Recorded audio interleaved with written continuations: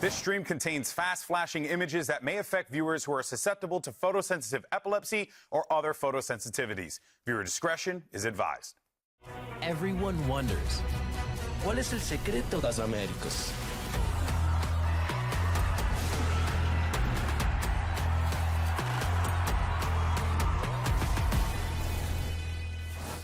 Today, one team is going to be fighting to make it into playoffs, and another is trying to stay alive. Hello and welcome to Stage 1 of VCT Americas, coming at you live from the smoothie bar in Riot Games Arena. Wait a minute. Why the hell do I not have a smoothie in my hand right now? Whoa. Okay, Myrna, hello. You were here last week. You missed them? Yeah. We already you want me to go make you a smoothie? I got us. I just thought you guys cared. I Get thought the you guys. rubber band cup right here. Oh wait, yeah. There's a whole cup of rubber bands too, which Delicious. I totally won't get distracted I with heard throughout it's the very day nutritious. because I have the attention span of a fly. In any case, though, let's go ahead and talk about what we have coming up this week because it's going to be a big week. All right, here are the standings and where we are right now. Leviatán sitting at the top 3-0, but guess what? On the other side of that, Crew as well. También 3-0, looking beautiful. Important to note, though, on the Alpha side, no team can be eliminated this week. Again, no team can be eliminated on Alpha, but EG could be eliminated from playoffs with a loss here today. We'll talk about that in a little bit. Oh, look, a couple NRG guys walking by here. Now, Maybe of they course, can make you a smoothie. we have that matchup coming up first, and then later on, it's going to be MIBR going up against Leviatán. And of course, we talked about that matchup, big implications there, but we will explore that when the time comes. Now, look, I know the standings. They seem a little unusual, though, right? Leviatán, Crew sitting at the top, right? It's giving me. I smell some fraudulent activity. Whoa. It's time for the Fraud Watch. Oh! NA bias with the segue. 11 Crow until that can't be right. Hey, I'm Latino. I can do whatever I want. All right, so now let's go ahead and do this. So what we're going to do, we're going to have a good time with this, all right? Because we're going to try and identify, who could be the frauds. As players walk As by, players calm. walking by. Cover your ears, calm. Nobody Cover your ears, listen. puppy. Nobody All right. listen. Nobody listen. I got you, puppy. Don't worry about it. All right, Athena, what do you me. have? Okay, That's listen. you. My fraud team, it's C9. What? Okay, listen. They are so inconsistent. I feel like just in general, when we're watching them play, sometimes they're too passive. Sometimes they're too aggressive. Sometimes they're overheating, taking too much map control, losing numbers, stuff like that. And then they cannot convert. You know the amount of times that they've lost number advantage rounds? It is insane. They will be up 5v4 and they will just toss. Okay. And the worst part is they can make it to playoffs. They've won the one They game. always make it to playoffs. They Every always single make it time. to playoffs. And so that's what I'm saying. Where's their identity? Who are they? Who are you, C9? Because I don't know. Yeah, I mean, Fraud Wingman's just Look at him drooping go. down low. He's so sad. Dude, he is so sad about this right now. Yeah, It's your fault. little wingies, so sad. All right, Emily, who are you suspicious of?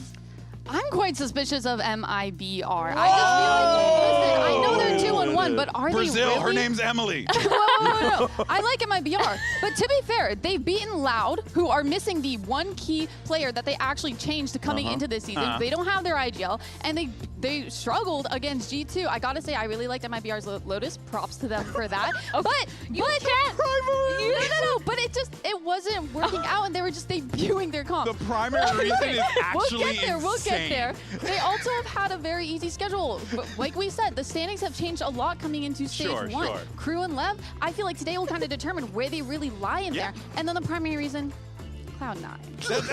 Guys, I think Cloud9 are great. You know what? You You cook. feel me? Yeah.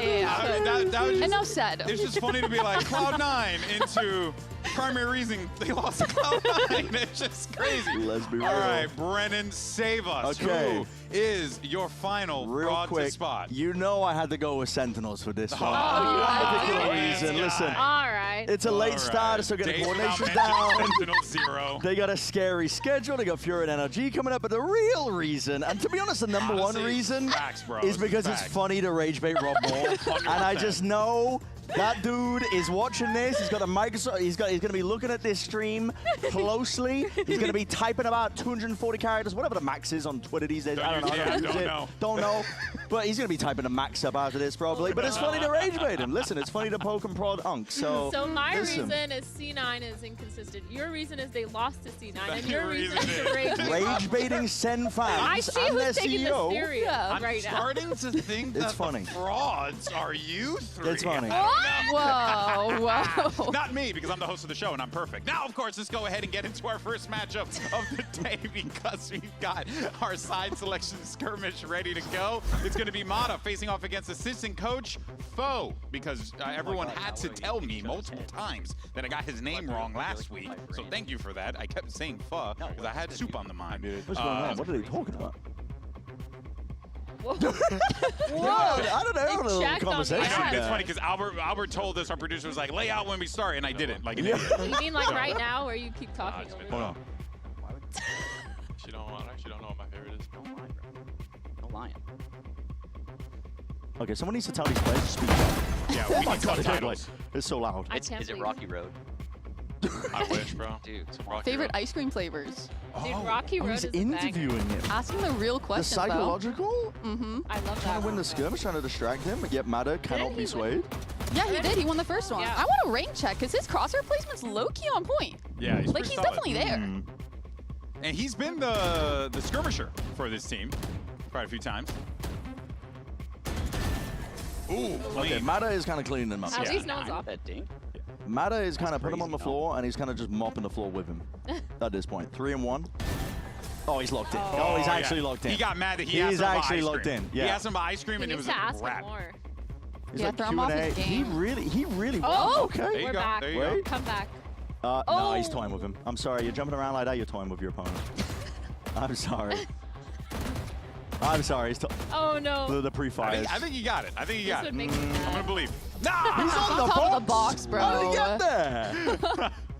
Well done, Okay. well done. Mata What? picks up the win, 5-2. Bro's all business. Yeah. Where's the fist bump? And we never even found It out was if he fun. liked Rocky Road or not. I know. Which he is was like all business. That's some garbage right there. Mint chocolate for me. Mint chocolate. Strawberry all day. With the little strawberry bits inside, you know, so good. Okay, You I'll know, allow it. same, I like same. vanilla, if you guys are Oh, wondering. come on. We weren't. And once again, Brazil, her name is Emily. Oh all my right? God. MLEQT. So you know, that's the full name. Wow, thank you Full so much legal for the name. shout out. All right, let's dive into our matchup because last week we saw NRG break their losing streak, and they did so in dominant fashion. But we were starting to see a couple cheeky little roll swaps, you know, Athena. We were getting, seeing NRG show the range that this team has because the talent on that team Yeah, is so we good. heard how Coach Bonkar was talking about how they wanted more creativity, and they showed it to us, right? Yeah. With that freeze comp, having Mata on the harbor. But this also was portrayed on their Lotus. It felt like at first when we were watching them, they were a little bit too passive, giving up too much space, but it felt like some sort of trigger just Yeah. happened when they went onto Lotus, and They then snapped. it moved on into Breeze as well. They just started holding W, playing together as a team, and it worked out really well. Yeah, they know what they need to do, right? They won a freaking world championship, Yeah. for goodness sakes. And they did it off of some great fundamentals and really them digging deep in those critical moments. So it makes sense that they were able to pull off a big win right when they needed it here. Yeah, I mean, when we look at their first two matches that they lost, I feel like one thing that was missing that we normally see with NRG is they are in the driver's seat. They're controlling the game, and they didn't really get that in those first two best of threes. They didn't even get that in the first map against 100 Thieves, but in that second and third map, they were always at the advantage. They were good at being able to kind of control how they wanted 100 Thieves to play into them. Yeah, no, it's a very brilliant job by NRG, of course, but job's not done yet. Lots more for them to do here. But of course, you know, when you look at just what this NRG team is going to be bringing to the table, you have a lot of, as I had mentioned previously, a lot of factors, a lot of weapons. One of those, Mata talking about that That's funny. he is basically saying him and Forsaken, same guy. Yeah, that's funny. Same guy. Bro plays Harbor once. Yeah. Plays Harbor He once, played now it he's well. Forsaken. He Yeah. did do a good job. Yeah, Now- I enjoyed that one Hey. of the highlights was him killing people through smoke, though. Oh, Yeah. yeah. That was quite funny. amazing. What I love is that he compares himself to Forsaken, but Forsaken has played the most agents, I think, of any player in Wait. the league across all Guys, leagues. what do you mean? There's Neon. He played Neon with a Phantom. He played Neon with a Judge. He played Neon with a Phantom. He's honestly, so flexible. That is guys. some variety. Mata, you are cooking with that variety. What is happening over there? We got a very intense game of ping pong, table tennis, whatever we want to call it these days. In any case, so folks, let's go ahead and check in with Scuba and Mata. We had Dan Dryad, who had an opportunity to catch up with them earlier on. NRG finally secured the first win of Stage 1 last week. And Scuba, what clicked map 2 and 3 to make sure you got the win? Honestly, our energy was just really low for the first map, and after the first map, we were like, guys, let's just play how we play, and ended up giving us the win on the third map and the second map. All right, thank you so much, Scuba. But I think we all want to know from the most flexible player in the world, Mata, how's it looking? Mata? Was he watching lineup videos? Yeah, Like I think that's the lineup the videos. Nats Yeah. one, right? That's lineup Yeah. videos. We've all been there. What is he cooking? You know what? Maybe he is the most versatile player of all time, and we just weren't paying attention. All right, well, let's see a little bit more of this versatility. Bren, I know you have a telly you wanted to go through, but Yeah, bro. honestly, I want to highlight some of the Smokes players as well on NRG and talk about their post plans on Lotus in particular, because they were hard abusing on Lotus, I think, identifying where the sights are, and as the pen doesn't want to work right when I needed it to. Right. I'm going to use my Love finger that for you. and then mess up hold on. everything. Wait, you Did we want to turn it on? on? I think we got to turn it on.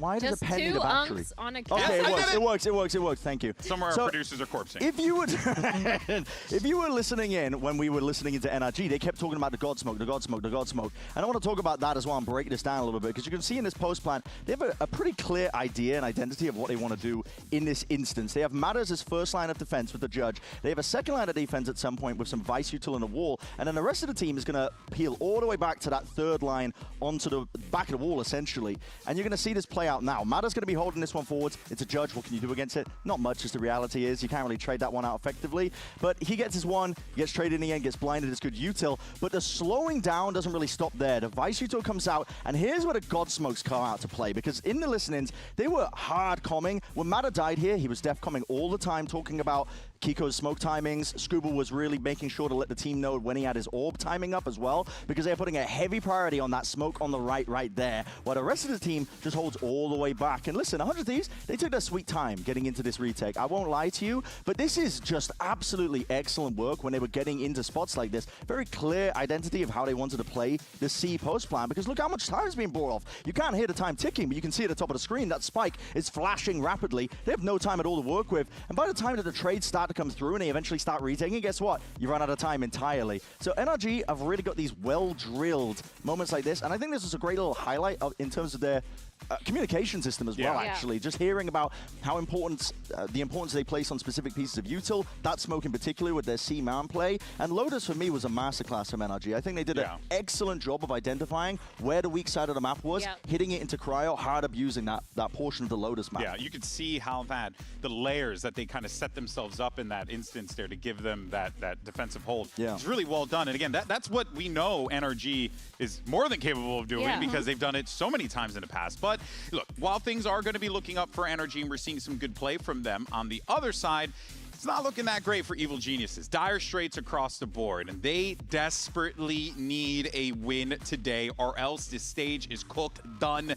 Nada. You're getting nothing, okay? It's over. And that is very unfortunate, given just how much, hope, I think, Athena, this EG team was coming into the stage with. We talked to them in their first win, and it felt like that they were really trying to find their footing together as a team. Unfortunately, it's just not happening. Yeah, it feels like they're really struggling. I feel like they're kind of stuck in their old ways when I'm watching them, especially on a map like Haven versus Sentinels. They had the same setup almost every single round on their defensive side, not moving that Killjoy util, just having Sova spotting and playing for that retake on A, which is good in some cases, but not always. And then you're looking at these next two teams, NRG today, and then you're facing Crew, who has now become ideally the best team in Americas. It's such a hard schedule for them to face off of, and I don't think they're going to do it without more creativity. No, it's going to be a hard struggle, and you mentioning that they're struggling with some old habits that they have, I have to agree, because I was seeing rounds where it looked like they were back in kickoff. They weren't playing well off of each other. There's two rounds that really stick in my mind and kind of showcase the problems that they're having, where they're positioned to be in spots to kind of play off of each other, but no trades are coming through. That's how they lost a really key round on Haven versus Sentinels in a 2v4. And oftentimes they have an idea of what they want to do, but they execute it as individuals and kind of rely on a single player to kind of either open up the round for them or close it out. It's funny because we talked about NRG needing to find that cohesion, but like we know the cohesion exists. Whereas with EG, on the other hand, you're middle of the stage still trying to find the cohesion. It's very tough. And it's going to get even tougher today because unfortunately Coach Potter is not going to be present with the team. So that means that Mikol, I believe, is going to be subbing in here for the squad and assisting, which it's going to, look, I mean, no matter how you shake it, I don't know the situation, but regardless, it's not having your head coach here in a very pivotal game. It's tough. Uphill battle, to be honest. And EG have been living and dying, essentially, whether or not their players have these big pop-off moments, essentially, is how I would define it. Like, there's nothing defined or consistent about this team right now. now, and it's only going to get tougher going up against NRG and Crew. But you know what, though? Actually, I think this could be a challenge, and a good challenge opportunity for the coach, Nicole, right? Because here's your chance to really show your version of what you could do with these players here. You don't have a lot of time, but you got to get something going here, and you got to throw a Hail Mary. Yeah, I mean, like, I feel like the turnaround is definitely really short time, and you have, like, a lot of these set ways that these players have been playing. And I kind of agree with you, Bren, where I feel like when we're looking at Supa and DJZ, these are the two players that are constantly getting those multi-frags, and that's the reason why they're winning rounds. So maybe the sub-in coach can push for more aggressive plays to set those players up for success, and also just work on the small things, like you said, like trading and spacing and making sure they're in those crossfires. Yeah, no, I couldn't agree more on that one. Now, of course, for more on EG struggles, let's hear from the IGL of the squad. Here's Com.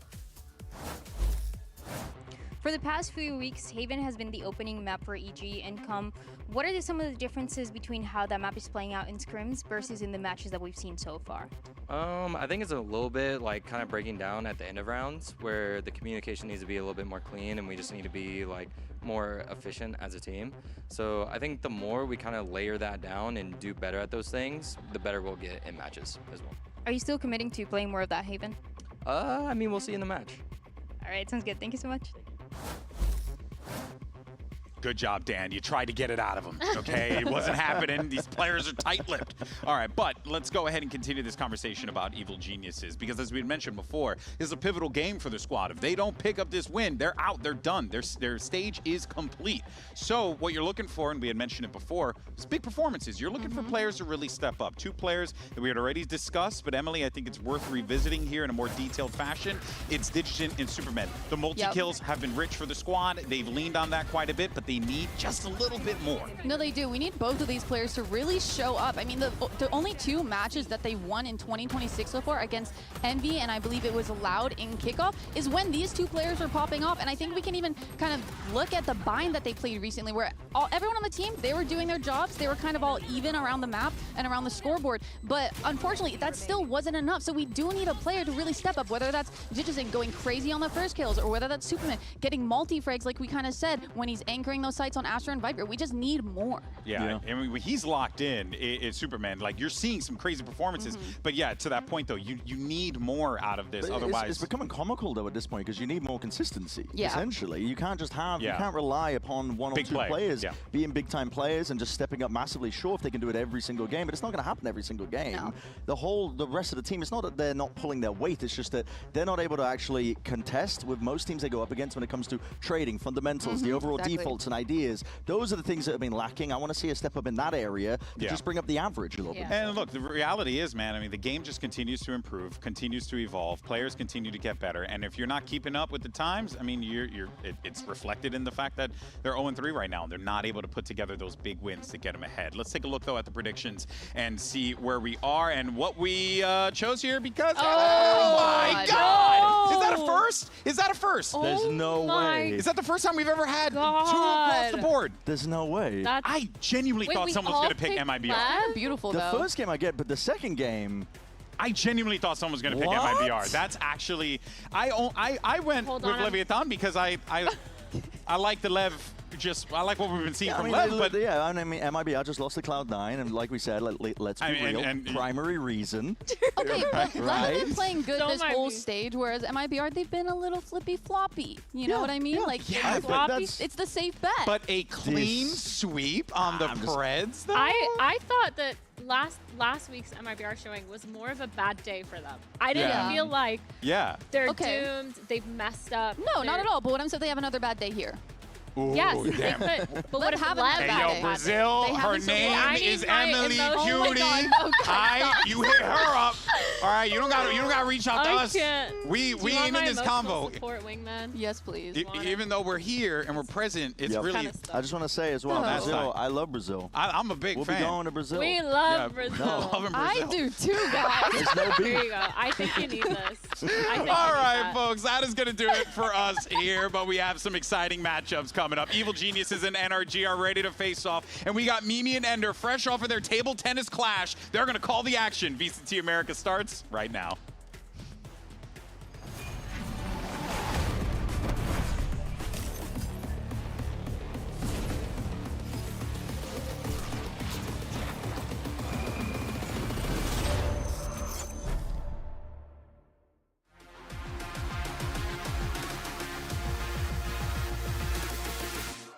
Yeah, we are playing NRG next, you know, the world champs, so cannot underestimate them even though they've been having a slow start. Ethan, you know, he's 2 times world champ. He's there for a reason. You know, I've never heard a single bad thing from his prior teammates. Ethan versus Com, world champs, playing against each other, past teammates.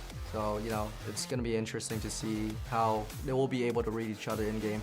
I think DG's in on EG. Ever since he came into that team, I think he's been the person with the most carry potential. When he gets heated up, from what I've watched, it looks like he's just extremely locked in and hard to stop. Oh! This is in! One more! Everyone is good at this game right now. The skill gap is extremely tight. You know, like us, they are looking to, you know, make a comeback, a reverse sweep in the group almost. But we are looking to not make that happen and take that one away from them.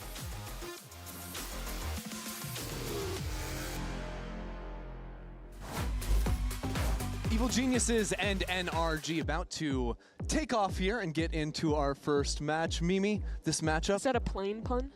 No, I wasn't doing anything with a plane. The assistant coach that's subbing in for EG is a pilot. He's a pilot? Yeah, that's true. Insane lore drop. I think just like a PPL, like a private pilot, but I actually don't know the lore. We should learn more. You can finish your intro now. No, that was the intro. It was Sweet. a plane reference. Mimi picked up on it beautifully. Oh, yeah. And a little spoiler on our screens there. I'm excited by that fact. These are 2 teams that have been floating the Fracture. Haven't seen it from either of them yet, as seemingly everyone in America's had a gentleman's agreement to never play the map until the LEV series, in which it was over in like 5 minutes.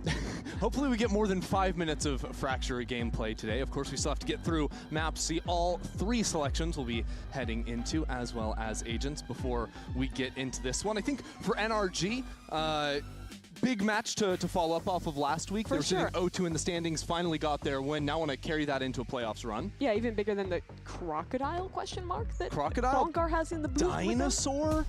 It's hard to say, but you know what we can say with certainty is that we've got Fracture coming in #1 with NRG starting off on attack. By the way, production just confirmed it is a crocodile, in case you were wondering. Map pool is cool here. NRG obviously just got a win with Pearl after struggling with it a little earlier in the stage. That map has looked good for them, whereas EG's coming off a loss, but Fracture definitely the interesting one.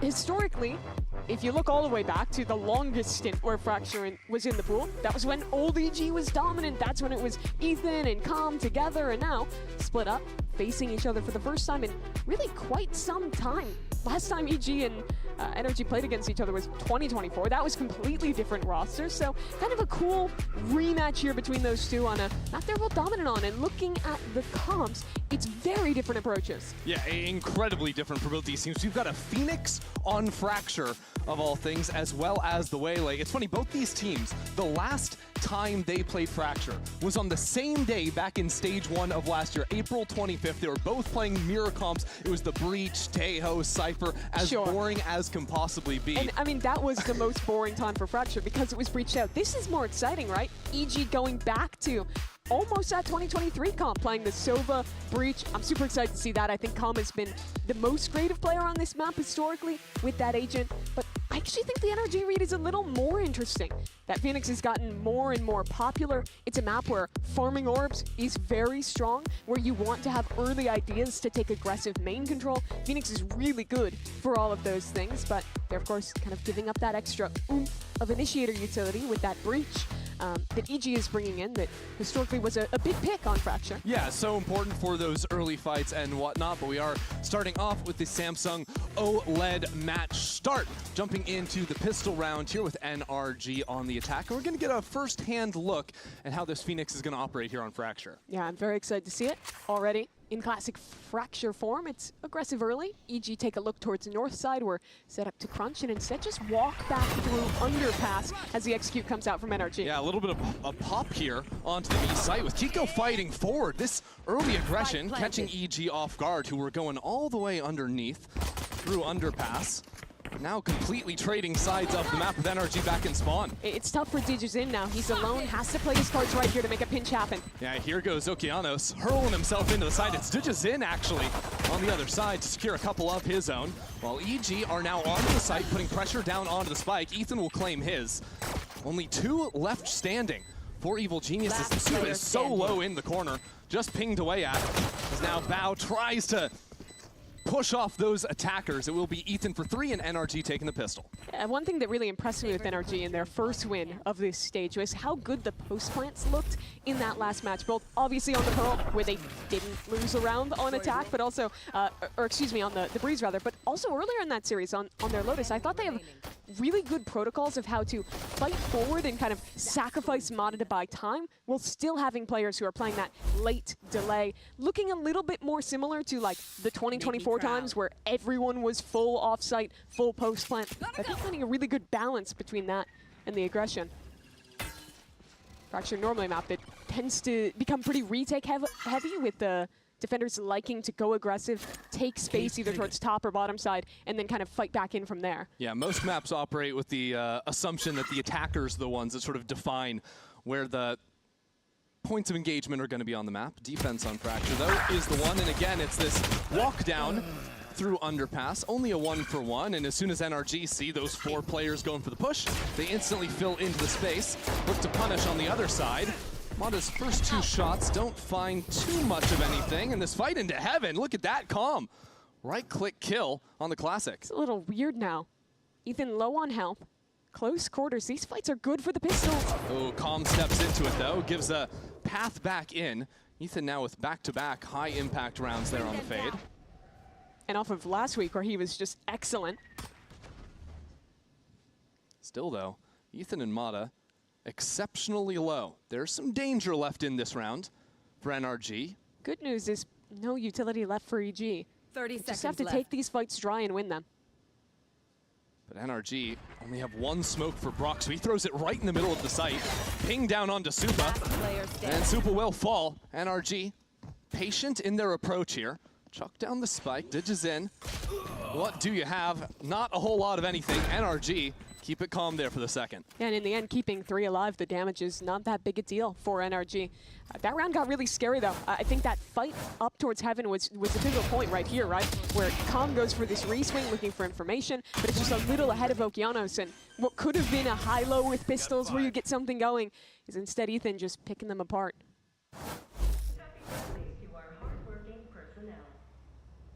Good for them. Yeah, putting in their hours, getting their overtime. Now NRG though could be in a little bit of danger here. Breach stun ready to go into main. Actually, just a double dash up high. Check out Mata's position. Not something you see every day or ever really. The Waylay's gotten a lot less favor since the nerfs, and well, maybe that doesn't matter when Ethan's hitting shots like that. Oki was just trying to go for a jiggle peek there and gets punished. Just the headshot. Ethan took the short stick there, getting tossed the Marshall after the last round, but it doesn't even matter. To my point, though, this agent is so good at fighting into your utility, baiting it all out, and then refracting. And that's the strength of hers that kind of took a back seat to the combo with the hinder to go aggressive and set another duelist up. But it's something that is going to be really good into double initiator teams on this map like EG, who will want to play a lot of trap plays and re-clears into mains. Well, that drone did spot Mata up on top of the box. Here's a couple of other players. So one of the nice things about this Sova is that it sort of denies NRG's ability to play these heavy freezes waiting for the re-swing when EG have the info. Yeah, EG's just been walking around the map. They have the right stack here, but the Fade Out makes it still difficult to hold. And a lot of utility to try and stall out the hit. There's the counter stun. We're down to 30 seconds on the clock. And NRG don't really have an out plan. Fighting now into sand. As Evil Geniuses bunker down, 2 on the site, still Calm playing back into spawn. NRG have 20 seconds to make something of this, and it's not going to be there. 2 kills already go NRG's way. Bao alive on site 4 now. That's a nice shot, and it brings it into a 1-on-2. 10 seconds left. DJ has not been seen all round, but he's fast on his flank. A chance in the 1-on-2. Molly to cut him off. NRG know he's here. Mata's down on 43 HP, though. Still a brutal 1-2 punch for NRG. High-low, that's the first for Digizin. Digizin will see it through. At the last moment for Evil Geniuses, they will win their first. Truly a bright spot in EG's lineup for a stage that's been so rough for them thus far.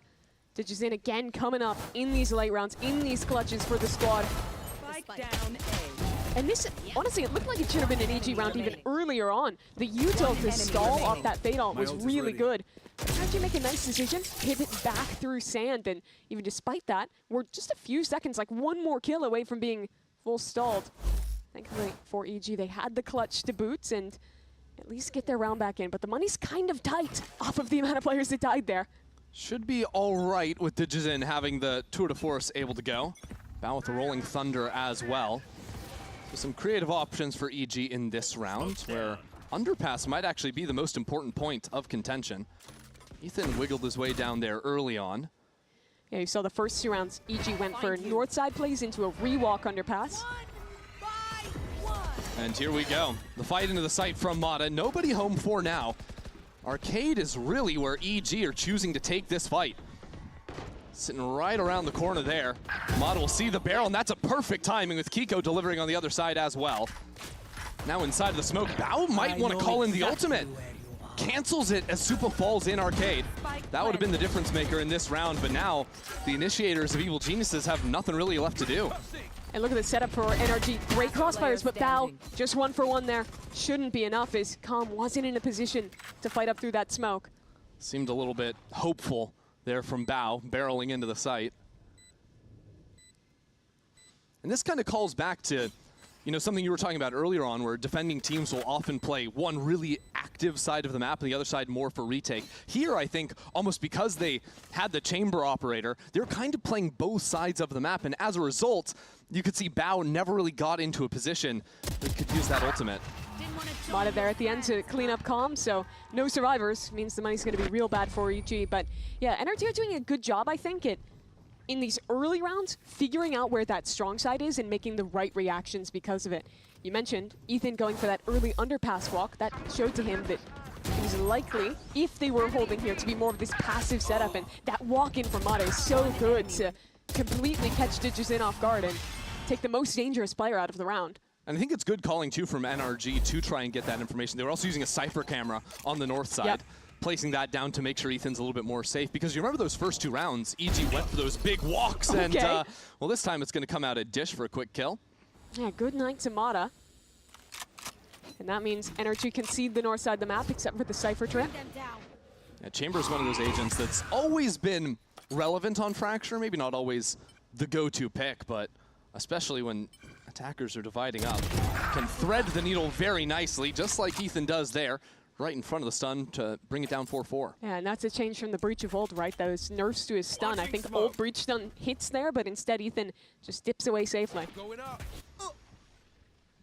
Now, Okeanos, the only guy with a Sheriff for Evil Geniuses, and actually he starts shifting over to the wrong side of the map. NRG want to pivot back towards A, where EG have no forward player, no way of getting that early information, although they do step out of B main, so by now Evil Geniuses might have some idea this A hit's going to come on in. But with the Cypher up, NRG knows that flank will be coming through. They can position to account for it, as this post fight will be an inevitability. About pretty much nothing he can do here ahead of the smokes. Yeah, that tripwire just got broken on the other side, so now NRG know what's up. You see him shift to planting open instead of just planting for main. It doesn't matter when Ethan's just killing everyone. That's 4 for him. Well, Ethan. 4 kills already. That comes after 3 in the first round. 2 right after. Ethan absolutely tearing things up on Fracture, and there he is for the ace. EG never stood a chance. 11-2. It's what? Round 5, and he's 1 off of his second fade out. This guy is having a hell of a day here. My fragging IGL. Having a great time in there. A lot of people on his screen. Those classics not doing too much to him. A few times already now where I'm seeing EG, something Des was talking about, clumped up in a position to trade each other, and then someone swings and they're just kind of caught off guard. Someone has util out, someone's not quite in the right spot to trade, and these NRG players, all of them, are so good individually that they'll punish you. You know, you look at this roster and you probably think the weakest individual generally is Ethan, and he still is this good. Yeah, it's absolutely wild to see. Now, of course, falling down 4-1, Evil Genius is going to call their first timeout. This is an interesting situation. The coach on the left-hand side of your screen, Mikol, stepping in to fill for Potter while she is out for personal reasons, but already falling behind early. Now you're in the driver's seat. What are you telling your team? Yeah, it's tough because Potter, we know, is normally a coach who's really proactive in her timeouts. She likes to give like a list of rounds of here's what's going wrong, here is the sequence I want to see to try and get back into that. And I wonder, after working with her for some time, what his own approach to these timeouts is going to be. It's Obviously a bit of a tough spot to have to step into that role, but he's been the assistant coach with this EG team for some time now, so he's at least embedded in that system. Yeah, he's fully integrated. So the call seems to be send your breach up into tower, who still has the Rolling Thunder, mind you. Yeah. And what can Okeanos do behind that on the Neon? Some classic Fracture early round ideas on defense. Trap play, stun, and you refight. Well, I don't even think Bao was holding any of that utility, was looking to break some utility instead. And here we go, that Prowler charging on in. There's going to be the run it back too. Although Energy have been really halted here. Some good utility traded both ways. Kiko finally for 3, snaps around, finds the player in heaven. That was beautiful, and Calm is just burning to death. That didn't work. That was so nice from NRG though. This is a meta where you are so, I mean, just Valorant in general. You are always at an advantage if you're the second team to act, if you're the ones to refight in. And there, Energy diffused the trap play, step back, and as those players are swinging, in comes the Phoenix Flash. All of their utility gets volleyed. Just really great stuff from them. And now Digizin with this operator he had saved up so long for. It's tough. Doesn't have much of a choice but to save. Well, the thing was he was trying to kill the planter when he retreats, but ironically, Kiko still holding on to the flame wall, so didn't actually have to use that during the hit. That ends up being the escape plan. I guess good news is Digizin hasn't fired the bullet, so Energy can't know for certain that the op is in play, but 1v3 Chambers not going for it, I would be pretty suspicious. So it's a 5-1 start for NRG. Looked really good on this attack side. I think that EG has had a lot of the classic Fracture ideas of set up early with 3 strong with your breach, your duelist, and then refight off of contact. And I mean, Energy has just been so ready for it. Look at this, right? All the utility use, in comes the flash, and just beautiful shooting from Kiko. Yeah, Kiko is also stepping out of the smoke with his flash and like pre-turning it as well. Got dinged by it just a little bit, but it doesn't matter. Yeah, if we're talking about the players that performed last week, Kiko was one of them. I mean, such an outstanding performance from him. It was his second best game he's played since joining NRG. Wow, we are all the way out here, up onto the north side from Okeanos. 3 ultimates in play, 3 major ults for Evil Geniuses. Maybe a failing of theirs so far has been that these early fights are not finding their mark. Evil Geniuses have constantly either lost them out or been dodged by NRG, and, well, what is Mata doing there, you might be wondering? Finding all the holes on the weak side is the answer. Right here. That just can't be happening that way. Not recognizing the gap that was created, Mata takes advantage, and, well, there's these ults still, but it's a disadvantage retake now. But you gotta play to win rounds at some point for Evil Geniuses. Gotta throw these into the mix. How long have we had that Rolling Thunder? 3, 4 rounds maybe. It's been a while. So the fight now, back into main. The NRG are holding for, that's a nice stun. And Supa is there as well. As the walls come down though, Scuba's there for 3. No one on EG is holding the right direction. They're shut down again without ripping a single ult. 4 ultimates available, none of them get used on that retake. No one looks right on the retake. That is a disastrous round from EG. And that's even discounting this beginning where they're just unaware of Mata's possibility of walking up here. But I mean, Okeanos looks like he's just going for a walk in the park. No idea where to look. Oh, come on. I love the Cypher pick here, bro. And Scuba's just having a chill time on the Cypher. Hey, why not? Okay, so that now makes 4 in a row. Yeah, now we're on an eco, so we don't really want to use our ults this round. Yeah, don't mind the round 3 that EG won off of a 1v2 clutch at the end from Digizin. If this was an honest game, it would be 7-0. Yet Evil Geniuses need to come up with something here. Reminder, they went for this pick. Historically, Evil Geniuses has been the Fracture team. All time, in the partnership era, Evil Geniuses 13 wins to 3 losses on Fracture. Of course, most of those coming back during 2023. From the team that won the World Championship, yeah. Sure, but even back in 2025, they were positive, 2-1 on the year.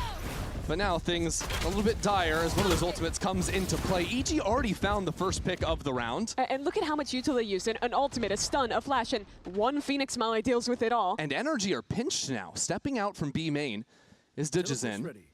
Mata on the wrong side of the world for NRG, and with an outlaw of all things too. Makes his position fairly precarious. He'll tuck away from the drone though. EG will not know there's a player wrapping dish. It's if NRG can force these players back into line, that'll be big. Here comes The ultimate from the skies, Ethan claims his first victim, and now pushing these players into the flank. Digizin is showing up. Evil Geniuses might have cooked up around here. Brock stays alive for now, but B main is a problem. Spam back through the smoke will find its mark, as now Mata needs his own clutch with 15 seconds remaining on the clock. Lights up B main, and should have time to plant the spike. He's actually holding for it. Can't stick for that for much longer. Takes some damage in return. Mata spots the first and the second, must reload. In the clutch, he's good for it. It's a heartbreak for Evil Geniuses as NRG move up 7-1. Christy, they used every single ultimate. All 4 ults on their eco round. And they lose to a Mata 1v2.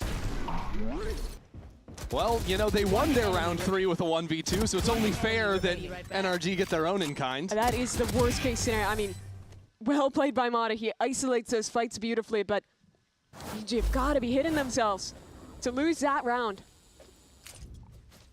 Well, at least they have money now. You're really reaching. Hey, it's the little things, you know? Digizin. My Phoenix is opping. We love him. And he wins the duel. It takes me back to Fracture in the good old days where, you know, you get shot in the back of the head, run in the wrong direction. Just having that attack op to punish the chamber on the other side is a beautiful look for NRG. Yeah, when I'm watching these EG games, I feel like moments of that are happening too often where a player is just rotating, doesn't calculate where someone could have walked into. Second time it's happened this game, and are they saving a 3v5? I think so. You seem to be correct, Mimi. An unfortunate situation to be sure, especially like their max bonus, or their loss bonus maxed Got out reset, about 4 rounds ago. I mean, early on, that Yeah. round 3, and then they just haven't won a round since. So you'll have guns. Can you do anything with it? We'll see. Digizin will have the chamber op next round, but now you know that the other side might be opping, so actually stepping forward to take that aggressive angle. Now you're out of that one. Are you actually looking for it? I'm not so sure. Has Digizin gotten an op kill in this game? I don't think so, despite having it a couple times. NRG have just not really given him any chances, and I mean, talk about these guns getting saved. Only one gets kept. I mean, I actually don't think it makes a difference. They should have the money, right? Yeah. Yeah. So, I suppose at the end of the day, they'll brush it off, move on to the next one. Yeah, that moment is tough for Supa. You thought he had a timing to maybe isolate a pick on the weak side of NRG's crunch, but it's not fast enough. Mimi, can you sell me a cope? Like, is there something to be said? Like, doing that. Would you rather start on attack versus defense on this round? No. Like, no, you want to be playing defense? Yeah. I mean, I don't think it matters hugely what side you start on. My copium tanks are empty. Me looking furiously around for any straws in the vicinity. They have guns again, except, yeah, it's good enough. They got a tour de force. Come on, guys. Kiko still attack opping on the Phoenix. He had so much fun playing the Jet last weekend on Breeze that he's like, well, actually, I just want to do this on everything. That's an interesting path from Mata. I mean, these guys are crazy, fighting all the way up and getting rinsed for it. By the way, Kiko back in defender spawn right now, but Com might have the read on that. Saw this way back on, I think it might have been the pistol round that NRG ran a similar look. Yeah. But last player standing. Yeah, okay. Okay, EG. NRG get a little too big for their boots there. Yeah, the full B main execute was definitely a little bold. Good on them. They do, if nothing else, they do have excellent utility to just full stall you if you go for an exec. Now, there are some plays in which I like that double dash on top of generator there. Like, was this one of them? Well, unfortunately, someone was just like ratting it out in center side. Yeah. But I think the idea is if enemy team is playing around generator and like hiding inside that smoke, and to be fair, if you have like a breach or something, there are players that like to do that kind of thing. You'll just be sitting there with utility in hand. Yeah. So that's the idea, but it does just get shut down if anyone has their guns out and can see you. Okay. Early aggression attempt again from EG North side, behind their chamber off. Calling in the reinforcements in case Kiko's up there. Yeah, miss a shot. Okay, we have the Avengers here. Oh, well, Kiko's not opping this round, of course, because he has the run it back. So out into Santi goes. Good stun to slow him down. Okeanos sends him back. Unfortunately, that is just the Phoenix kill, so it doesn't actually count into the kill feed. As NRG are pushing their way onto the site. These last couple of rounds have been a little bit more relaxed, I feel, from NRG. Just fully running these execs off the rip. And Evil Geniuses have been shutting it down, to their credit. Again, uncomfortable. Stuck in the middle of sight from Kiko, as Zujizin gets that up kill to take a third round. And this is more working towards the EG playbook. Your opponent goes for something fast, you have great utility to stall them out. You have a very strong weak side when you have the chamber, with that player who is willing to just post up, walk forward. You saw in this round he got the pick onto the opposing extremity player, and that meant they could just pinch on the site. So something going here for EG, but from looking at the other side, I would love to see NRG just kind of slow things back down, look to bait out plays in towards main, figure out the strong side, do the things that they were doing excellently for the first 9 rounds of this game. Yeah, that started with a camera placement, typically from Scuba, up into Arcade. There it goes down to scout it out. See Digizin on a much more passive line. This is a bit more normal. Mata, 1 away from his ultimate. We'll look to get that one online. Ready. And with the convergent paths, you might look to just send this one on a B hit. That's the last time I remember him using it, was throwing it up here and diving into heaven, and that's exactly where he is so quick on that peak. And Ethan collects the rest. I guess there's some players in Arcade pinching at the extremities, but now it just falls to Okeanos. And the op is posted, holding this line now, recovered by Mata. That was a brutal start to the round. Mata just executing the player up in tower. And it won't get any better for them with NRG finishing things out here 9-3. Yeah, I want to see what Ethan was up to south side. They went for a 3-player crunch to rotate in and flank for this retake, and I think Ethan just literally owned them 1-on-3. There's that opening kill, which is so pretty from Mata. And here's Ethan playing around the box, and knife in hand for Calm, and shoots his former teammate in the head. That's the lot of them. An unfortunate way for things to close out here at the end of the half. We're going to have more coming up right after this.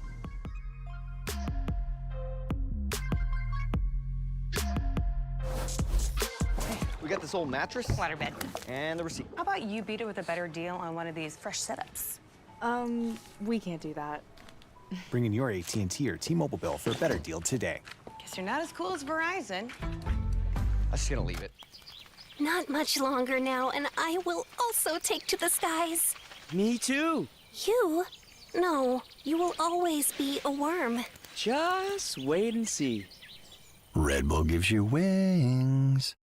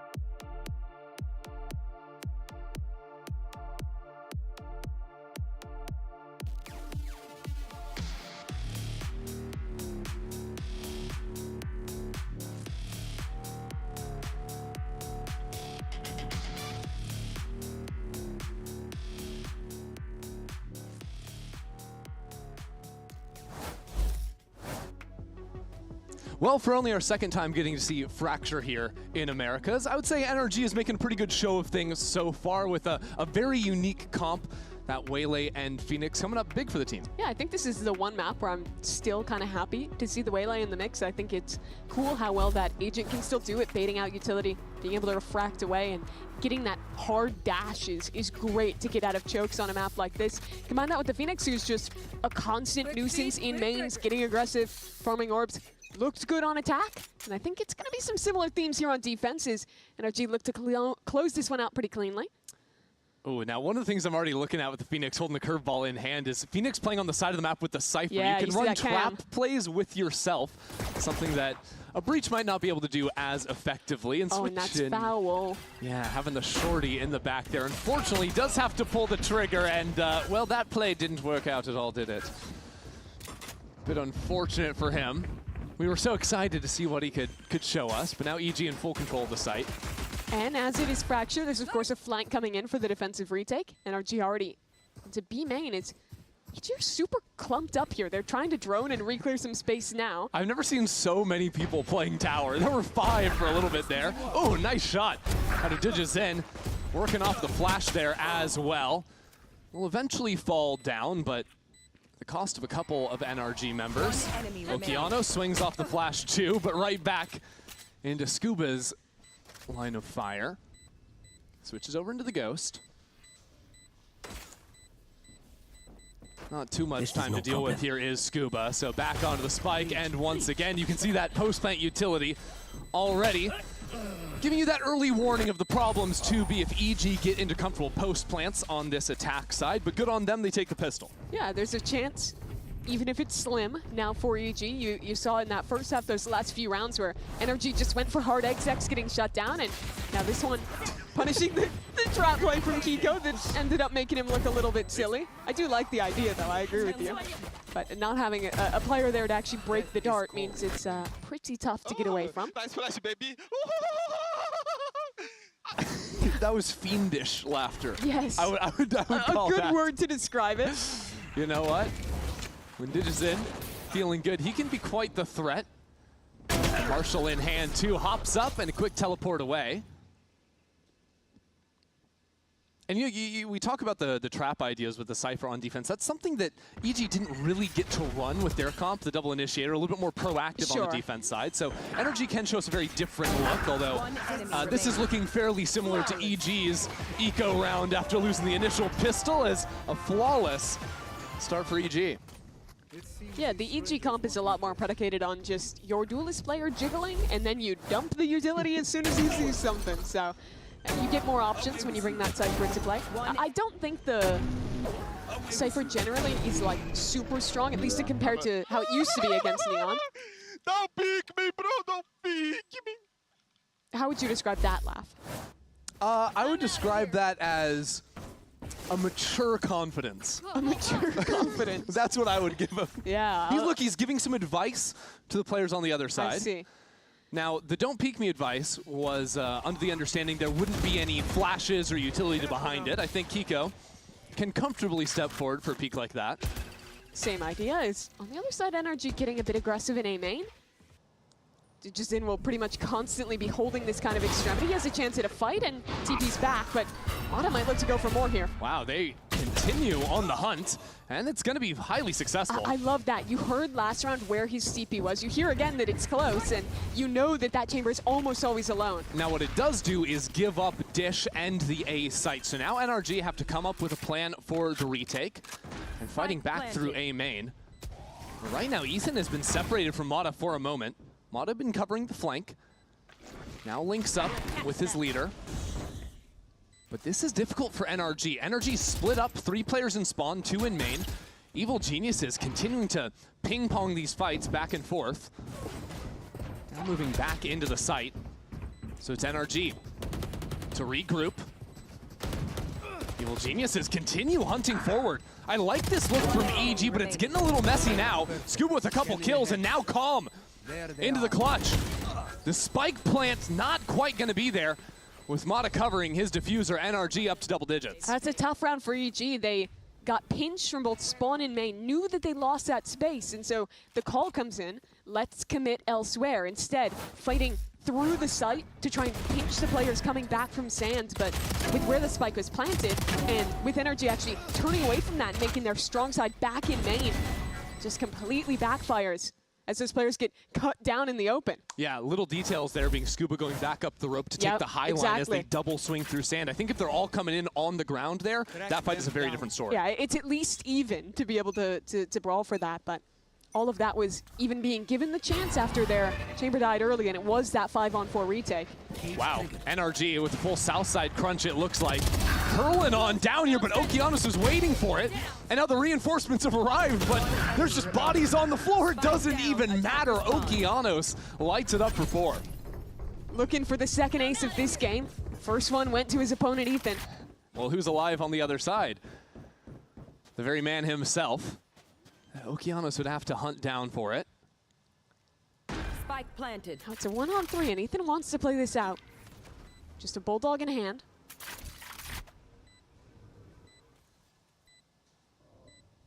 EG have decent coverage. But Okeanos out in the open, and the ace will not be had. And now some concerns. Calm on 11 HP, has some shock darts, try and pepper at Ethan with. But out into the open is a good line for Supa, and EG stabilize.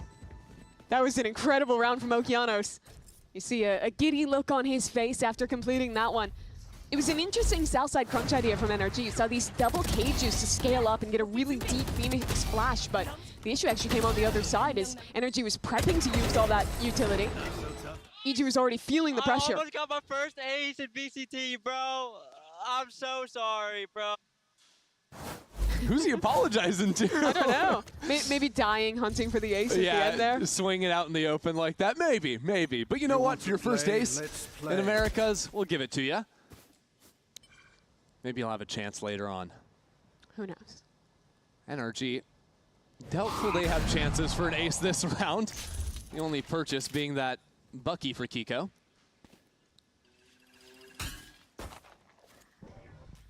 Cypher just standing in the open with that classic. As EG are really taking their time with this one. They don't have control north side other than just that chamber trip, making sure no one crosses over.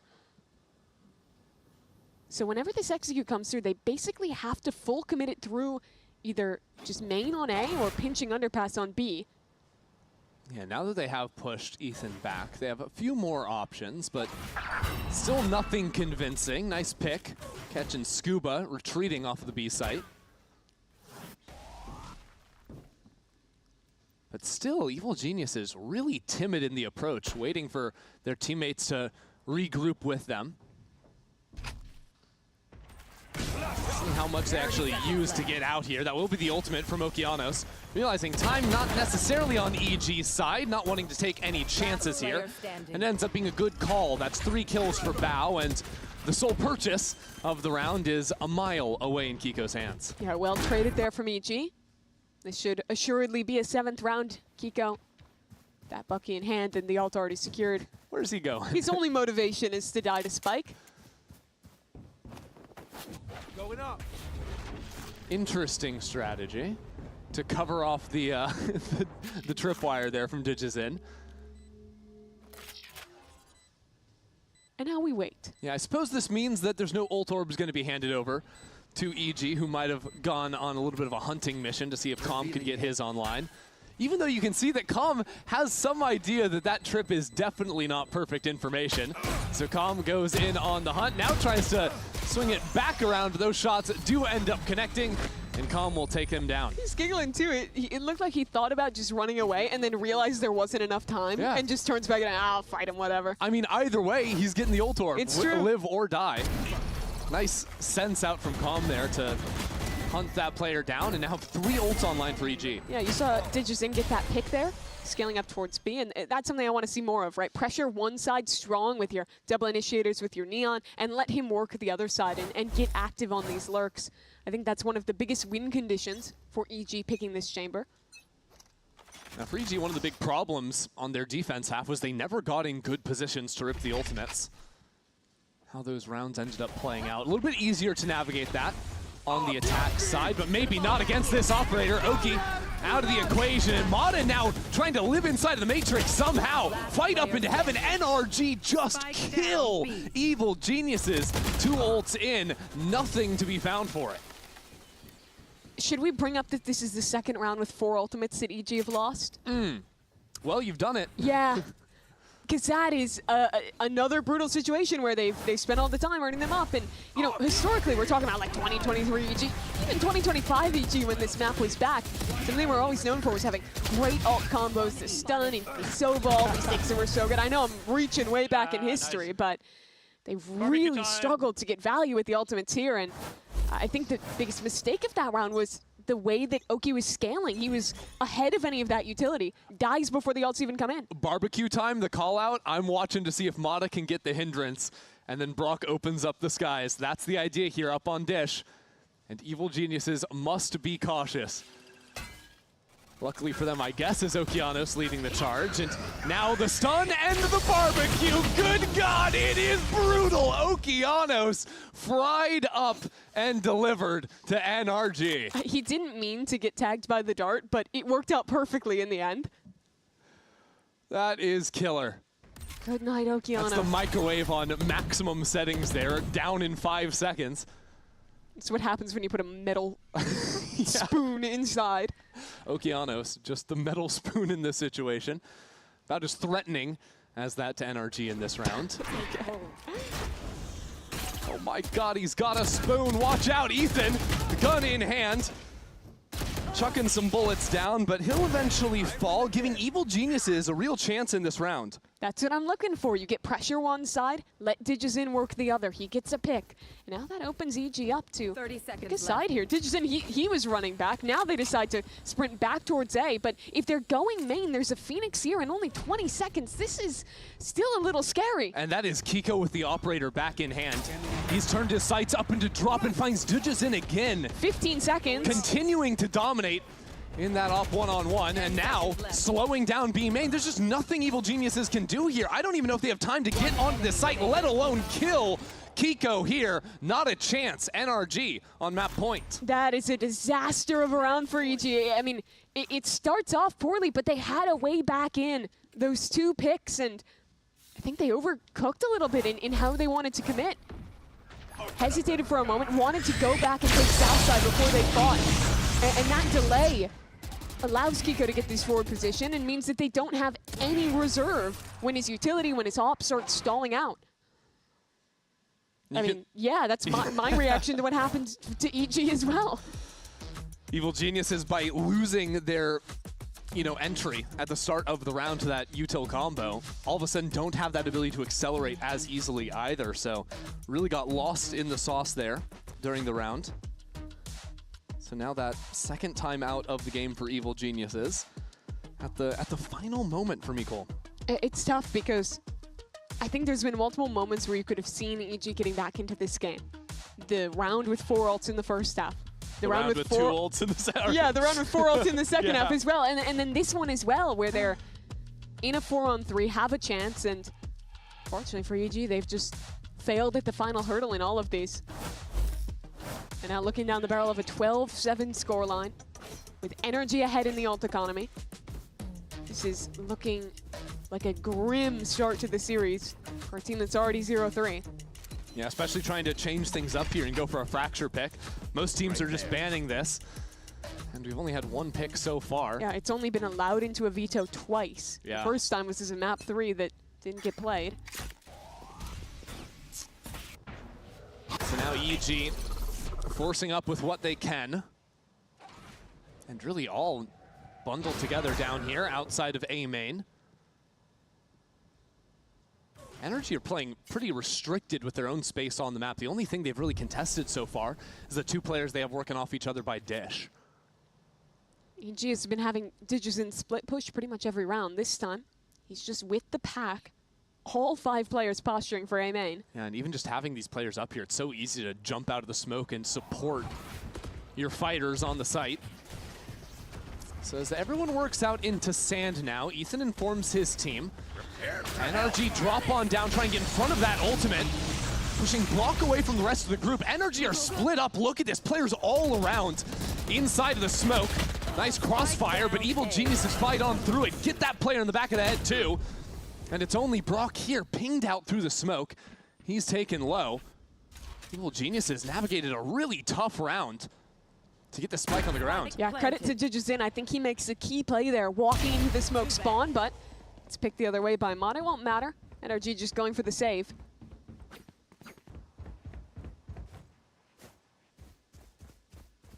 Yeah, they've got the big guns, so no reason to risk those falling over into enemy hands. Especially because, I mean, I think Evil Geniuses need every gun they can at this point. That's why Superman going on a bit of a walk, but that reposition from Madi, you just saw him in spawn, and now he's killing you outside of A main. Not so fun for Evil Geniuses, who now just have the 2 guns to see through the next. Yeah, and with them winning the round here as well, it might mean Economy's not in a great spot in the next round, even though they've won this one. Other things for Evil Geniuses is that NRG, if you just look at the ultimates that are going to be coming into play, they're going to be hitting their ultimates quicker than Evil Geniuses. So even if EG take this next round or two, it's going to get harder for them before it gets any easier. There's that play I'm talking about, though. Dijuzin taking that timing to walk towards CT and get that kill. I'm a walk through, bro. CT. And a bit more metered reaction as he dies to the AWP at the end of it. So now with a Guardian in Bao's hand and Supa's. You're looking in the wrong direction. I'm seeing 2 ops from NRG. That's what I'm seeing. We got 1 B main, 1 A main for our 2 duelists. You're not used to Phoenix AWP? No, look, NRG, the double op, we love to see it, and, well, maybe Dijuzin doesn't. Hey, guys, the ops B, we should accelerate A. Guys, go away, get out there. Oh, God, wait, no, Mata has an ultimate that he can now throw the other direction on B2. Oh, no. And this Cypher Cam has been causing problems for EG. Always there to activate a trap play. Can see over that smoke. Well, EG walked into a stack in the last round, and it wasn't a problem for them. Similar look this time. Oh, no. There's the stun. Mata's in front of it, though. That operator, again, a problem. Now, Okeano's shut out of it as well. Mata is just having way too much fun with EG this round. 4 for him to close things out. That was just so simple for Mata. They gave him 4 honorable duels that round. You shouldn't do that. He won them all. An incredibly clean map here as NRG show their first fracture of the year. EG tried to switch something up, take a pick on this one, but it looked like they were falling back on old ways, finding that classic comp that we've known this team for in the past against an NRG who innovated, who brought out the Phoenix on this map, who looked perfectly suited to bait out every trap play EG was sending. Suffice it to say, this was a clean start from the World Champs. And even if it's just 1 win of the map Fracture, I think that's going to make a lot of teams think about, oh yeah, we should just keep to the Fracture bans. We already didn't want to play it, but versus NRG, maybe need to take that one away. This was dominant from start to finish. I even think back to Ethan crushing it at the start of this one. There's still more Valorant to be played in this series. Got Pearl coming up after this break.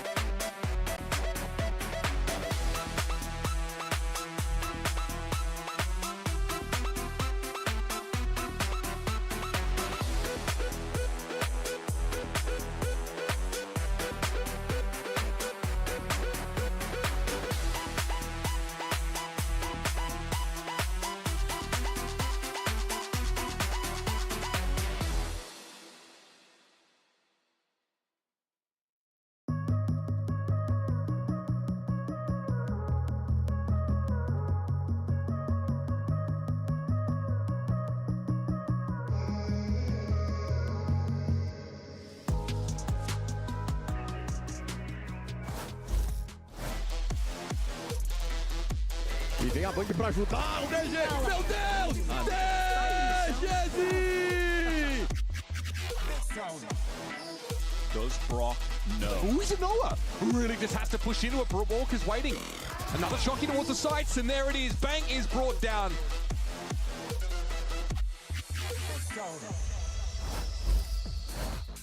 a 13-8 on Fracture for Energy and Bonkar. You're able to take the lead early on, but we are going into a Pearl where week 1 you were playing with the Whaley, week 3 it was the Neon. What should we expect for this one? Gonna have to see, but pretty similar. But we've been talking a lot about Pearl, practicing and changing a few macro ideas and how we move around on the map, so it should be a lot better. Looking forward to it. Thank you so much. Welcome back, everyone. And Mimi is just, she really wanted to go to OT on that one. You know, she really wanted to see where it could go, right? Mimi, that was it? Just sipping your cuppa. Game's not finished. They can't even win on Fracture, man. That's what she just said. Oh my gosh, she's crashing out here, of course. So NRG steals EG's map pick, as we had mentioned before. Mimi so eloquently said. But there were a lot of big individual moments that we were seeing in that game. Multi-kills through and through, which is what we were saying we wanted EG to do. And you got a couple of moments from that brand, from Digizin and whatnot, but for the most part, it was just NRG. It's a nice little highlight package, really. Yeah, I mean, NRG just taking over a couple of individual moments. We saw some pushback from Digizin from time to time, but to be honest, it just felt like, I don't know, they were kind of out-muscling EG, because to be honest with you, wasn't the biggest fan of NRG's comp or the way that they were playing Fracture in general. And that's not me trying to be a hater. I just mean, I think that when he attempted that one Southside crunch, I was confused. Yeah, I mean, but you could kind of say the same thing to EG. They had the utility to do stuff like that, but we never really saw that. They didn't really fight for any of the space. And then in that second half, I agree with you. NRG's comp wasn't that great. They relied a lot of the time of EG playing into them, maybe going for a little flash play or maybe a trap play, but that's only when they had the ult to do so. It was really hard for them to kind of close it out there because a lot of the time the ball was in EG's court. Yeah, and I feel like for both these teams, I was expecting a lot more aggression, and it felt like for both teams, they were just kind of sitting on site, waiting for the other team to kind of make that first move. And so I wasn't really, what are you giggling for? Nothing, what's wrong? No reason. Nothing. Why do you keep looking above my head? I know, nothing. Truly. There's something on her head? I don't know. No, I don't see anything. What's going on here? I can't really see it, of course. So no. Well, let's move forward, right? Because we have, and that's also best for society. Let's do this. Let's talk about what's coming up in map 2 here, what we're going to be expecting, because we're going to Pearl. We talked and we heard from Dan Dryad talking to Coach Bonkar about what we can be expecting. We saw some change-ups. He said, for the most part, we're going to be keeping things relatively the same. There was a lot of insight, I think, in that, though, in terms of them. You could tell he wasn't happy. Maybe he was just being incredibly Scandinavian, but he also wasn't happy with it, because they got worked by 100 Thieves when they played each other. Even though they ended up winning that match, on Pearl, they struggled against them, because the key to beating NRG as a team, keep saying it, you have to get one step ahead in terms of expecting how NRG are going to play. NRG saw 100 Thieves Phoenix comp. They thought they're going to play heavy for A main control. They're going to fight over the orbs. They didn't do that. 100 Thieves went against the conditioning, I guess, the expected result, and they worked mid-control instead. And they opened up massive holes in terms of the way that NRG played their Pearl. Now, are those holes still going to exist? I don't know. It sounds like they've been working on them, to be honest. Yeah. That could have been an in for EG if they were watching that VOD and they were doing their research, but NRG are a team, they're not going to sit back and relax and rest on their laurels, especially when they've lost the map like that. They're always going to be improving and working on it, but that's the key to victory for EG, just in an overall sense. They've got to get ahead of what NRG are going to be doing, what you think they're going to be, fixing, changing, whatever it is, how they're going to be playing in a macro way. Yeah, I think, too, like NRG, they have the tape out there on them now, too. So EG, they can learn and work from that. But I also think, too, they're playing that comp where it's the play style of playing back and playing for post-plant situations, trying to get the Tejo missiles off. And there were so many times where 100 Thieves prevented them from even getting onto that site or even being able to fall back into those post-plant situations. And I feel like when you're a team like EG, you're pretty good at doing that, at playing Digizin on a site, getting 3 kills, and making sure to deny a lot of that space. So I wouldn't be surprised if that's kind of what we're going to see and what I'm hoping that EG kind of brings to the table more. Reality of the situation here is you have an evil geniuses that is staring at the bottom of the barrel here, right? This is not good, right? They are in a position, Emily, where they lose this, their stage is done, they have 2 maps, 2 series left to play, and it won't matter at that point for them. So you really got to put up or shut up here, otherwise this is it. And we also, I get what you guys want to see out of EG, but when we looked at them last on this map in week 2, they got destroyed. It was 13-5. They were running a double duelist comp that just weren't working for them. So we're going to need to see them not only adapt to what NRG's doing, have that VOD on them and prepare for that, but also play something that actually works for them. What else would you want to see? much to change from their Pearl last time to this time? That's a really big question. Nice. That's a really That's big my loaded analyst question. right there. I mean, it's a lot, right? Yeah. I mean, Yeah. There's a lot of things you needed to address. Here's what I would read into it. If Yeah. you know that they've been working on their defaults, their defensive defaults, and they're going to be fixing the holes and gaps that they've got in their mid of Yeah. Pearl, I think then you can go back to the extremities more and start Yeah. fighting over that, because presumably that's going to be weaker if that's where they're putting more attention. Yeah. Because they got hard abused by 100 Thieves there. Yeah. You've got to Yeah. imagine that's where they're putting all the attention. Sounds like what you guys are saying is like the key for them really is to firstly play ahead, identify the information, Yeah. where those favored areas are going to be, and then probably lean more into that. But we do want to get some more thoughts though on the coach, especially because he's in a really tough position, unenviable. Words are hard position. Here's Coach B. Cole ahead of map 2. Let's see what he has to say. Going into Pearl next, this is talking about how in order to win against Energy, you have to be one step ahead. And Cole, you're feeling for Potter today, but you have been with the team for quite some time. In this situation, under pressure, on the verge of elimination, how is the team going to make sure that you're one step ahead? Well, obviously we start off slow, but the momentum started building there on the second half of Fracture, and we just got to carry that forward every single time, right? Just got to keep playing, and keep playing, pretty much. Sounds good. Thank you so much.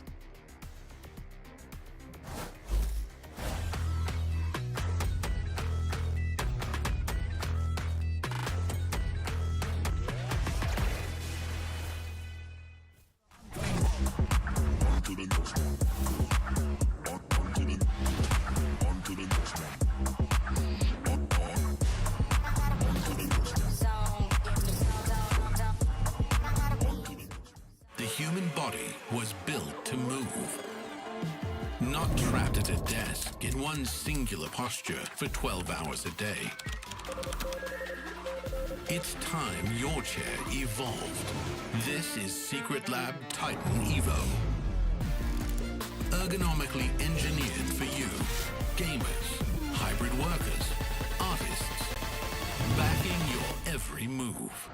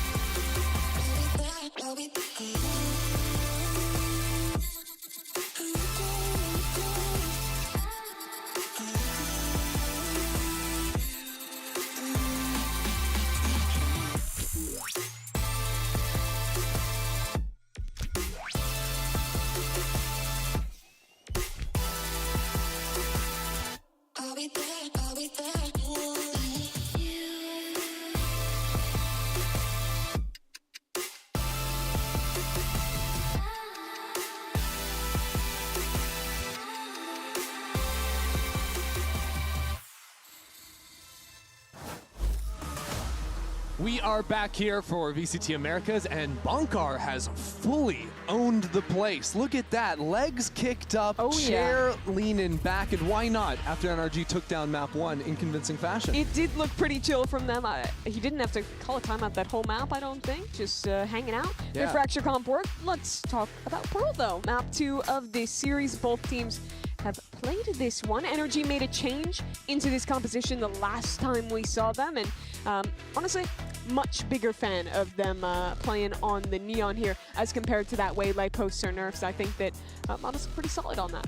Yeah, I mean, Mata can be good on that one, absolutely. On the other side, there is going to be the Digizin Neon after he was piloting the chamber back on Fracture. Okeanos over to Phoenix as well. And this is a map, Mimi, that NRG picked, even though it was one they lost versus Thunder Thieves last week. Yeah, I think that even though they ended up losing that map, it's one that is historically just so confident, so consistent for them that they'll have looked at that and reflected and wanted to come back into it. It's one that EG have played a bit, but not with this Phoenix. This is a change from them.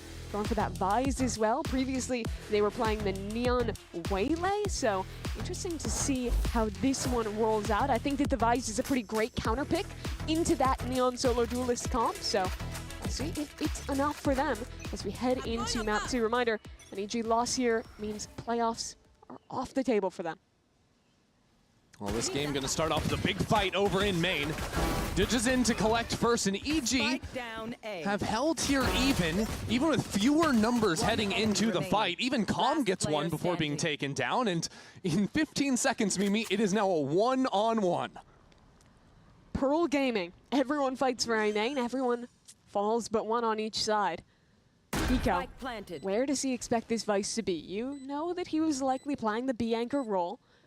But does he come from spawn? Does he flank around? Where is Bao? Truthfully, he could be anywhere, so the only way to play it is to keep moving forward. That's the plan for Kiko, scouting out back spawn. Now, digs his heels in on Secret, and that turret could even end up confusing Bao if he thinks it was placed after the spike went down. That's his read on it right now, still confused, getting shot in the side of the head, and Kiko will take this pistol round NRG's way. Yeah, really nicely played by Kiko there. That turret, as you mentioned, could mean quite a few things, but if he's tucking into Secret, even if a player comes behind the turret in main, it still gives him information. Really nicely done. And this fight was just, you know, very Pearl in its nature. EG hit some great shots, killing that jump peeking player, especially, but all in all, it comes down to who's better in the clutch, and it's Kiko this time.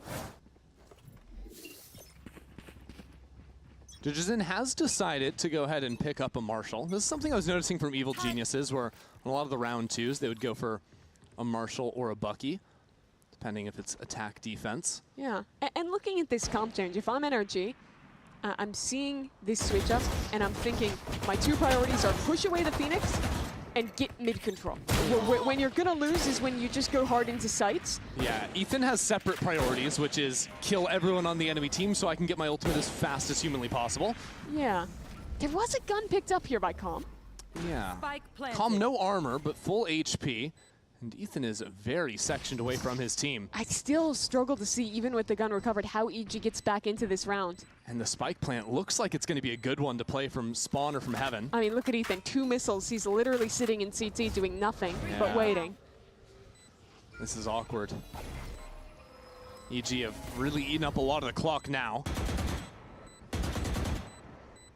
There could be a world where dying and making sure this rifle isn't recoverable is the best play for them. EG have really eaten up the clock.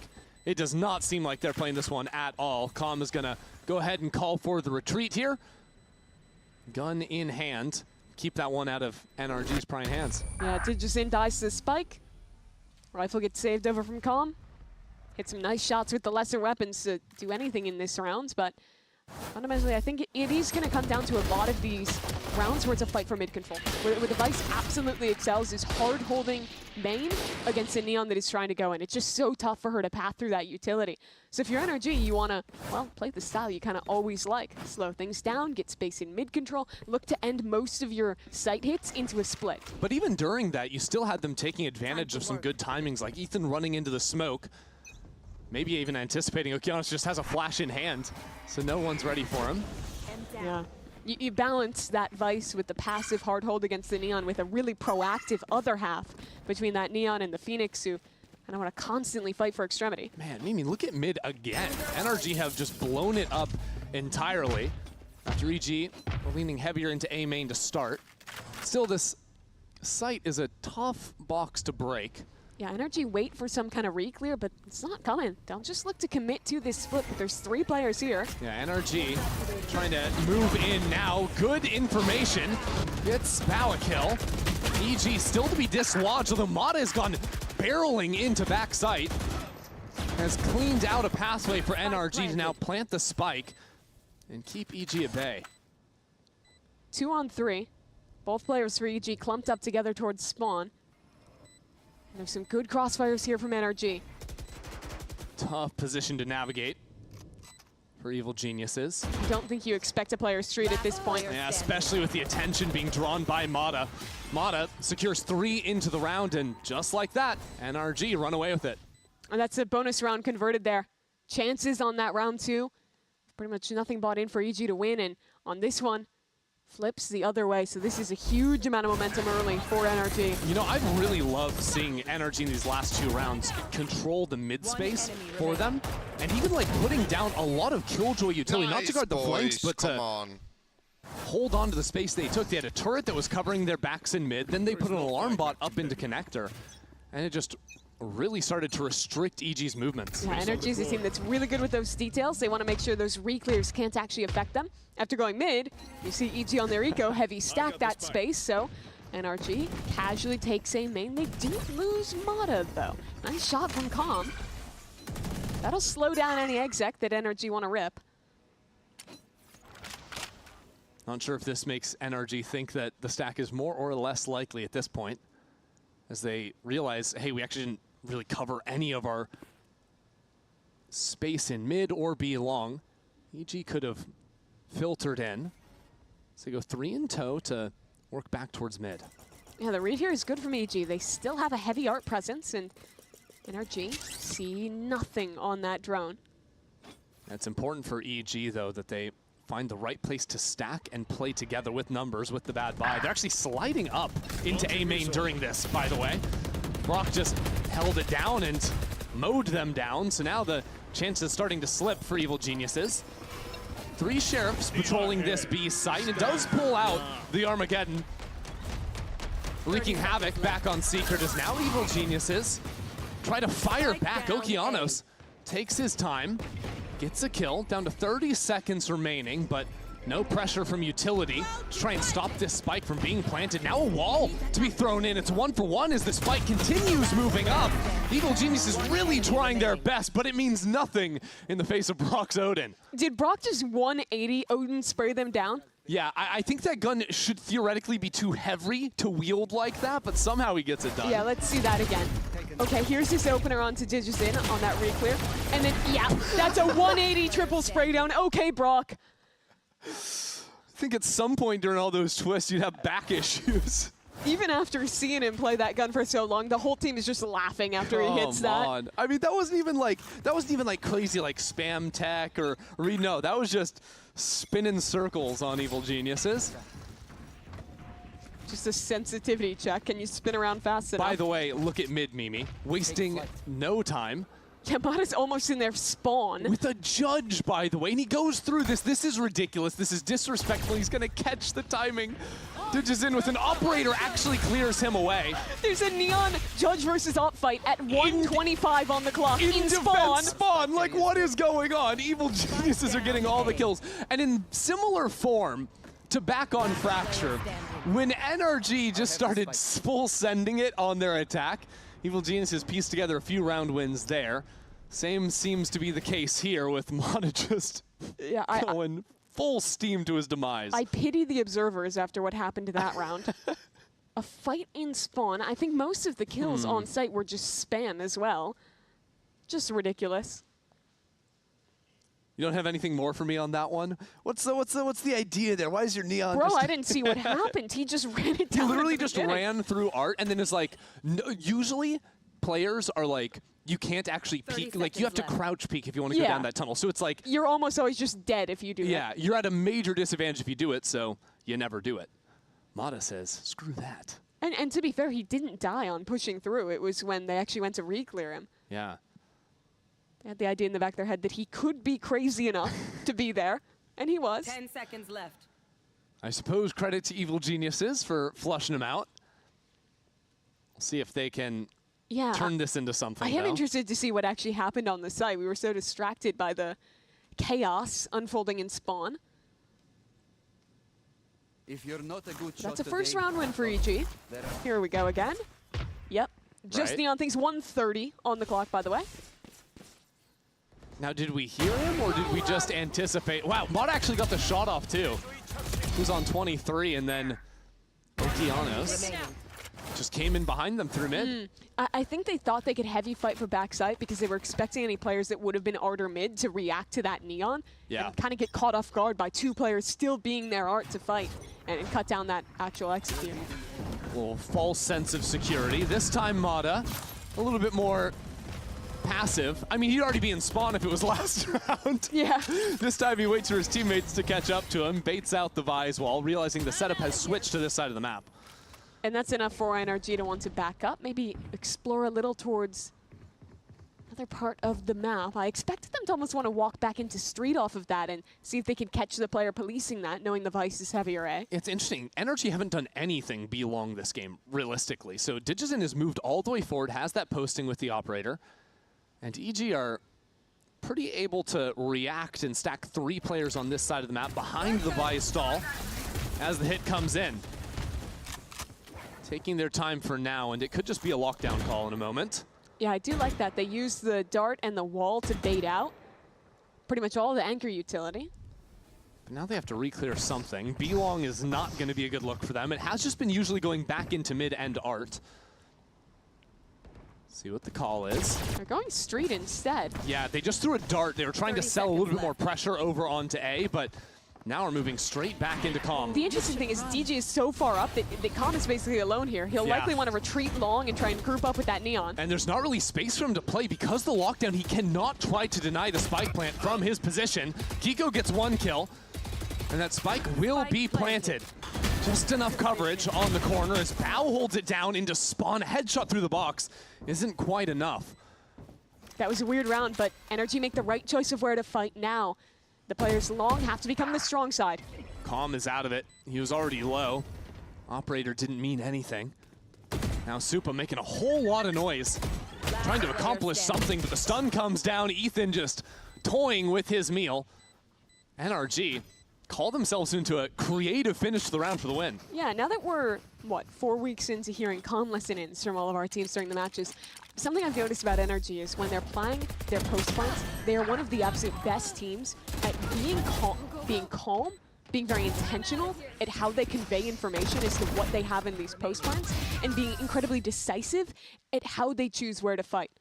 Think about the answers they had to come up with this round. There was 2 players long. They lost their player to someone on the flank. They were getting pinged from spawn as well, and have to very quickly adapt to a situation that is changing basically every second as to how that EG retake is coming in. And I think they made pretty much the best decision they could make in almost every one of those moments with the fights they were choosing to take. Yeah, I think NRG, this map in particular, has been very good at stepping into empty space, fighting forward as well towards spawn. We even saw that on Fracture on their attack side too. They did a lot of these forward fights, and especially when EG are taking that, like that control of B long or A main, that's really punishing.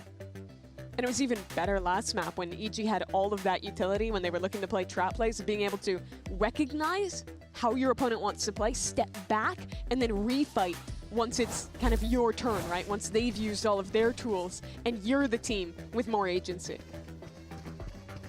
So, Evil Geniuses call their first timeout of Pearl now, trailing by 4 rounds. And new horizons for NRG. They're exploring towards B long early. Hey, mix things up, why not? I think NRG saw at least 1 round of this Vice setup over on the B site with that diagonal wall. Bao going for the early spam, got a tiny bit of chip down on Tamada.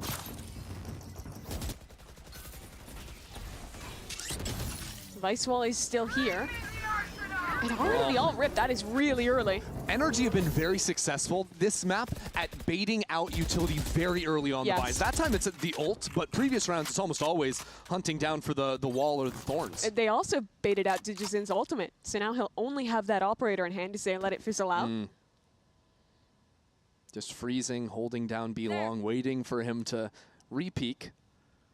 Don't go too far, Digizin. That could be dangerous. I'm out of here. Actually, no one even showing for now. That's the attack smoke getting popped now as they contact up, veil their presence, and look to re-hit towards B. Yeah, EG have a bad feeling about this, especially when this wall is about to be primed. Digizin smoked out, doesn't see an angle. Wait, that's a missile kill backside. How on earth did that happen? And Digizin doesn't hit his shot either. This round is wraps. Oh, that's shambolic for EG. You lose a player to utility, your opper whiffs the shot when given a free opportunity onto Ethan. And that is wraps. Oki's gonna try and run with the op. NRG do not want to let him have it. No more dreams. Well, Calm's gonna get a kill on the other side. Oki alive for now, but the walls are closing in. Oh no, they're everywhere. They're in our walls, guys.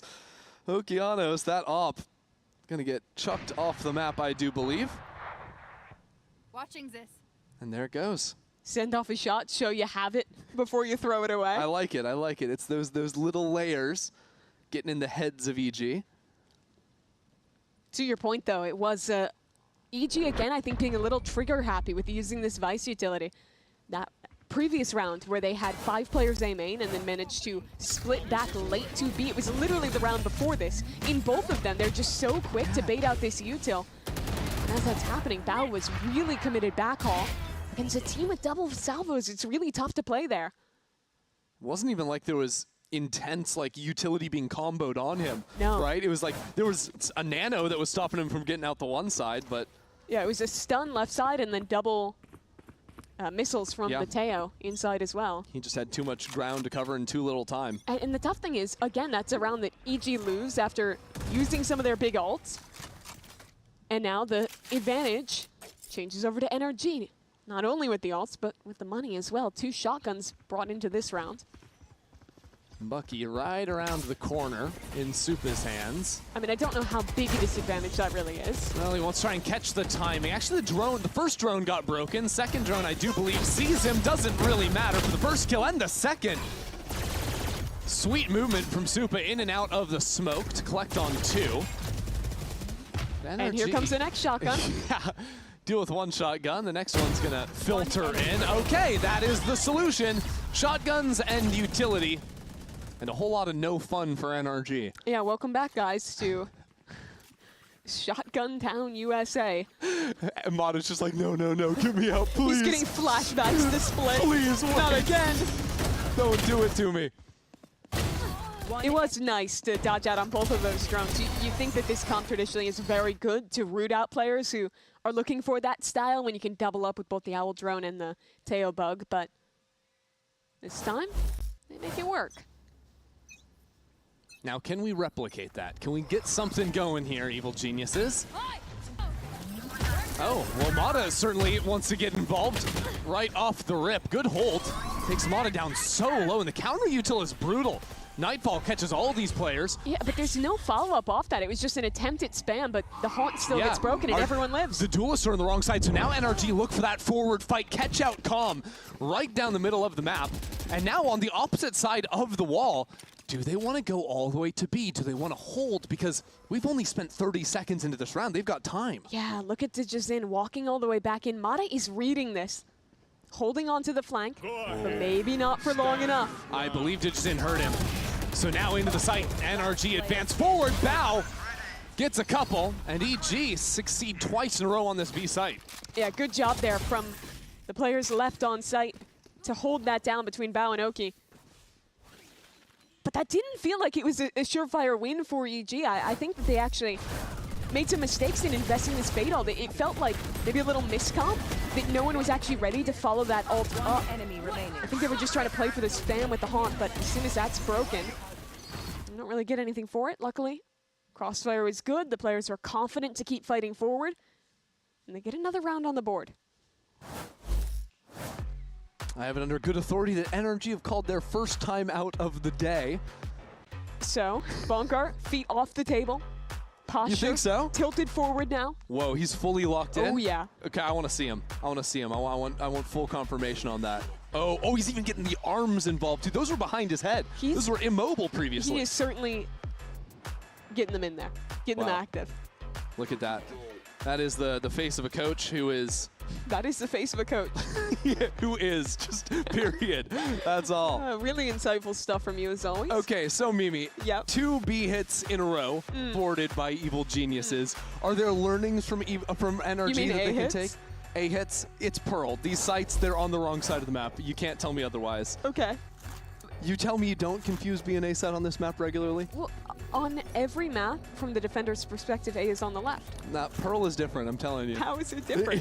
You just gotta trust me, it's different. Okay. A side is B and B is A. Sorry, what was your question? My question was, what NRG do? Go back to playing mid-control. Oh, okay. It's that simple, all right. Yeah.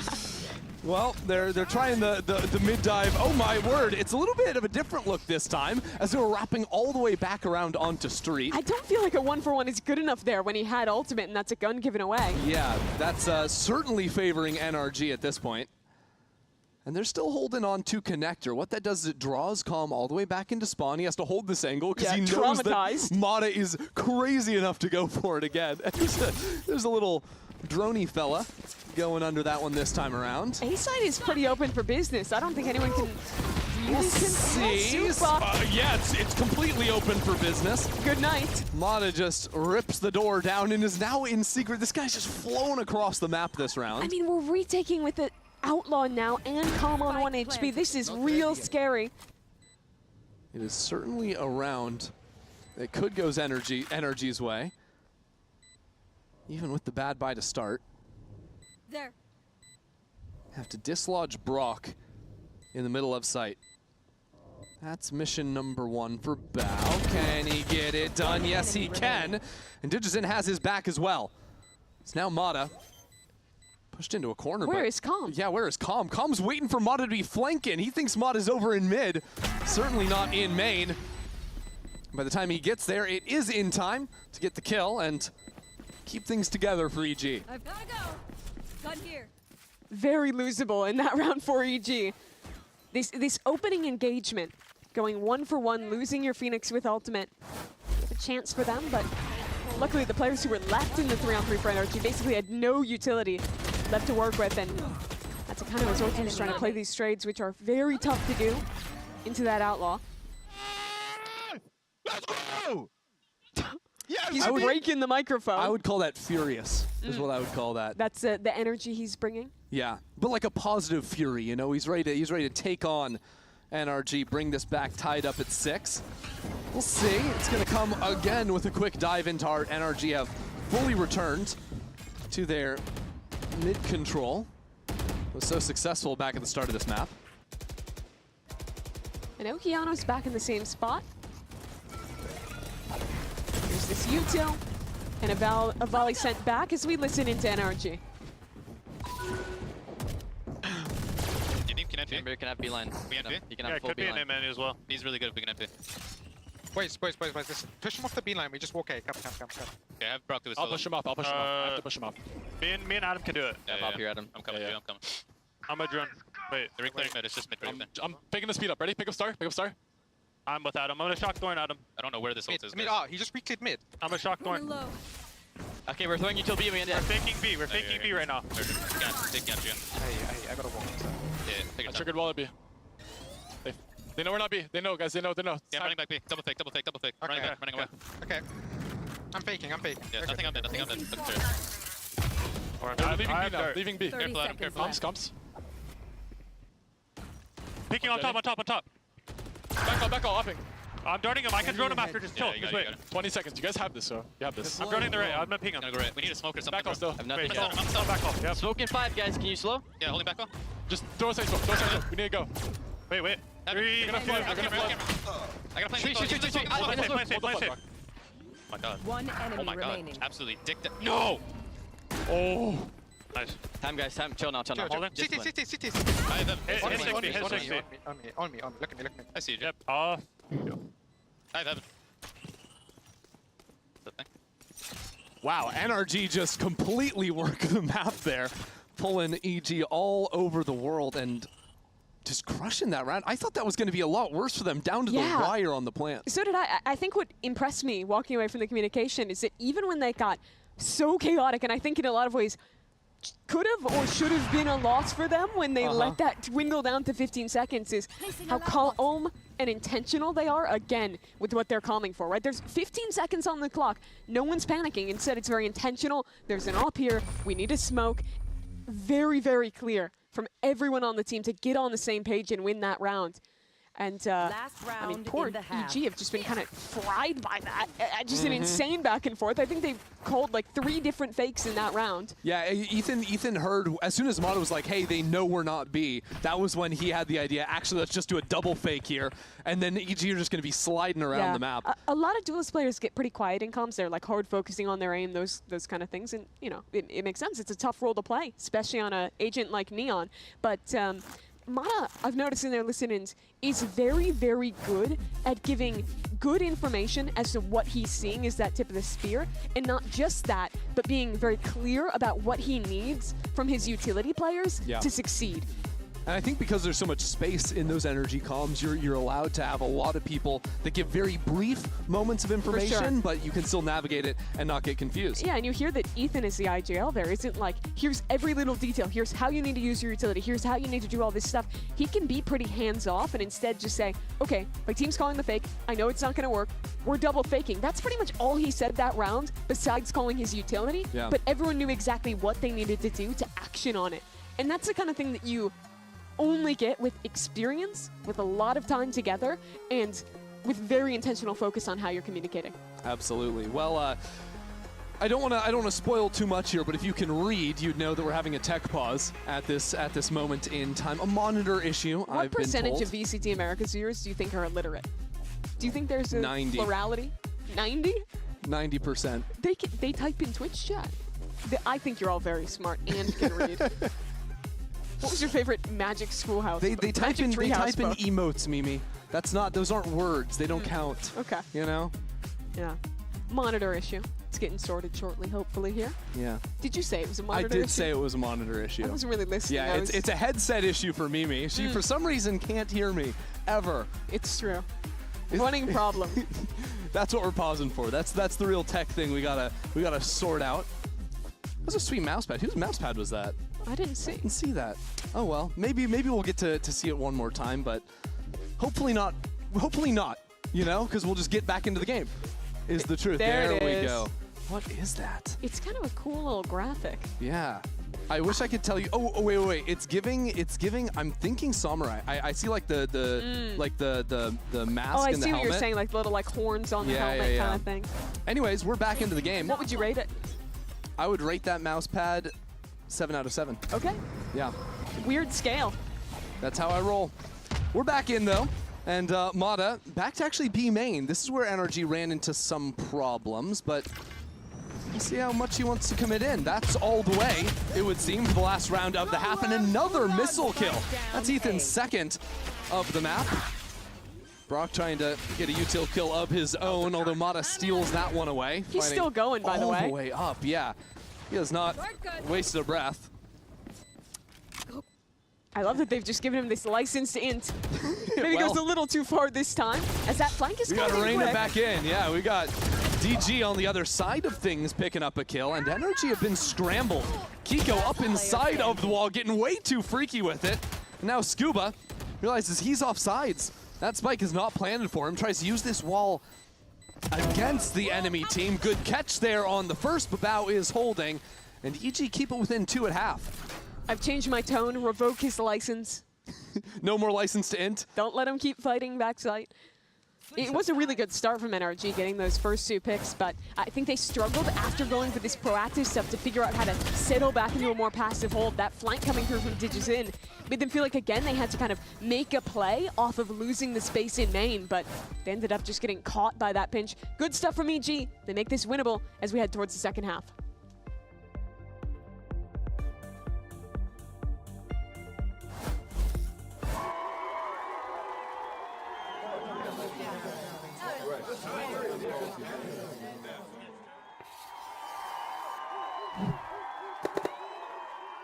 Red Bull gives you wings.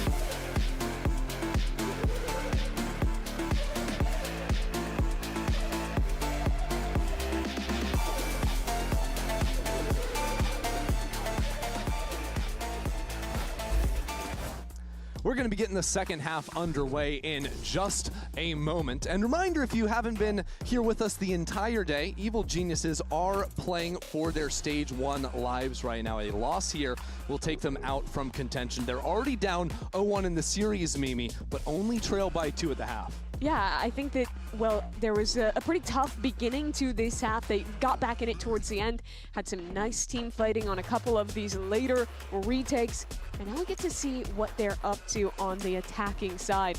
On paper, comp is pretty solid. You have that Phoenix who's always looking to be strong at fighting for extremities, getting orbs, but a lot of similar strengths from NRG, and a comp for them that tends to excel on defense with the double drone to constantly re-clear and be ahead in the information game. Well, Evil Geniuses certainly got something cooking up at the end of the half, bringing this one back from 7-1 at a point. And now, actually find themselves in an awkward situation. Mata's come all the way on the flank and procced the wall at 19 seconds into the round. Yep. Just keeping that speed up from the first half. And now they have to be terrified of this flank as he just backs away and instead looks back towards B. EG have no map control. They can't turn around and deal with that. They can only fight forward. There's going to be 5 people wearing NRG uniforms waiting for him. Good news for EG is that NRG are out of the sight for now, but Ethan's tried to move on in. First kill goes to Com. And now NRG flood on through. It is over in the blink of an eye. This pistol round, EG had nothing going for them at any point. Now Superman in the worst position possible. 3 for Kiko and the round. Mata died on that retake, but he got his relay bolt off before, and that absolutely decimated the players back hall. And even before that, I mean, this is the most impactful Mata round where he did not get a kill. Full ran through spawn, got complete information. You see these 2 players who are both stunned by that relay bolt. They get taken down. Some nice shots from Kiko on that Sheriff to clean it up. I really think EG have been tested in this map by NRG's just willingness to send it. EG have to react very quickly to that information, and I mean there, I think in the setup it was almost lost. Not having a plan B to fall back into. This round, they do have those players guarding the extremities. But look at NRG, they're such a bully with the utility in the mid-round. They have a Killjoy turret posted forward A main, they're re-droning in mid. Doing? We've got a judge in A main. Oh. That's really gross. I didn't even see, I think there might have just been a Teo missile at the beginning of the round to escort him into that space. Well, Com doesn't have any prowlers to clear him, so I'm not loving his odds. Com will have to call in these players in mid to pull some attention of Kiko's. And look at this, NRG just played the passive mid-hold. Keep the forward A main presence, keep the forward B main presence. And when you hear the turret up here, do you expect there's the Killjoy on top of it, or do you think, oh, that's just a forward turret, Killjoy's holding the other way into the site? I don't know if you read the judge holding Killjoy in the corner. Now, Kiko is caught between 5 members of EG right now, and dodges out from the scouting mission. That is, well, another round just like the last. NRG get 3 kills in the blink of an eye. And even if 1 is found on the return, that's Ethan for 3. Are they all the way halfway to that Armageddon? Super clean stuff from NRG there on the anti-eco. Again, just being so proactive at dominating map control early. Think about how little they used to actually get these positions. That was just 1 missile to get the Killjoy into main. That was just someone else there to contact up. Do you see this guy's movement? Didn't end up mattering too much as Skipper was the only one to fall there. Crunch time for Evil Geniuses. They lost this critical bonus round for NRG's back in the first half. Cannot allow that to happen again. Luckily for them, they are geared up towards the B side where there's not too much attention, but I'm almost worried for how much NRG could throw down into mid. Yeah, you see Mata tucked up, just trying to hear any noise towards B long, and being able to react off a flash in street as well, as this reclear is coming so quickly into the round. Yeah, drone sees nothing. A very forward jiggle on A as well. They're already suspecting something heavy towards the B side of the map. But EG are canceling this. They're thinking back to the round 1 where NRG quick rotated over there. So instead, this time, have Supermen patrolling And with him getting that pick in mid, I think that might make them want to actually double back B, expecting a heavy reaction, which has come from NRG, but they still have to deal with this mid push. Ooh, Ethan almost caught Bao there. Oh, they're reading this. NRG are reading into what's happening here. They leave the Killjoy utility towards the A side of the map, let that turn off, and walk 4 players back towards B. So we're still looking at a stun in Mata's hands, a missile for Ethan, but EG have called away from this again. And the only one that could disrupt anything would have been Ethan in mid, but he decides to fall back and set in full gamble on the B finish. I think EG have just avoided a disaster here. They looked like they were going to end towards B. Second guess it, and find the open side here on A. So then the question for EG comes, how do they set up for the post plant? They've got beautiful situation for it, all 5 players alive. This is where you can run your best stuff. Step 1 will be getting DG all the way up into Secret, and that's a run it back pretty early on to flush out Art. Not to find anything. I don't think he spotted the player there. That was right behind it though, and we'll see that.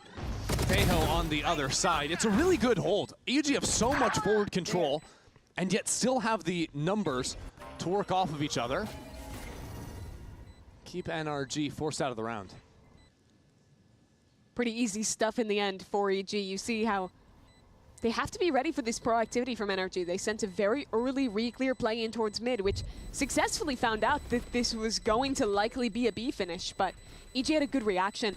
I think that it was Superman there who kind of re-postured into mid, took that timing to catch someone who was walking up and got the kill onto the opposing Astra of Scuba.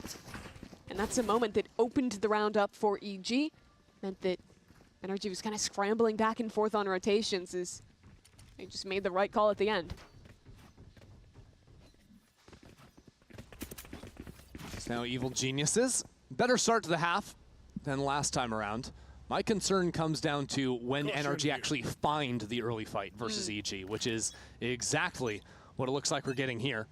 The firing squad has showed up for the defense, and Digizin pops right into it. Nice shot from Scuba. Will eliminate one of the duelists and the best chance EG have of making it into a site. This comp is so difficult to play against on the extremities. Either it's an early missile or it's a trap play like that. Either way, it's potent. And look how quickly the rotates come in. NRG already have 2 of those B players now reinforcing their Killjoy on A. 3 strong here. The turret will give early information. And this is EG basically forced to accelerate into a stack. They've thrown a lot of utility back on Secret, trying to get the C's into the nade. And Common just trying to stick the plant. That is ambitious. As missiles rain in. Yeah, no one was up far enough to break it for him, so now they have to fight. Yeah, they're going for this fight, sending everything back into Secret, but Mata was holding for it. Still alive into the corner, and still NRG have the reinforcements. Calm, though, has brought it into a 1-on-2. Scuba on the other side of the map. So they'll hold for now. NRG choose to regroup, but this has stopped Calm from getting the spike down, and is now trying to navigate his way potentially back into a B finish. He's trying to go all the way. NRG, though, just stay grouped in spawn, ready to react either site. They know he's low, they know he's alone. Your win condition is just to get the trade and not let him find an early pick. Taking no chances. 10 seconds A lot left. riding on this round for Evil Geniuses. Spike Calm, planted. the long-standing member. Now to stop this game from slipping away from NRG would have to come up big time. Here's the player backside. But now they know exactly where he is. Cannot connect. Mata delivers a brutal blow to EG's chances in this map and in this stage. NRG's reactions on defense have been too excellent. They read the early B play, get an excellent punish to begin, and are in the perfect position on the other side of the map as well. Just such good stuff from them. I think the defensive calling for NRG has been so impeccable, all year long, back at Champions as well. This is where Ethan just looks so confident as an IGL when they're playing this double drone, when they constantly have the information, and they're also just a step ahead on the reads. Yep. By the numbers and really playing that slow macro style has been stalwart of Ethan's calling. But now last chance saloon for Evil Geniuses, trailing 10-6 now and burning their final time out in regulation. Really, what has to be their focus now, Mimi? Yeah, I think that for EG here, you have to just, I think, play at the beginning of these rounds a little bit slower into things and just look to kind of bait out these reclears. I think that's where the struggle has been, of Energy being able to be so proactive at reclearing space and just over-rotating off of that. I think if you're EG, you need to embed players on extremities early, wait for that reclear, and then kind of double back into space. Because it's so difficult when you have an embed, they get pushed off, and then Energy is still ahead of you on these rotations. That's where they're absolutely thriving here. Their comp is okay if they want to just go for executes as well, but the issue is that Energy is so good with retakes, and because they're so proactive in pushing extremities, they're almost always fast to be in position to flood, so playing hard hits is pretty scary to me if I'm EG. We'll see what adjustments Mikol had for the team during the timeout. Stepping into a tough situation for the day. Early orb to be claimed by Okeanos, but Evil Geniuses, we're gonna listen to their last chances here in this round. One straight. He's playing Asher spawn, come straight. Come straight, I'm with you straight, okay, I'm with you straight. I'm dying straight, I'm dying straight. Push this. Two street, top street. Yo, We're gonna go city. go. We're gonna go city. Walk city with me. Go back. Back it out. Have a drone. I tell that. Keep going. Jump from in. Spike down B. I'm ulting bow. Have it I flood. Top side jump. Yeah, I have you. 70 on Killjoy. Crossing on the right. Yeah. Yo, rock me. I'm holding you. Okay, get it down. Yeah, you're good. No smokes, boys. Go flank. Give me time. Blinded. Y'all gotta go together. Walking right side. Dark side. Dark from heaven. Let's fly in. Yeah, walk in. There's a gap on the right side of that way. There's a space map. No, I'm walking over facing. One back off. Two back off. Jumping, I'm facing. Don't turn back on timing. Player dead. One more. Nice try, NT. Mr. Arnold is feeling it. Feeling it. Ethan just carved in that round. The 3K to win it out at the end, but also in that, another util kill for him, not even with a missile. Yeah, getting it with the stun, which only just got granted damage at the beginning of this year. There you see that one connecting as he sprays down to Jazin. And that round looked good for EG in that they got the pick on Mata. Their biggest issue has been Energy pushing through extremities. And there you can see how the tune changes in Mikol's faces. They get that advantage and it's so quickly stolen back away. EG can't afford to save any longer. With NRG just 2 away from taking the series, Ethan sitting at a comfortable 20 kills to 10 deaths on the Tejo. Energy looking to make this last week of the group stage for EG a death roll. Eliminate them from the playoffs here and now. Evil Geniuses have found their way into art, but that's exactly where Brock wanted them. Ditches in again an early death. Takes away EG's quick approaches into a site. So tough to accelerate now. And look at Mata again, such a thorn in their side, constantly pushing, aggressive on the extremities. I mean, Energy have had one guy up here named main multiple times on the defense already. It was that Killjoy Judge or now the op. And it just means that, sure, EG have some control over mid, but NRG don't care. They've got numbers, they've got full information on the map. Yeah, you look at B site, they have amazing stall utility. You look at A, and Neon is basically in their spawn. EG, not crazy enough themselves to go all the way down into defense spawn. These tight angles with the Odin, man. Yeah, because these walls, they're all pay for that box. You can absolutely carve in. 30 seconds left. Patient approach from EG pays off, though. And now, Brock is left out in the open.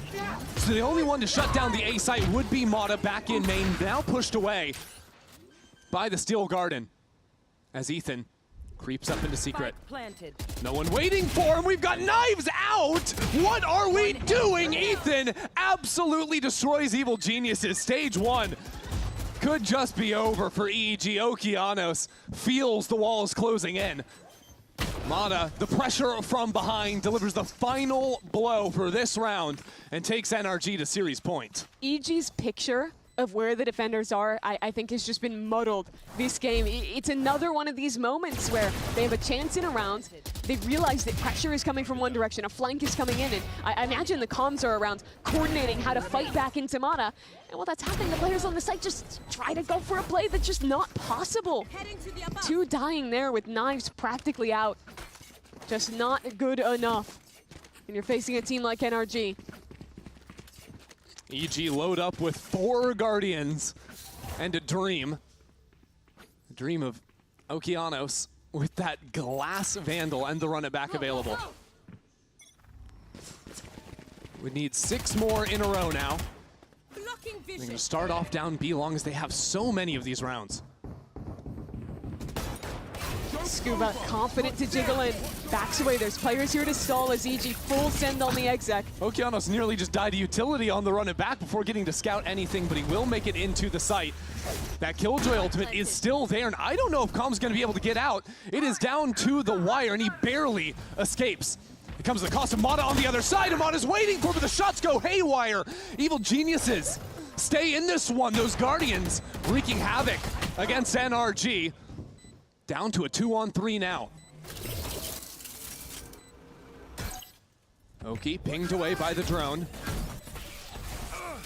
Shock takes him low. That's another one up in front. Brock will take the kill. To play spoiler for Evil Geniuses, he's found 3 already. No time left though. Not even gonna take a chance on that spike defuse. Evil Geniuses live to fight another round. That should not have been a round win for Evil Geniuses. They walked back towards long like they owned the map. And Mata was just sitting there. He should have had a 2K, but whiffs out in this moment against players without guns in hand. And gives EG at least another round in this series. I mean, there's a chance that NRG won this anyway with the work Brock was doing.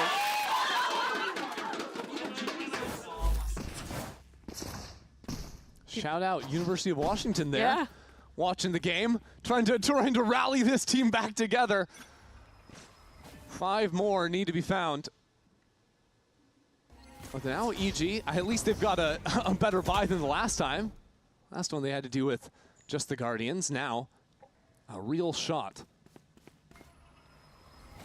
This time though, some ultimates for NRG. Oh! Deer. Not what you want to see from Kiko. And the arm again from the defense side. NRG not giving Com any wiggle room. He manages to navigate on through. This is a brilliant execute of the site. Flawless to the full extent of the word. I mean, sure, but did EG just turn on bullet resist? Neither of the NRG players there could hit a shot. Hey, you know what? They got the whips in the last round. Maybe they'll get... They got him this round. How long can they keep getting them? Did actually connect one there with the Outlaw, but not getting anything there. Was pretty rough for NRG. All right, exit works, and NRG will call a timeout now off of that. Hey guys, don't whiff. Hey, this time they were turned around for Mata on the flank at least. Yeah. How many times is Mata just gonna flank every round? Is this just the move? His new vibe. Just run it down into their spawn. To be fair, it's basically never been punished. Hey, that's true. Only been punished when he's missed the shots. Yeah. That said, NRG will call a timeout of their own to try and buckle down here, although looking at their money, does seem to be a save for them. Yeah, it looks like Bonka's just looking up to some higher power as he reflects on how to close out this game. It's like in the Queen's Gambit, you know, you see the pieces moving on the ceiling. Yeah. He just sees all the agents walking around on the map. To be in the mind of Bonkar. Wow. Turns out it's just like a comically tall monitor. It's actually putting a severe strain on his neck to reach poor up guy. there. Called the timeout. That was the monitor issue. It's just too high up. Can we bring it down, please? Can't see it. Someone tells me that isn't what it actually was, but here it is, the save for NRG. Interesting, Mata goes for full armor instead of a gun because he has the ultimate, I would assume. Yeah. Looking to get something done with that. Yeah, if they end up calling that one in. Again, Mata starting early, playing anti-flash in that corner where you can also hear if there's footsteps towards B long. This has been one of the calmer starts for an EG round and an NRG round, frankly. Both of them playing a game of chicken to see who's going to strike first. EG will have to be the team to make the play, though, as they, again, put their eyes back towards B. If it ain't broke, don't fix it. B finishes 2 for 2 in the last 2 rounds. Not only do you need to win this round, of course, for EG, but you're also looking to get some farm on Okeanos. Him getting a run it back for round 22 would be big for cementing this comeback as something. Some rifle juggling there. They had an outlaw, but now switch over to full rifles for the execute. Evil Geniuses lodge themselves into the site. We'll see if Mata actually wants to pull the ultimate here. I'm not quite so sure with it. At least has to wait out these thorns before they can make a go of it. It's just nothing successful found, no pick or anything for NRG. Makes it a little bit less likely for Mata. And there he goes, he's going for it. That's the first kill for Mata. Can he do a little bit more? Both duelists dealt with. Still problems to be found as Evil Geniuses have the supporting staff from afar. Bao and Calm line up a couple of kills, make that 3 for Bao, and within 3 for Evil Geniuses. Some good work from Mata, but nothing else to be found. And that's EG again, staying in this one. It's been very simple answers so far. All 3 of these round wins have been straight up B executes. All 3 of them have come down to some somewhat chaotic post plants, and well, all 3 EG have managed to navigate. I'm wondering if NRG wants to try and play more to hard anchor B, or if they just expect a full change up from EG. Well, I think they want to get in front of a fight because these exec ultimates from EG are palpable.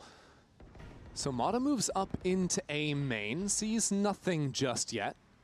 Last round, EG were quiet and just went to that same B exec, but this time they have found a pocket and kept it relatively quiet up until now. Brock just lays him out, though, with the Odin. EG might have forgotten about that one. Saw that a while ago back when they were tempting into the A site, but now the Steel Garden comes down. Counter utility to slow it down, and Mata right into it. 1 for 1 for him.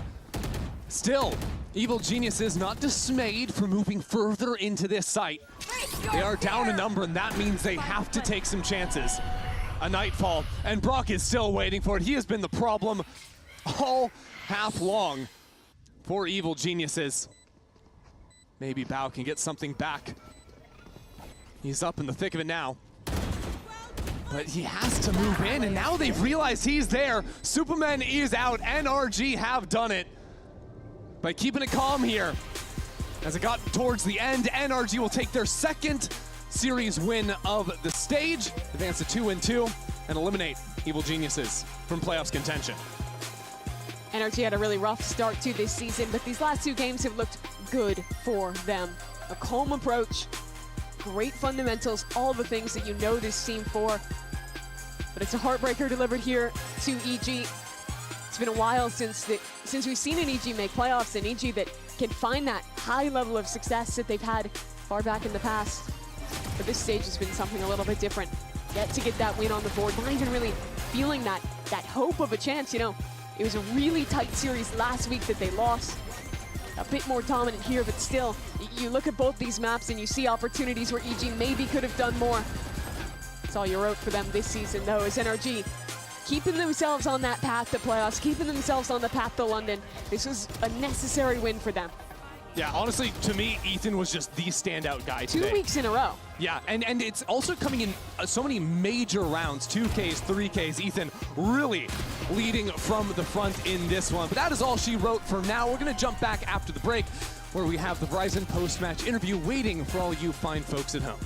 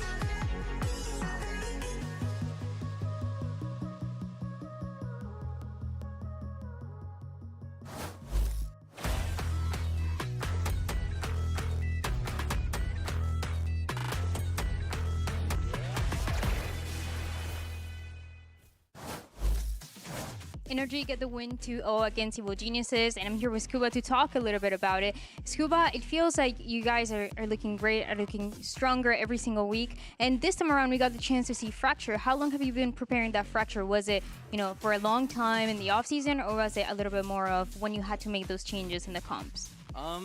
It's been a recent change, the Phoenix and the Waylay. We've been experimenting on the map ever since they said it was going to be released, but that's the comp we came up to, and I'm happy we get to play some more double duelist games. And something that we haven't talked enough about is the fact that you have a new assistant coach, is Mitch. He actually used to be your teammate in Oxygen. Yeah. So what is he bringing to the team? It's just like a analytic perspective from like an ex-player. So like things that we do in practice, like I don't think this is very good because the other team thinks this. So it's like an insightful view on the game.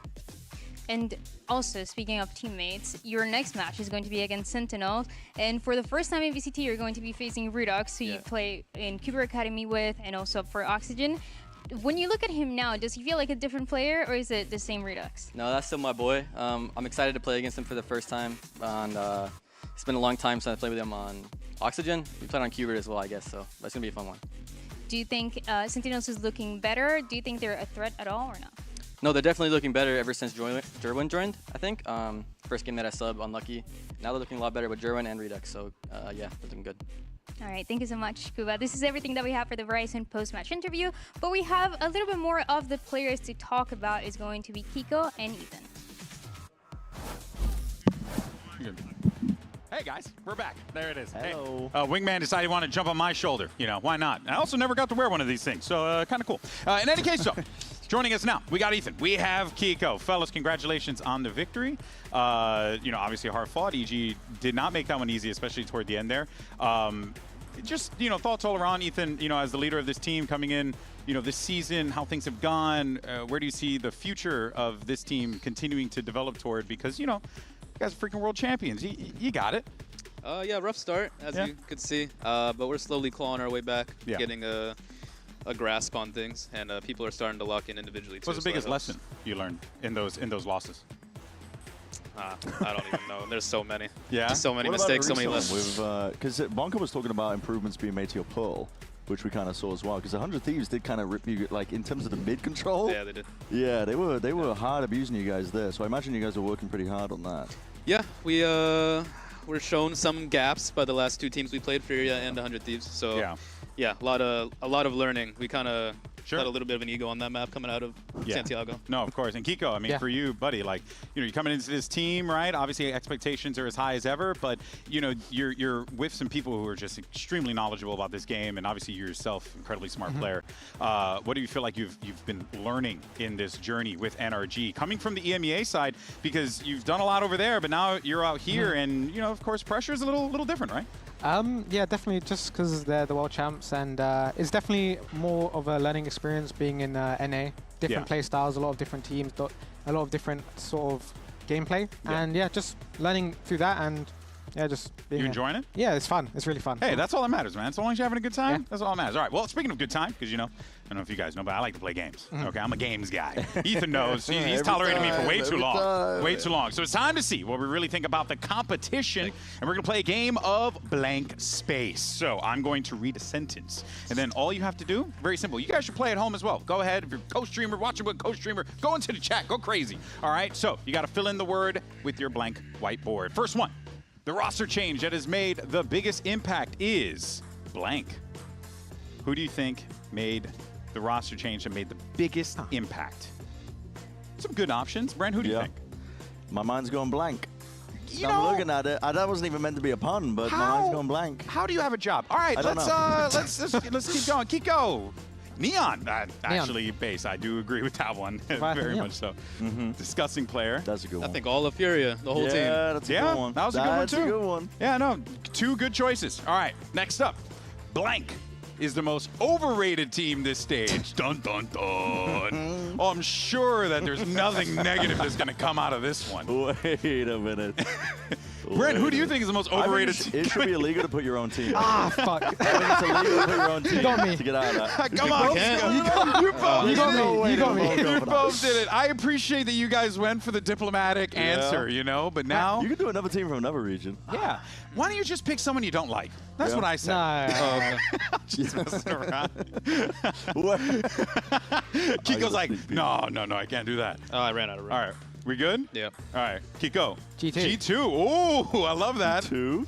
Oh, Gentlemates. Honestly, look, given how things kind of shaked out, both teams in Chile, like... I mean, the same as us, basically. I was going to put myself. Like O2. No, and I get it. I respect you guys are going to put yourselves in there, you know? That shows humility. All right, next up, here's another one. We got Blank deserves a lot more hype than they get. This should be a fun one. Who needs to be praised more in the VCT? You know? Could be Me anything. personally, I think I need to be praised more. I'm not praised enough. Yes. You know, You're known for your humble nature. I should be. You know, I just feel like there should be whole threads about me, but they're just I got not. a player in mind for this. Yeah? Oh, who do you have? I'm not going to say it, yeah. Come on. Red. All right, go for it, Kiko. Go for it. Dante? Dante. All right, I do. Coaches. The meta's hard, man. The meta's hard right now. It is. Yeah. Props to the coaches. I was going to say EU. Yeah. Player. Yeah, okay, Yeah. okay. Yeah. You know, some good options, good options. All right, fellas, thank you so much for your time. Very much appreciate. Always shout out to Ethan and Kiko for joining us here. Congrats on the win as well. But coming up next, we got one more match today, and it's going to be Leviatán squaring up against MIBR. It's going to be a banger. You don't want to miss it. We'll see you on the other side.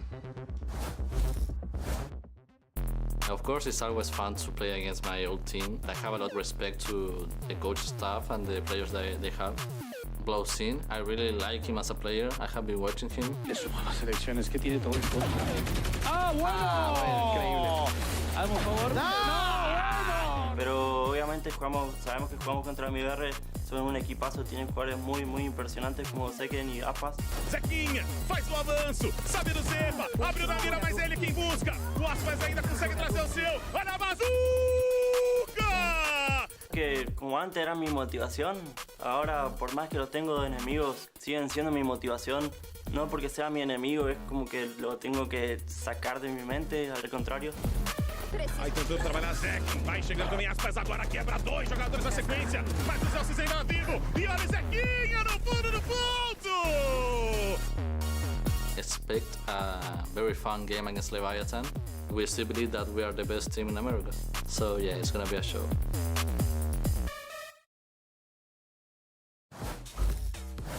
Oh, baby. Welcome back to VCT Americas and our second match on this Friday. It's Leviatán going up against MIBR. I'm Golden Boy. Yes, hello. Good to see you. That's Athena. That is Emily. And you have Brennan. Notice how you were last even though you're right next to him. That's Yeah, fine. that's You know, crazy. well, That's you know crazy. what's funny? Ego like this guy. Yeah. I'm chilling.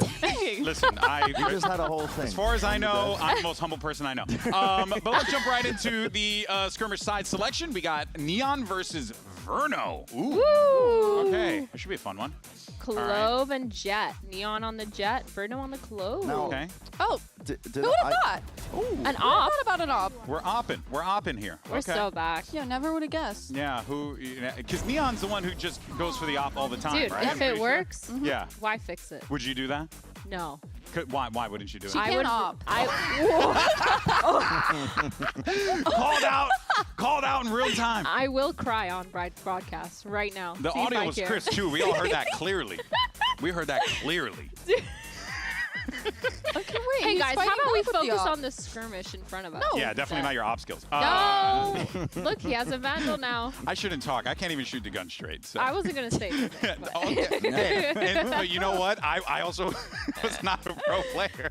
Okay, all right. Dude, okay, I mean, There's I think slander. Neon, I'm going to say right now, he Yeah. deserves to lose this for using the operator. Yeah. Yeah, dude. Well, he's not. Dude, He's I not. mean, why would you- okay. Listen, I get trying Sucks to to win, suck, but Brandon.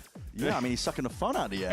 Whoa. He's bound me up in the skirmish. I'm going to say it right now. That player's walking by. Yeah, we got. No, it is we not, but I'll gotta. tell We gotta him try straight. and like lobby Well, them. I think you that's know? Neon right there. No. Stop You using need Neon. to All right, folks. Well, look, guys, Leviatán, they're going to be coming hot into this stage with a 3-win streak. Excuse me. That was hard to say. But here's the more important thing here. You had players with massive performances as well. We were waiting for when we were going to see Blows really pop off off in some of these maps, and it's exactly what we got out of this team last week, and him specifically. I may not be able to opt, but you cannot speak, and that's your job. So I think we're tied now. You damn right, girl. No, but Blozin, he had such a good game. I mean, especially on this Sky on Vine, it was kind of nasty to watch. The util that he was using, the flashes, just to enable the rest of his team to go. But he was constantly peeking a lot of that util too. No, he was being so aggressive on the Sky. Oftentimes the entire team was disrespecting Envy's util. Whether it was a Viper Molly, Viper Wall, they were just jumping through it, tanking that damage because they knew they were going to get the kill out of it. And I gotta say, I'm really impressed with how LEV is shaping up this stage. Back in kickoff, we saw them playing super passive, playing really just kind of waiting the whole entire game, no matter what map it was. But now in stage 1, we see why they're doing that. They're really great at manipulating the map and forcing Envy specifically to play into them. There goes King and his minions as they get ready. Because honestly, well, he's kind of like he's kind of, well, I think it's very interesting because he's the veteran coming into this. He's got so much young talent on that team, and they're doing a lot of really great creative stuff. They're being very aggressive. Team as well. They are. They really are. I mean, Emily, you were talking about kind of like the discipline. I think they were showcasing, and I think that goes to show even now. And they do speed it up at times, but they show discipline at the right times as well. I've got a Telestrator talking about essentially what they're doing on their ecos and what they did against Envy as well. So this is on Fracture, one of the rounds here, and look at this plan of the eco round, because they actually just send Spike in into the maw essentially, and they have players playing anti-flash positions tucked to the side, breach util being held at the ready because they have a breach, they have a Sky as well. And I, circled them at the wrong time, but you get the idea. I'll play it out. They ended up sending Spike all the way out, but if there was presence from MB, if they were here with an eco idea, they had util ready to help Spike out. So he immediately plays a safe angle. But while they're doing this, the second layer of this is also the players waiting in the wings over towards A, because they are waiting for sound cues. That's Sado as well, holding out, seeing if he can hear from some rotation. So the idea is, okay, we're going to poke, we're going to prod, see if we can find where the eco stack is over towards the site. We're going to send Spike in with a little bit of util here to try and help him out, and they're going to see how much he can get done. He ends up getting onto the site here, but Envy, because they were waiting in the wings, they were waiting to follow up, they send all that util forwards, and they try and take him out, but Spike is just essentially saying, how many kills can you get at this point? While the rest of his team now is going to look to see if they can take space elsewhere and pivot because of Sado that we pointed out earlier. This guy is all the way up towards tower already. He pathed all the way through. As soon as he saw all that space, they get a deep smoke in, and they're going to perfectly play off of all of this util forwards, taking and holding the space, making sure that A is entirely theirs for the taking. So really trying to navigate risks when they know that the enemy team are going to be taking risks. They're on an eco, things like that. This cautious style, overly so at the beginning of kickoff, I would say, they've really essentially reined it in and played it at the right moments. That's the really, I think, scary thing about Leviathan right now is they don't disrespect their opponents. Despite the fact that they were beating down on Envy, they were still showing them respect in that way. They don't want to let any advantages slip. That's a scary team. Yeah, it sounds like a team with a lot of baked-in discipline right out of the gate, which I think is very fascinating. And then we look at the other side and their opponents that they're going to be facing off against. You got MIBR, and look, this is a team with a lot of talent, and I would even argue a lot of discipline as well. But you saw a team struggle to figure out what they could do against Cloud9. Look at this. They couldn't close those maps out. And Emily, you're talking about a team like MIBR, a squad that has championships on the mind, a super team as we were billing them at the beginning of the season. Not to take anything away from C9, but it's just very clear that, there's just a little bit more time in the oven here for some of these ideas. No, there is, and I think it's really funny that we actually did a Telestrator about ecos, because a lot of the rounds that we saw, especially on that Breeze map, were MIBR and Cloud9 trading ecos back and forth. A lot of the times, MIBR were great at kind of just being explosive on their ecos, but at the same time, I don't think they were great at predicting, which is a huge flaw in their overall game plan. I feel like they weren't as tight, I guess, when it came to the rounds that they should be winning. They weren't really focused. They didn't have a main goal for the rounds, and it costed them a lot of them. Yeah, it feels like a lot of their game plans, especially on defense side, kind of laid on where they were gamble stacking. And if the other team wasn't hitting into where they were gamble stacking, it kind of ended up into this weird retake where no one was kind of on the same page. One by one, we're going out, we're getting these kills, or we're getting traded, and it was just really hard to watch. I think for me, that MIBR that we saw that last match was completely different than the MIBR we've seen 2 weeks ago, for example. They were super aggressive, really good at taking these deep lines, really aggressive. Meanwhile, this time, we saw them barely taking elbow. It was just Aspas being a little bit aggressive, but other than that, there wasn't really the time. They didn't have the info, and they were just constantly playing retake. Mizzino just falling off the site. It was just a little bit hard to watch. You have two very interesting scenarios here. You have a squad coming into this that look like they're playing together perfectly, and a squad coming into this that are struggling to play together, needing to figure it out. It's going to be a challenge without a doubt, because here's a little extra for it as well. If MIBR were to pick up the dub here, they will qualify for playoffs. So this is a very important game for MIBR. And there's also a little bit of extra spice in this matchup as well, because you had two former teammates who are going to be facing off for the first time. Here is King and Tex for Dryad. MIBR versus LEV might not be a classic, but there's a lot of history between some of these players, including King and Tex. You guys have had a lot of memories together, lifting the Americas trophy, top 3 at Champs. But now you're going against each other for the first time in 2 years. Who has whose number? Who's going to take the advantage? Hey, I just love my boy, no BM. Just the best team wins. That's it. What do you think, Tex? I love my guy, but someone's got to take him out, you know what I mean? Someone's got to end it, you know what I mean? No more slow play, no more, you know what I mean? No more opping. Neon, no more opping. We're coming. Does that change your opinion or not? No. Okay. All good. All good. Best of luck, guys. Okay, I can see a little rivalry starting to develop there, you know, I like it. Tex and King having some fun there. But of course, we got a lot going on in the server as well, right? You have Spike, who's looking to score, you know, his aces. You got Sato, who of course is continuing to steal them from the poor guy. And this is I am very excited though, I would say this much, Athena, to see Sato just really come into his own on this squad with his personality. Yeah, I feel like we've seen him really shine in these double duelist roles. His Phoenix being really good with the flashes, the support, and then of course a lot of these kill steals have been on the Waylay. He's been so good. Him and Spike Zin going at the same pace, making sure they're taking a lot of those fights together, clearing sites together, making sure the pathing makes a lot of sense. They've just been a phenomenal duo, and I think for Sato, I've seen him kind of really grow, especially on that Waylay. Yeah, and I was honestly a little surprised to see a Waylay being picked here, but I honestly really like the way they did it, especially on Fracture. I like that he was going in and kind of essentially being a human drone and then having the rest of the utility and Spike to kind of back or that like up. the telly round where he was the one. No, literally, But I really liked how they're not using Waylay as like a way to just kind of isolate a pick, but just gain info. Have Spike come in with the rest of the supporting utility, whether that's the breach or whatever it might be,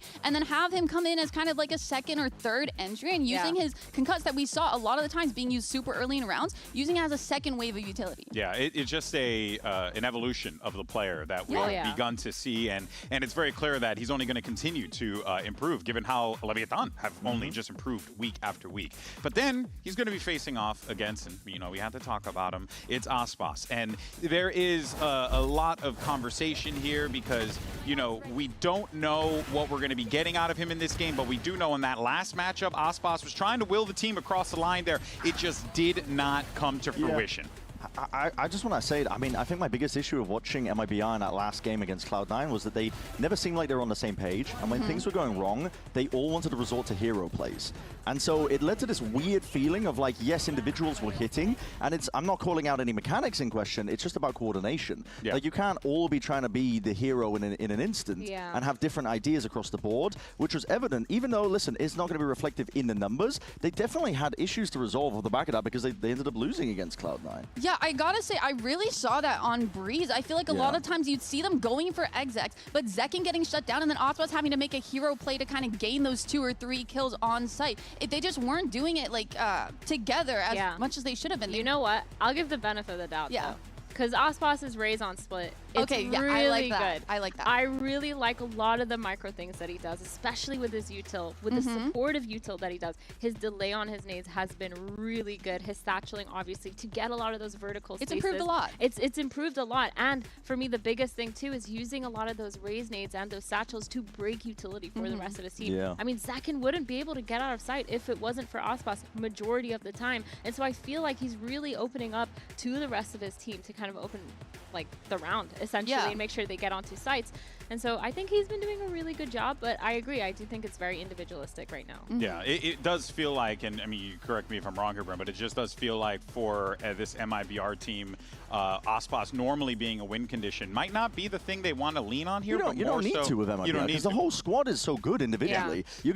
You're gonna get round wins that you probably shouldn't have got at all because the individual players are gonna bail you out. Like you have so much talent on MIBR, you're stacked. Yeah. But it was just the coordination was going wrong for them. Genuinely, they weren't playing off of each other well. They were getting picked off in silly positions where they shouldn't have been playing in the way that they were. Yeah. We weren't watching the same MIBR that we had seen in the prior weeks. I think that was incredibly evident, and I don't want to take any credit away from Cloud9 for the win as well because they made a series of changes that went really well. Yeah, I mean, but that's just been a consistency problem since kickoff. They've had a hard time kind of keeping those fundamentals that make them play so well together up every single match after match. So really for me, it's just, will they be able to bring that consistency here? Will they be able to rely and have good fundamentals so that they can succeed together, not just off of those individual plays? Yeah, but then, you know, of course, on the other side, right, you have a team in Leviathan that looks like they are ready to go. Let's actually have an opportunity to hear from that man, as a matter of fact, and get his thoughts on facing off against MIBR. Nada, la verdad que como antes era mi motivación, ahora por más que los tengo de enemigos, siguen siendo mi motivación. No porque sea mi enemigo, es como que lo tengo que sacar de mi mente, al contrario, siempre uno mismo tiene que aprender de otros jugadores. Así que dentro del partido también voy a aprender de lo que ellos hacen y será un momento más de experiencia para mi vida y para mi carrera. Así que nada, también dentro del partido a seguir con nuestro propio juego y no pensar tanto en los rivales. All right, so you hear from Neon there, and sounds like we're ready to go, guys. So that's right, folks. Uber, Wyatt, they're going to have you covered on the other side. Don't go anywhere. This is going to be an awesome matchup. It's Leviathan versus MIBR.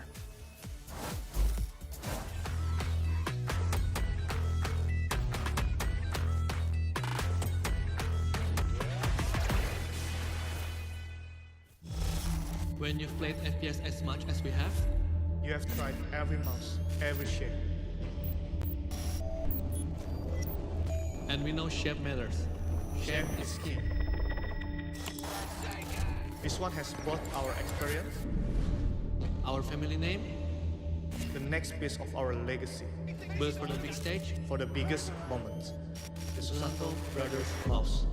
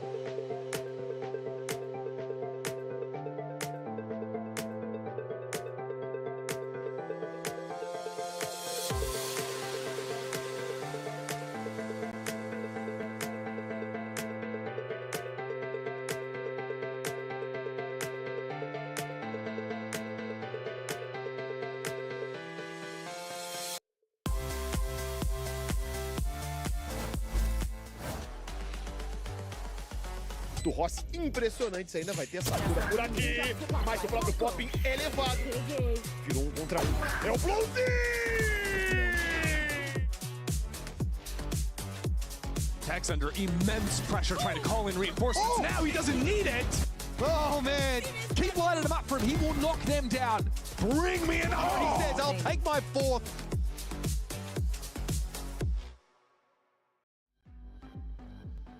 Welcome back to the catch here at VCT Americas. Mitch Ledsley joined by Wyatt River. We got a match for you here laden with consequences, or at least stakes. We have MIBR, who are hoping to lock up their spot in playoffs, whereas Leviathan, undefeated so far here in Stage 1, would love to lock up that #1 seed. Neither of these teams have not encountered each other yet this year. They didn't face each other in kickoff, and obviously it's a game, and this has been teased already, Wyatt, that's kind of laden with some storylines too.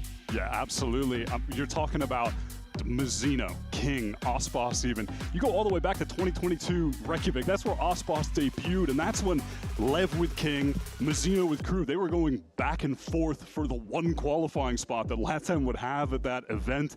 Then you go towards the partnership league. King and Mizzino, they then team up. Struggles in the first year of partnership, but the second one, they're joined by Aspas. That Leviatán team makes that run at Champs all the way to 3rd place. The highest finish for any players from Latin America. All 3 go their separate ways last year. All 3 kind of middling year at best, you know, with Aspas' MIBR, LEV having struggles, Crew not finding a lot of success.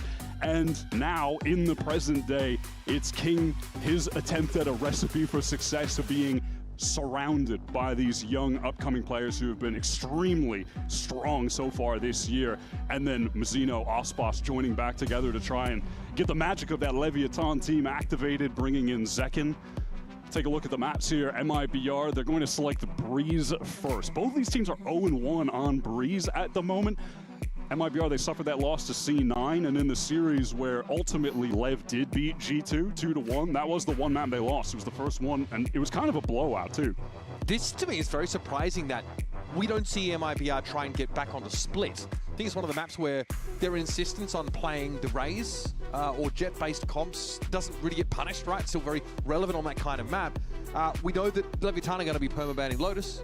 They don't want to go there. So interesting that we get Breeze coming up here and a float of Bind, which might be relevant as we advance further on through the piece here. Now, one thing I want to point out is that MIBR do not play a scan initiator on Breeze right now. Yeah, which I think is some absolute madness, I'm gonna be honest. Over on LEV, though, I was looking to see if they were going to switch their comp after only getting 6 rounds versus G2.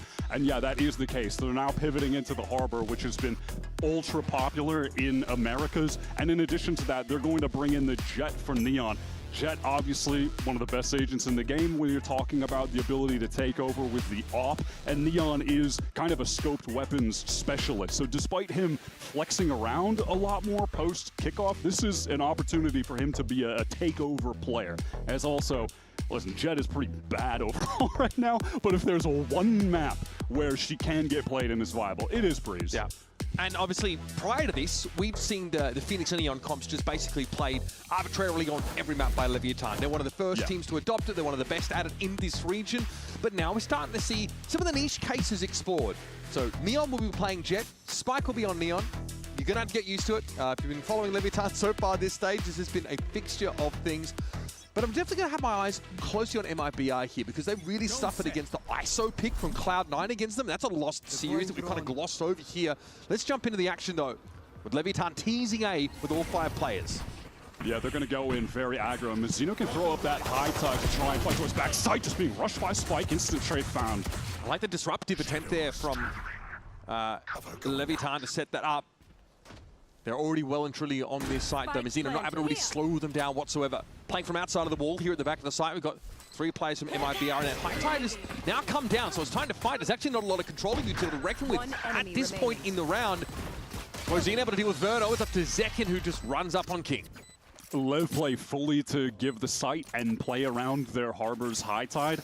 No one is actually trying to anchor on site. It's way too dangerous. Like, if you leave your Harbor in that back corner, he's going to be cooked. He's going to be reconned up top. The Neon's running at him, right? So they feel like they just need to play off and play to get back in, but they're lacking util because it is a pistol round, right? Outside of that one flash from the sky. And so the crossfires from LEV are just good. I'm going to be looking pretty closely to see if there is an interest in trying to anchor a bit more into these sites as we get those gun rounds, because that's something that I thought, you know, G2 was especially good, you know, in their showing. There's an opener on this map. There's Neon lining him up, though, and there's no protection whatsoever for MIBR. Gun down behind the Cove. What a little read from LEV. Starting off the round expecting some kind of B aggression. That Cove gets thrown in the air, so it's creating like a virtual one-way for a few seconds as it falls. So those players from MIBR in the choke just couldn't see anything. Neon up on this corner. Slide, no good there from Zekin. The follow-up is fine. Neon exits around with 4 kills. We're off to the races. Yeah, I referenced the G2 game because obviously that was Leviatan's last outing on this map.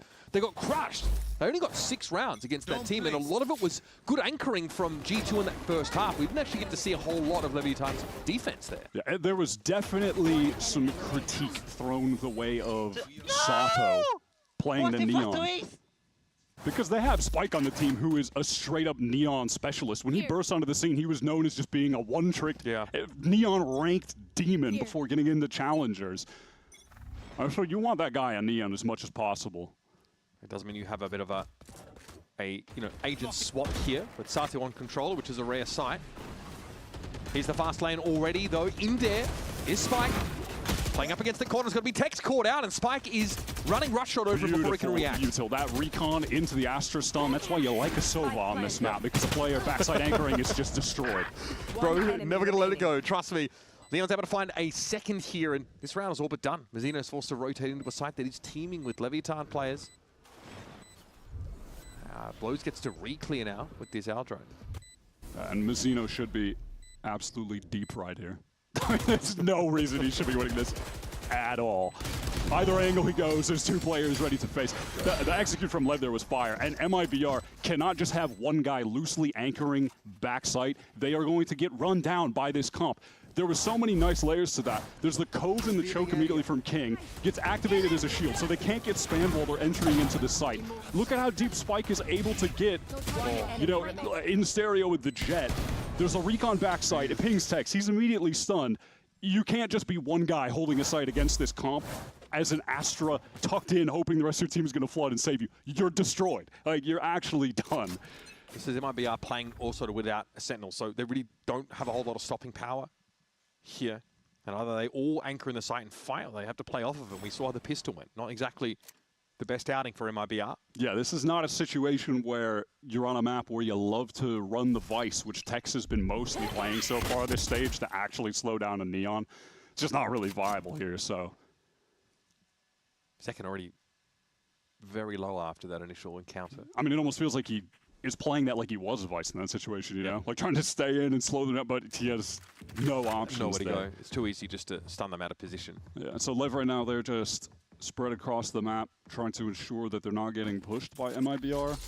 They had a great read on that on the first anti-eco, just shutting them down in B-main, but yeah, MIBR also quite spread at the moment, and just playing with a couple Sheriffs. Zekin already super weak.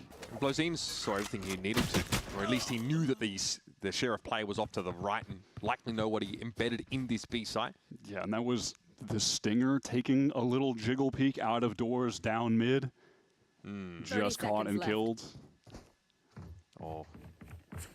One recon.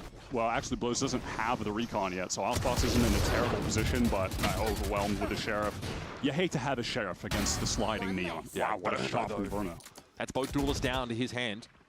13 seconds left for a plant to go off here. 3 up for Leviathan still. The Paranoid is slow and replies will down from MIBR. We can try and swing this wall though, and that's maybe why you want the Sky in some cases. At least you have a flash to play off of here, but it's traded out.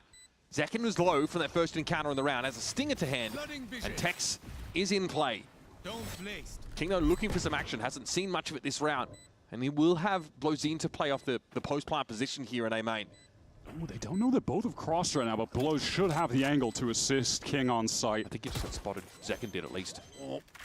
Jump pick for Blozine. He, of course, has the shock dart. Could be lethal for Zekin, of course. That's nice. And there's the cleanup. Nicely done by King. Able to find a way to wrap around. They didn't know the 2 players had crossed, but Blozine sees it before it's too late. Yeah, one of the advantages of having the Harbor is that those Cove refreshes are 30 seconds. That's super fast compared to the other smoke stuff. He's able to just cycle those out, have another one for the post plant to play with there to completely throw off those last 2 players from MIBR. Gets the nice little wrap. Free is 2 kills. Already charging that Reckoning back up. He uses that around because things are awkward, and I'm not mad at that. He gets it so early in the game, right? Just send it out to confirm that win. So one thing that MIBR's comp actually has is a flash. And you probably want to see them try and make more use of that, at least to maybe fight through some of the high tides that Mazzino sets up for them, try and be disruptive as Leviathan goes for these hits. We ain't seen that. Oh, that is a deep recon that is about to connect onto text, by the way. Got him. That's crazy. Oh my god, is this Mazzino too? Neither of them were able to break it? Did Mazzino think he was out of range? I think Mazzino was didn't know close it to was up double there, door to and then, see yeah, it. like peeked out of double doors and walks into it. All right, well, GG. Round's done. You've lost a round to a recon. Legitimately. The scan initiator conversation on this map versus the solo sky. Rears its ugly head, Mitch. I'm the devil's advocate about the flash. I don't think the dog round. was spotting all those players if you switch the comps around. It is, and you know what's so funny? When we saw MIBR go up against Cloud9 on this map, recently I was like, oh, C9 love to play the Sky, even in some weird cases. You know, I'm getting ready to be mad at them. No, they're playing normal comp, they're playing standard. It's MIBR with the dog.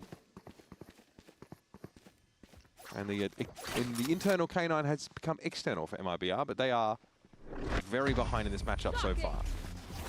Black team gonna go hunting. Hello. Wow, that. All right, well, Neo gets both. They save the AWP, but lose the other two weapons. LEV are filthy rich. Actually in the 1%. Eat the rich. So you have to set something up around his operator here. How do you get some relevance against this double controller setup with Aspas? Like, where is the line supposed to be?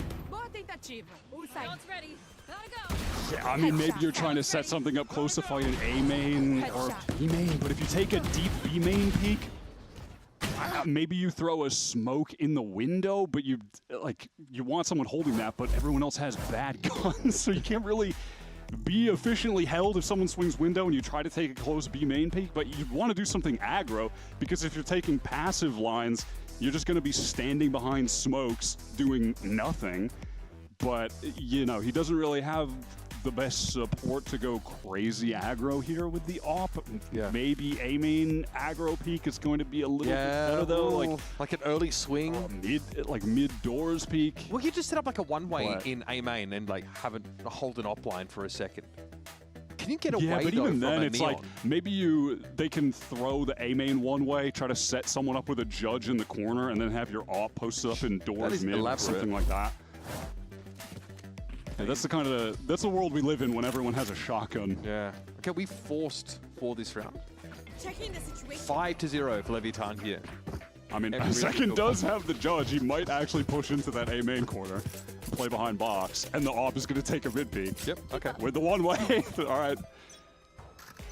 So not too dissimilar to what you suggested, Wyatt. Not going to see any action on either of those setups though. There's the Cove blooming down. Yeah, and look at Tex's position this time. He is much more safe. He will not be dying. That's a free this AWP. hit on D. This is where Mazzino had to try and retake from though, that earlier round. It was pretty Bruno rough. wants to re-clear elbow, which is going to apply some pressure to Lev, fearing that flank could come in, but they do have Blowsy pretty far back watching that. Because they just dominate the site so easily though. At least MIBR have a bit to work with though, right? Seekers are there. We've got Reckoning in play for the defenders. If there's any round in this game where they're going to have something to work with, it's this one. Here come the Mad Cabbages. Up above, though, is the Bladestorm. And Zekin goes very, very low. This gets tricky now for him to play that level of aggressiveness. But Aspas with the op is good, and Zekin's going to get ahead of it straight after Neon. Now another, surely. Great blind that came off the Reckoning. Makes it impossible for Sato to do a damn thing about him. Mazzino on the defuse attempt here. Off the side is King, though. Looking dangerous now. 1v2, but has a Reckoning of his own. Sends it in. That's going to be a blind. An issue. Great cloud burst to respond. And King surely spraying down. He's going to have to go for this. He doesn't have time. He got the diffuser, in fact. And so Verno will try and stick it with 2 seconds left. Man, that is as close as it gets. MIBR win the round, but at what cost? Big ults used. They get away with just the operator. So the economy is going to be... Lost bonus resets? Yeah, in a tough place regardless. But, on the positive, I do like how they played this round with this retake generally.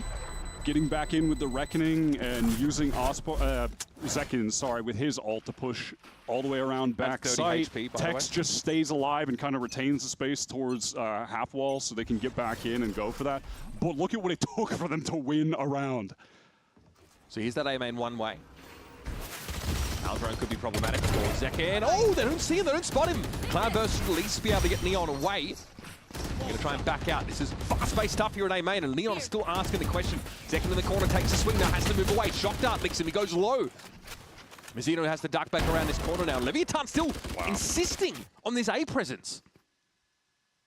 Yeah, I think Neon just wanted to get out of there and cross, but the spam is good. Second is super weak, but if this is when the op can get value. Yeah, now. I mean, yeah, when Aspas can just watch main for free and they're peeking into him. Well, this round should be cooked. And that's good news for MIBR because we were setting this up as they don't have the loss bonus. They only saved one gun. They used their ults. If they lose this round, it feels like this half is completely chalked for them. But now they actually have a chance of getting back into this despite LEV's economy being really good. They're going to continue to buy up. But there's a nugget in this round, I think, for MIBR to continue to use. It's to slow the game down. Because if Aspas gets to hold a line against a team that's maybe already used our drone, doesn't have that early flurry of control util, cutting up the map with smokes and walls, then he's basically can solo hold one entire side of the map. But it's a question of can MIBR weather the storm in the first 20 seconds of the round and not be forced into retake immediately? Yeah, it feels like MIBR are no longer comfortable in trying to, you know, playing for some of the straight up retakes when they're lacking the ults. Like they succeeded in the last round because they had them, and they feel like they're going to be able to find more success fighting for this early space, getting second entrenched. This is 2 rounds in a row that they put him here. It didn't come into play on the last one because of the B hit, but they just run it back. He's just abusing the spherical nature of the coach smoke to get under. It's about stopping LEV and finding advantages before they're in the site, before they have those util setups and the crossfires going. Yeah. Let's see what the adaptation is here from LEV. They want to put some emphasis on mid rather than getting battered in the extremity. Oh, just a fast split right into A. Yeah, it's like a delayed split through A main here. Look how slow Blowzine is going. In fact, he's just out-droning it first while the other arm of this pincer is fighting. Oh, I mean, MIBR, we're not ready for this at all. There's maybe some hope in this mid presence. Inferno can get something going, but that's it. That's such a new LEV round. They will throw in, we've seen in all of their matches so far, these set ultra-fast executes on pivotal rounds. On that one, with the split through mid, also perfect time to do it. When you know that MIBR are now fighting for extremity control, you push into sight, so the guys who are close to A main are fully pinched as those guys go through the middle of the site. And then through main, I'm pretty sure Sato popped his ult to get back A site to confirm the second kill. Like, that's a sick strat that they already have in the book, ready to go, and then they bring it out at the perfect time when MIBR made an adjustment that they can now punish. Yeah, the read, I think, about extremely look at Sato. He teleports all the way back right here. This is so sick. Oh, they're not ready for this at all. Oh, my God. Yeah, that's a set play if I've ever seen one. All you really need is that Omen ultimate to work with. Stunning round. That's what we want to see. That's why King wants to surround himself with these young minds. Owner in the coach's box as well, clearly. The young mind of Owner. Yeah. young at heart. But he's put something nice together in that previous round. Here's round 9 coming at you. Yep, LEV are going to keep it simple, try to get a tag with this drone or the recon, probably rip the Sova ult, but that is not going to happen. Oh, great kill from Aspas. Hannes Fury going to ring out now. Let's listen to Leviatán as Blowzine tries to open it up. Não peguei nada. Eles são amarelos. Estou de dastro, vou ter que ficar bom. Quer que deu ou quer põe amarelo de novo? Não, moca amarelo. Moca amarelo. Tá. Tem smoke em conta. Já tenho. Olha. Então? Nada costa, vou passar a bomba. Passar a bomba. Banguei DD. Tem costa. Pula. Amarelo. Pera, tô com time aqui, bom. Tá. Tem DD. Valeu. Aí foi mal, é a parede. Vamos aqui. Nice attempt from Blows, yeah, but that fast hit came through, the Sova ult didn't get the value, and MIBR set up a really good retake there. Their retakes look nice when they have ultimates. We've seen that twice now, where you have Tex cut off everything towards main with the wall just in front of Cubby, and then the harbor wall closer, so they divide the map with both of them. Fight close, the harbor wall drops, they can fight a little bit further off the Astra wall, and they even had Verno in the double doors to tie up the loose end of someone from LEV trying to re-wrap. We saw that on Sato's point of view. He just gets shot in the side and the round's just done. So, listen, at MIBR, they do have good retakes, but again, it's only happened on rounds where they have ults. In fairness, I mean, like, Aspas is in the site with the op as well. More than happy to crack some heads together. Again, there's that drop-down cove, so LEV can work forward. They just want to burst out of this. This is a golden timing position, though, Wyatt. Okay, there's a reckoning from Leviathan, headed over towards that B side of the map. This is being watched for well and blows in. Yeah, he's just dealt with. Now though, Neon already on the side. Aspas down, that's the operator player missing. Verno's going to try and dog through here, but is hesitant about it. Also try and get as much mileage potentially as possible. And there is a pincer emerging here for MIBR on the retake. Yeah, how can LEV respond to this? It's tough to take forward space on this B site. So at the moment, they are just all gathered up. It feels like MIBR should be able to just pounce on this opportunity. Flash through. This is MIBR trying to be disruptive midway through the execute. There's still no par, by the way. Neon's going to dash away. Now Zek looking a little bit more dangerous. It's just the Jet solo in the site with the spike out in the open. And there's not a whole lot for Neon to see. And that's by design, MIBR. 3 points of the compass are sitting entrenched, waiting for a sound cue. Neon at 14-6 after 10 rounds. Absolutely no slouch here on the Jet. These are the rounds that are hardest to win. Tech's not showing there from Archers. Neon really trying to hedge his bets with that position, but it's about as good as it gets, and it ain't great. That was a great round from MIBR again. They're trying to take control of the pace of the game by pushing down one of the extremities early. That time they do it down elbow, and that was the first time they've done that. First they catch blows in. That's really nice. Just saying, they got the reflash here. And you said it, there was no time for, there was no timing rather for LEV to ever get the spike down, because they know that at any given moment with that Sky on the flank, they can just pop flash out of that smoke. They're going to get pushed from tunnel, pushed from half wall. And so they're just congested on the side. Like, it's so hard on B to try and push up and get any space, because there really isn't any to take. So you just end up all being stood back sight, and eventually you're going to get collapsed on. It's like you want to push off. It's kind of like the Lotus C-side problem as well. Like it's tough to push far forward. Right, Verno pinged out there in mid, but it's probably not the most revelatory information for Leviathan. Neon with the attack up on this round, and a variation from LEV in that they're taking a lot of space up elbow, taking space up mid. They want to see if they can find a pick towards this B side. Huh, this high tide is actually going to isolate by accident almost. Yeah, Neon, I eventually think he realized it at first. But he was cut off. Might have been a fast lane there. And look at Leviathan, they've just kind of given up all the space they contacted too early in the round because of the one harbor wall. That's a really cool high tide. It denies anyone from elbow to push out effectively while you re-clear all the way down mid and take that space back. Sarte's going to be he's on a solo line. No one there to watch him. He was expecting like an info push off the side, but 3 players from MIBR swung that. It's pretty hard to win out on those. Here's a response though. LEV know there's just like an overload of players over at B, so they're going to try their luck here against Aspas himself. They're making it seem like with the Sova drone, with the high tide going up, that they're going to go into that A site, but MIBR are chilling across the map, so this fake is not going to work out. They need to get the kills here. They did get Verno over out of the site for the time being, but now they're going to stick to land, and there's going to be some frags here for Leviathan. And that spike is still dropped in B main. Yeah, You're just playing for exits. They did not buy that at all. There was no rotation anywhere across the map in that instance.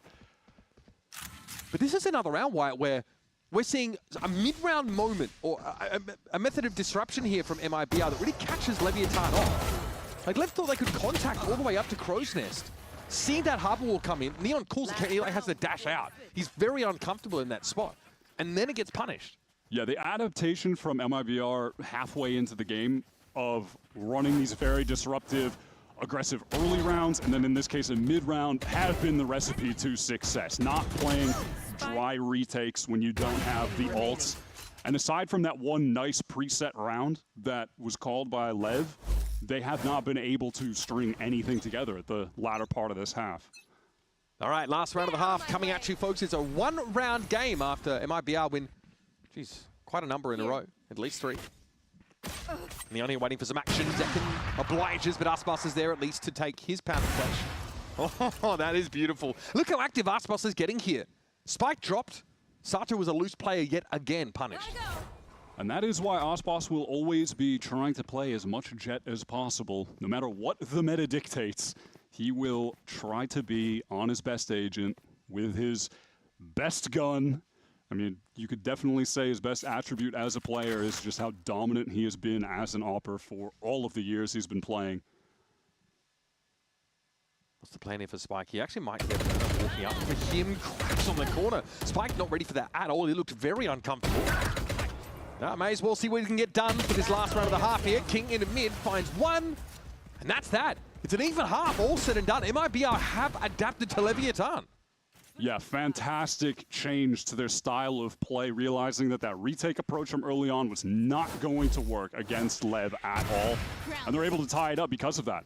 And LEV had a brilliant response on that one set strat that they ran with that mid split into A. But outside of that, they were never able to do a thing to nullify MIBR, just accelerating in the early round and really controlling the game tempo. Yeah, got to be one of validating moments for a coach or shot caller there as you make big adaptations and they get you some results. And so we've got ourselves a tied game heading into the half on Breeze. Don't go too far. We're headed for a quick break.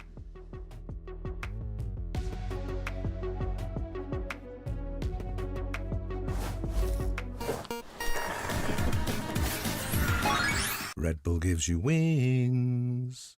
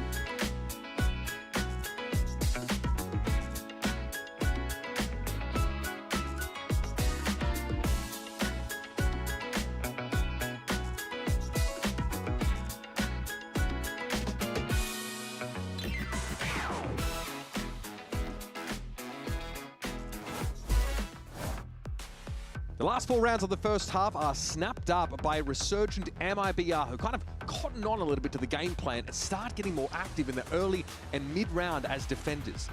Now, though, we're going to see them go on attack, and they are making use of this Sky. We're going to be wondering, how can we get good value off of the Trailblazer? Are these flashes going to be well apportioned? Is it going to be enough when you don't have a way to get info deep into the site against Leviathan? Yeah, the recon is so important at being able to set up your Neon when she's running in so far on these big sites. I also want to look at how this Harbor head-to-head is going to play out, because I think Mizzino had some really creative walls on defense that were very instrumental in winning his team round. So I want to see if King and Lev had that same level of creativity. So a strict 1-3-1 here from Leviathan with players off of the sites. Now, though, they're going to have to get in there, but not before Blodine is taking that through the wall. Second handling that quite well. Here's the Trailblazer. A little short-range mission just to check close for anyone coming back in after the fact. It's going to be Spike, though, at the 4 with the Frenzy. Already dove into the Nebula and has his hands full. Secondly's able to take the trade now. Verno wants to try and step up himself. He'll have his. And it's 2 players here on Leviathan that have to put this together. They are desperately spread around the site, and King is just hoping for a raw timing. Maybe start to play off. Just in the night. They just passed each other. King onto the site. This is going to really throw things for a loop. And now the other shoe drops.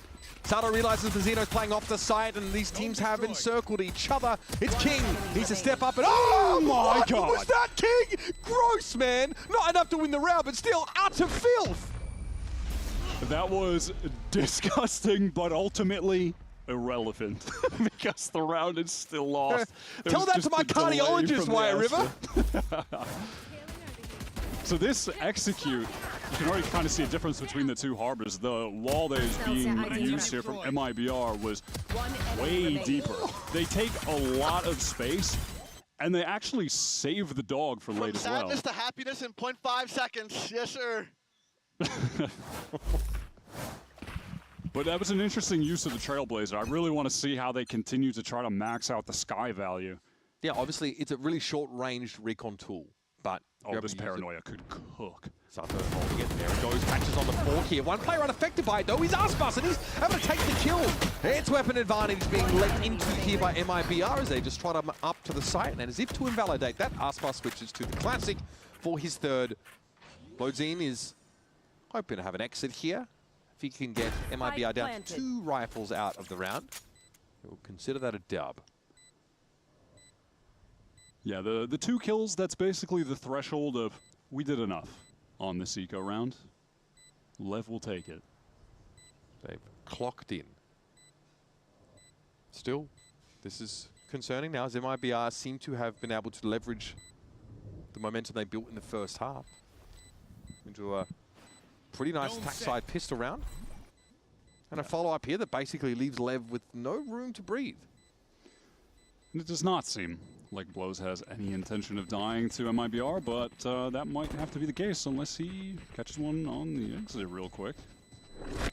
Had a little footsteps. Oh, that's nice. And goes down to the spike. So that's about as good as it could have gone for Blowsian at the end there. He's the first one. Paranoia. Yeah, and you still if that caught Aspas, he's just out a little bit too wide. Oh, I like that dash. Yeah. Of course, Spike is just going to be going in there with intentions of assuming they're on the right, going to kill the people that are blinded on the right, but Aspas was out in front, ready to go. 3 weapons had to be rebought though for MIBR. And usually Aspas won't have to be out in front, ready to go with this comp. That's Zekin's job, so he can play a little bit safer on the executes as he likes to do. Just yeah, he likes to be second in as a player. Or follow up on like pretty heavy initiator util, right? Here's some of that. Flash, and Aspas goes in, says, well, that'll do it for me. Onto the side he is, hit the Paranoia, but still has a good position. Sato though waits a while, gives him the illusion of safety, and then brings him down. And it's all about Tex now. A very, very lackluster attack round here for MIBR as they run into the brick wall. Taking that back. Yeah, they really just hit the pace going forward, and I don't think anyone cleared Sato, so he was able to just get the free kills in the back, and then Spike is able to peek from the left side. Where did Dog go is my question. Was there a Trailblazer into B main, or was it up elbow? Got to target a star. Probably the latter. Did not see. All I saw was that the flash that went the left side of site didn't ping Spike either, so I don't think they thought someone was playing close there. And so he was able to just set up the little cross with Sato, tucked right side corner here from Texas' point of view, and it was free. It feels like, yeah, your initiator util is really stretched pretty thin in moments like that. Dog is short range, and well, guiding light also can be evaded, right? You don't get a ping, you don't get a scan. It's a little tricky. And when Neon does begin to pick up the off as well, that's nice from Sato. And then, wow, I mean, Bruno was trying to get on the angle. Zekin was not ready for that at all. Again, probably because there wasn't a ping sound there. It was just more focused on someone being around that half-wall area.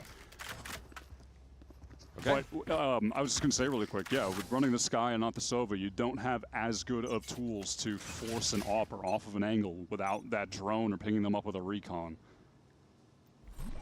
They come in MIBR now. Just want to keep their noses out in front. Similar looking round with Lev actually gambling elsewhere. So this is just a more lightly held site. It's an out drone here. Let's listen in MIBR as they hit this B site. Yeah. I'll dog over right now. Spike planted. Sova spawn. Call smokes. Is smoke now? I'm playing on top. Nothing goes up. They smoked elbow. They smoked elbow. I have ult if they try to go back. Guys, if they come through, I flash them all. I'll call you. Neon out. Wait, I'm trying to do it. Backside. I'm gonna play on top. Can you give me a start here? Backside single left. Downside. Suck, top. Last player standing. Nice try. I was only that guy. Yeah, there was one guy that beat the ult. Well, that was a great retake from Lev. You see a moment there where the new harbor wall height actually really comes into play because Aspas is up top and he's just looking at water in front of him while the rest of his teammates who are forward are getting completely isolated. Sick little two-piece from Spike. You have Tex on flank watch playing all the way back, so he's not able to contribute to the fight, but I mean, that's not his job to be contributing up there. So that's really just everyone on MIBR being divided by the util and that wall wrecked them, picked apart, yeah. Like Aspas had to sit on the wrong side of it. Verno dropped down and actually tried to play through the high tide and yeah, and he said something about calling to like flash through for them, but the flash did not come at the right time or the right place. Okay. And it's happening. It's a good outlaw the neon scoped weapon takeover can begin.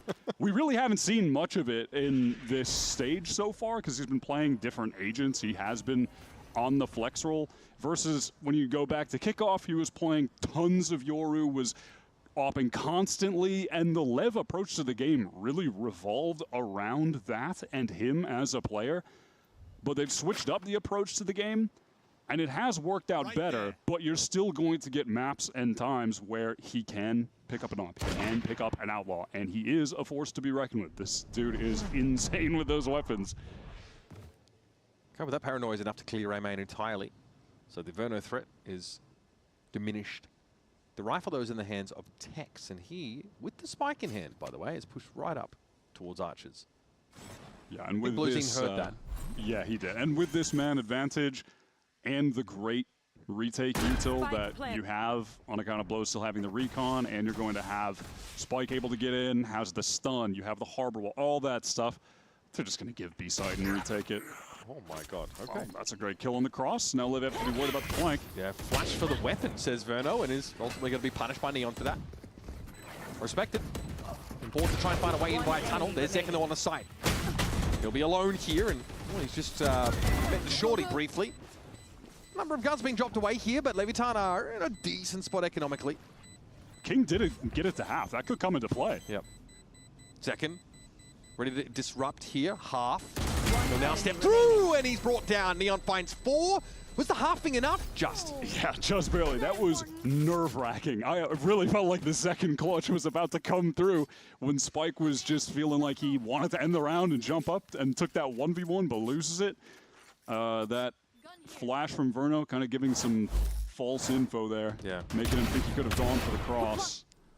That was sick from Neon to start the round. A little flick onto Mazzino. Vertical corrections, man. They are tough. Wow. I mean, that was a nice shot, too. He is pretty sick with it. This is going to result in the MIBR timeout. How are they going to address Neon having this operator? That is going to be tough. And also, how are they going to address setting up these post plants when we've seen over on that B side that LEV have been able to dominate them? Yeah, that last round, they already had the man advantage, they had the weapon advantage, sure. But looking at the other round prior, MIBR were not set up to deal with that flood back into sight when the retake activated at all. Their players were completely separated. Tex is totally out of the mix in main. Aspas is behind that wall, even playing up top, doesn't know what's going on. The flash wasn't able to connect on to anyone from Verno. They didn't have any counter utility of note, and Spike is just up in their face, deleting them, while the rest of the team are just racing in behind them. Like, this is going to be a really tough situation for MIBR, I feel like, to close out this game. They're fully investing into this round. This is their map pick, after all. Feels like an inflection point around Yeah, MIBR. absolutely. Are at least able to sit on this Cosmic Divide, which is going to be fantastic in the post plants. So Tex make great use of it on defense. And this is a scenario, again, where retaking for LEV could be very advantageous, given that they have King's ult and they have Spike's ult to run back in. Neon has to spend everything almost there just to get away from the Neon.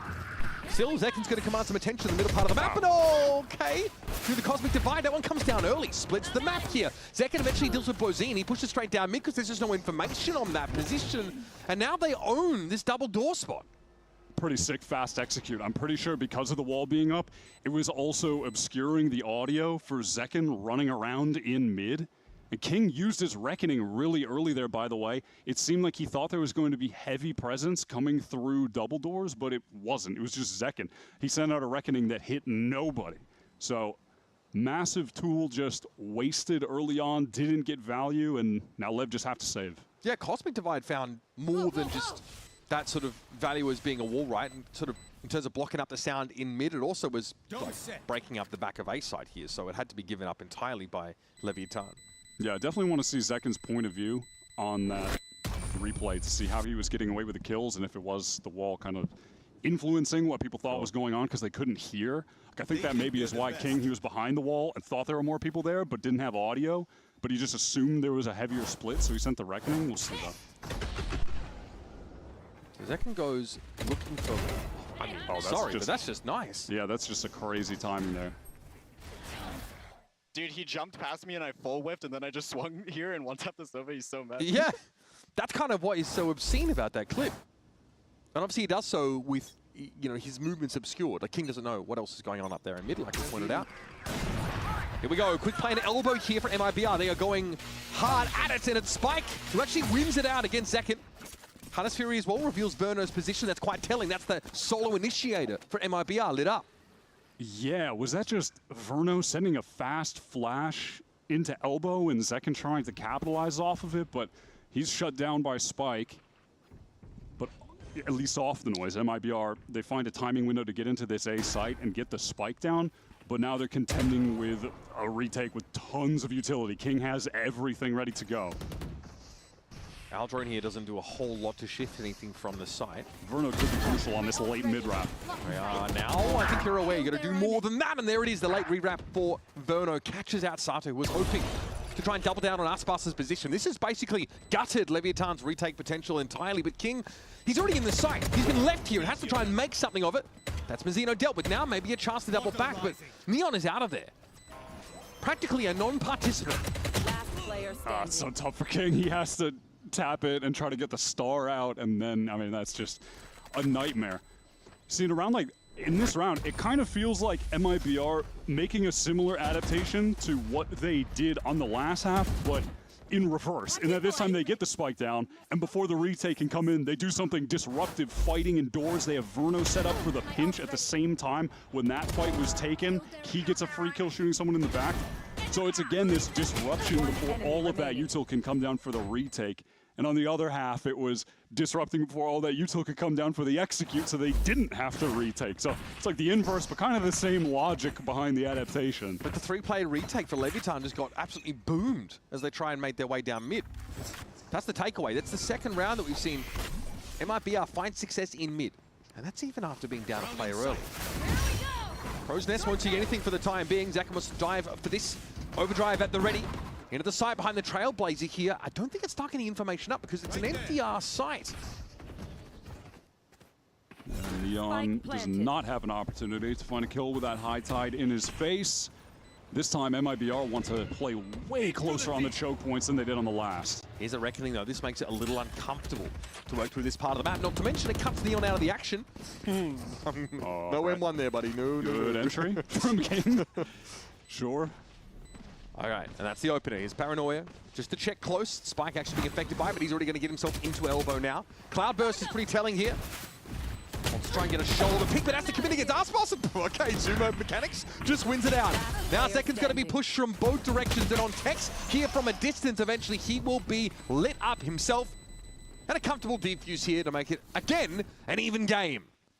These B retakes from LEV are just so nice. The amount of delay that MIBR had with the high tide, and then after that, they throw up the reckoning to delay. Yeah, this just straight spam is also definitely pretty helpful for getting back in. But still, the util finds so much value. He has the Cove Lake to throw down, activates the shield.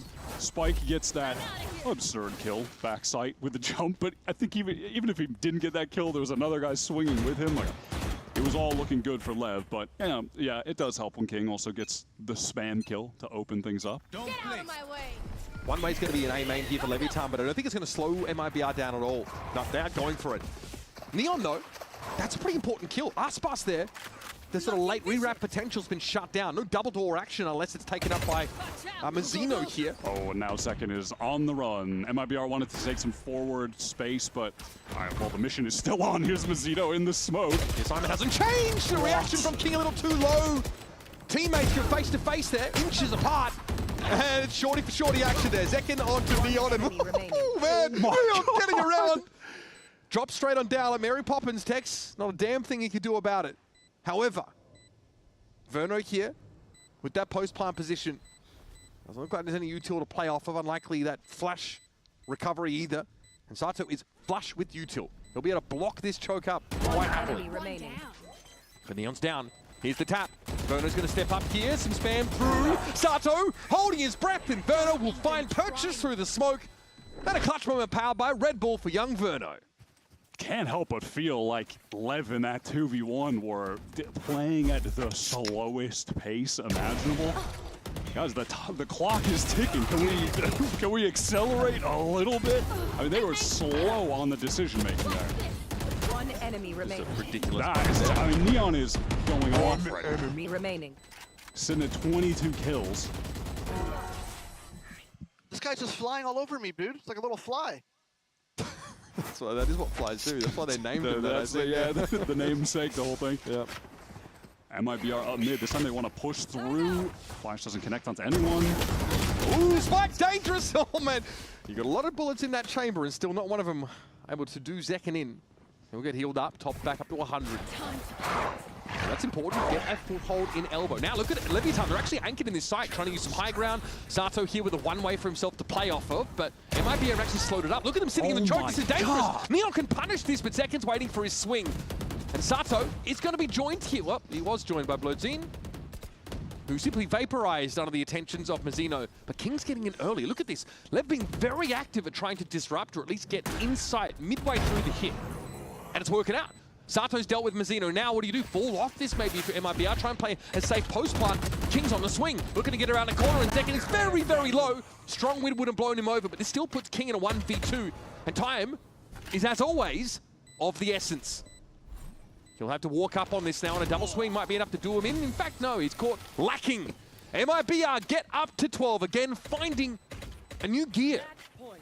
Yeah, the last two just group up, play together, and make it easy to deal with King. This was ridiculous. It's been like that every round. Real Neon moment here. Every round.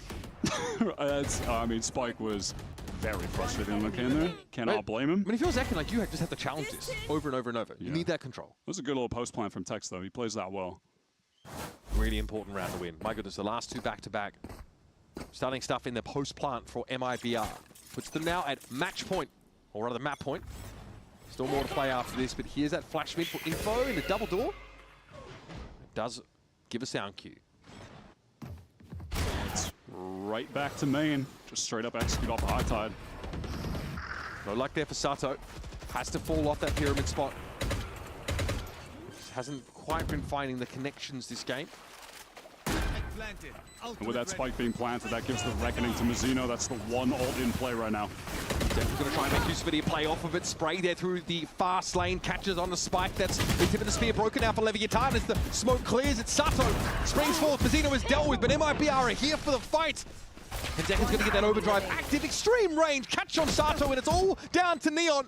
In a 1v3 and 18 points of health. Not a comfortable spot to be by any stretch. And MIBR demonstrate why they felt strongly about picking Breeze to start this series. Nice recovery after a brutal last week, and they're on the board in this series. Yeah, maybe it comes down to some of the player experience, honestly, because I think in those last few rounds when it was in the clutch, gritty moments, it was LEV who were able, or sorry, it was MIBR who were able to dig deep, work better off of each other with the few players that were remaining, or that 1v2 with Verno, and it felt like the players on LEV were slow, just a little bit more, I don't know, confidence, kind of feels like experience that was coming through that allowed them to win out the really tough rounds. Because I think prior to that, both teams displayed a lot of good stuff on this map. Honestly, I think this was pretty high quality from both of them. I feel like both of them had a better showing than they did the last time we saw them on Breeze, honestly. That was just kind of a banger map. Yep, great start to this series. We are hoping for this one to go all the way to buy, but stick around, of course, our next map just around the corner. It'll be Haven. Don't go anywhere.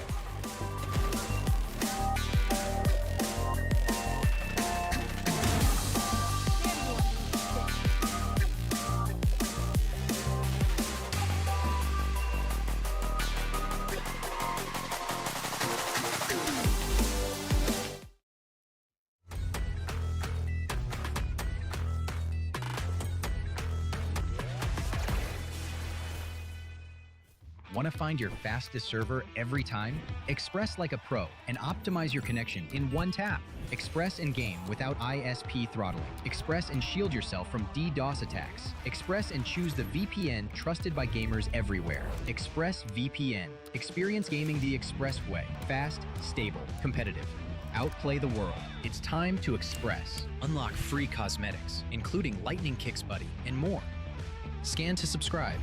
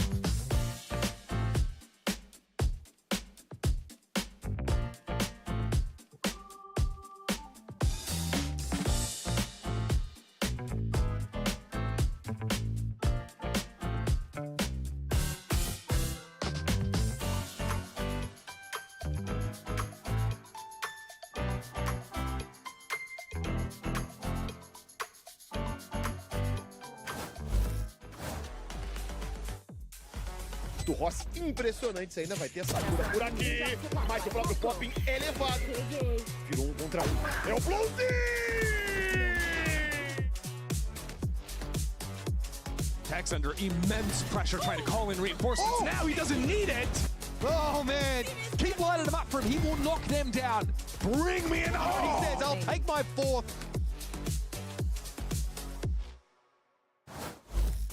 If you saw the beginning of this map, I don't think you can predict who ended up winning. MIBR get the win 13-10 on that map of Breeze. And Fraud, it really took everything to bring it back. What was happening after it was 0-6 for the teams to start getting a little bit more active and get that comeback happen?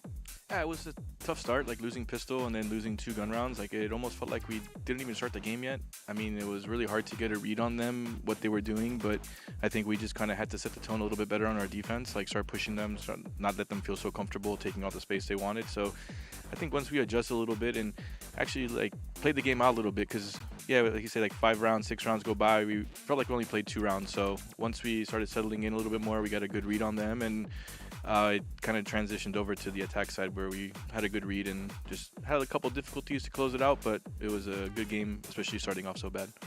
Thank you so much. Looking forward to heaven.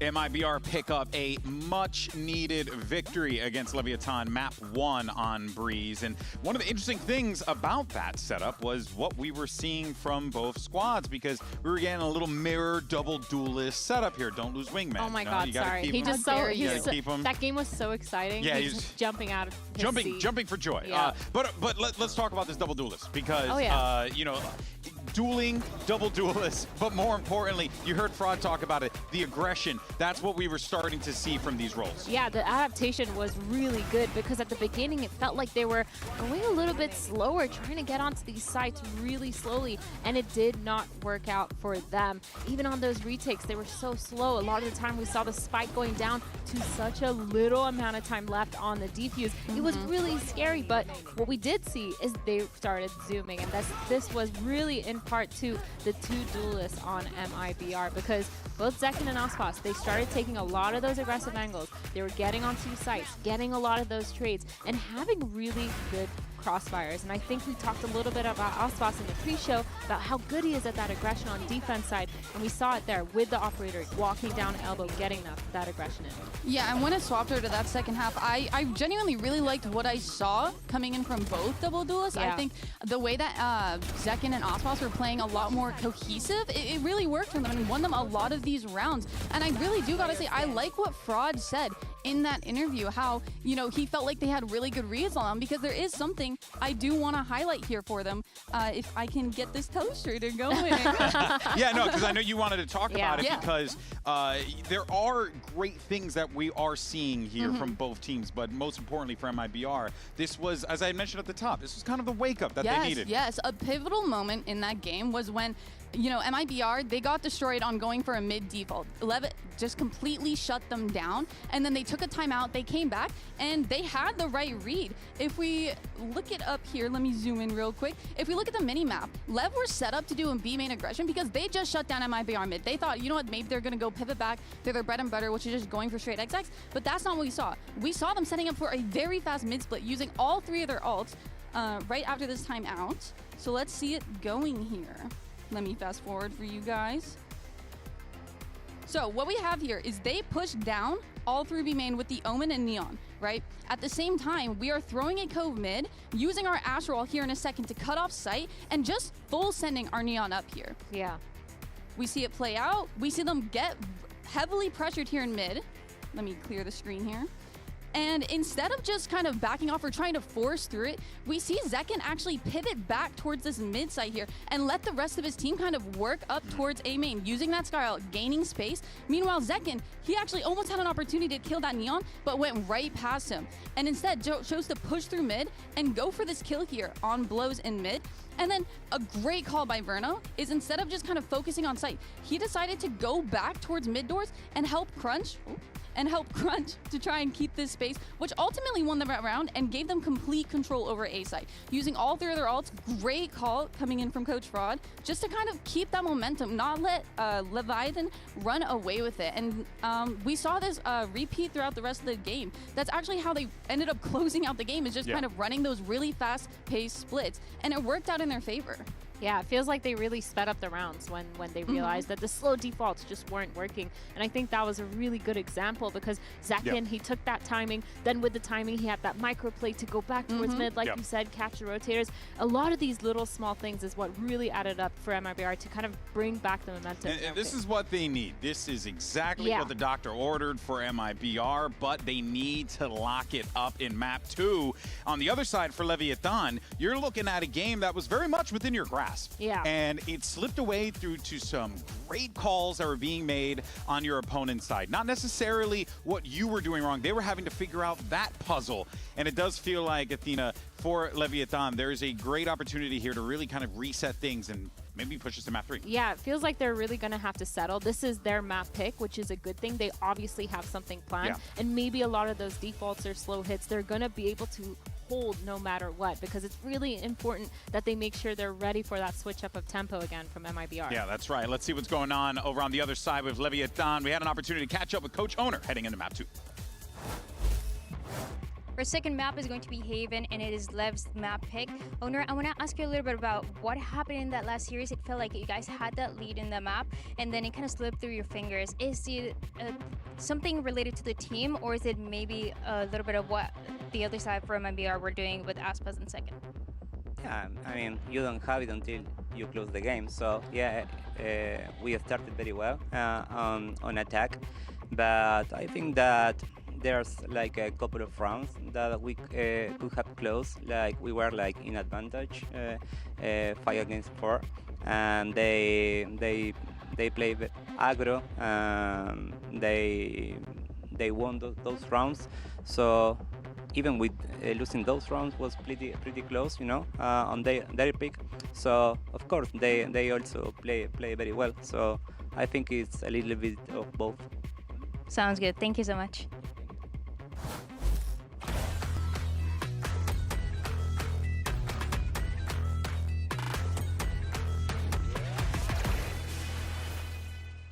XL2566X Plus, which uses the newly developed Fast TN panel and upgraded Diac 2 technology, provide clearer and sharper images, helping you focus and avoid the distraction of unwanted after images caused by rapid motion. Zowie.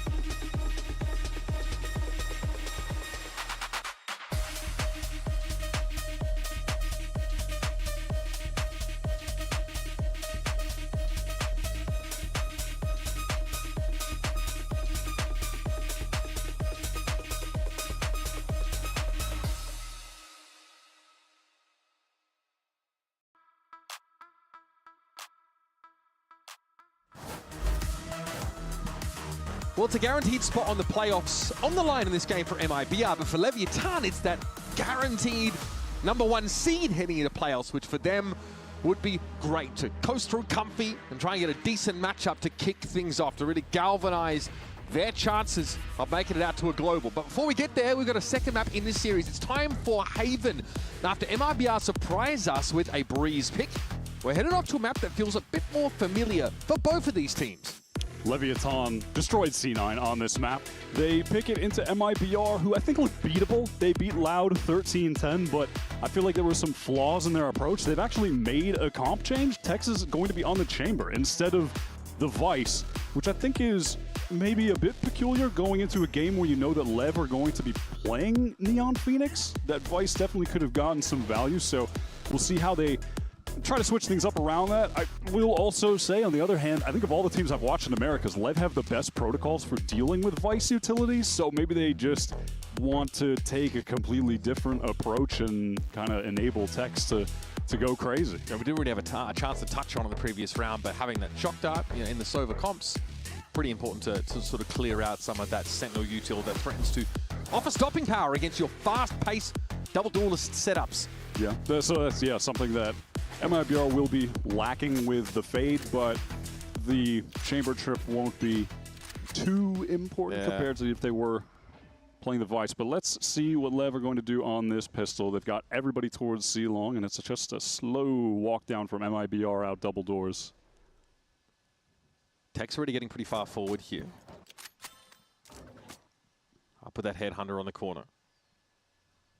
So certainly some action to be seen for the Chamber, and then the potential to get off that line. There was no noise on C. They didn't even go for the orb. Okay, Tech's getting ready now. Spots all of this out.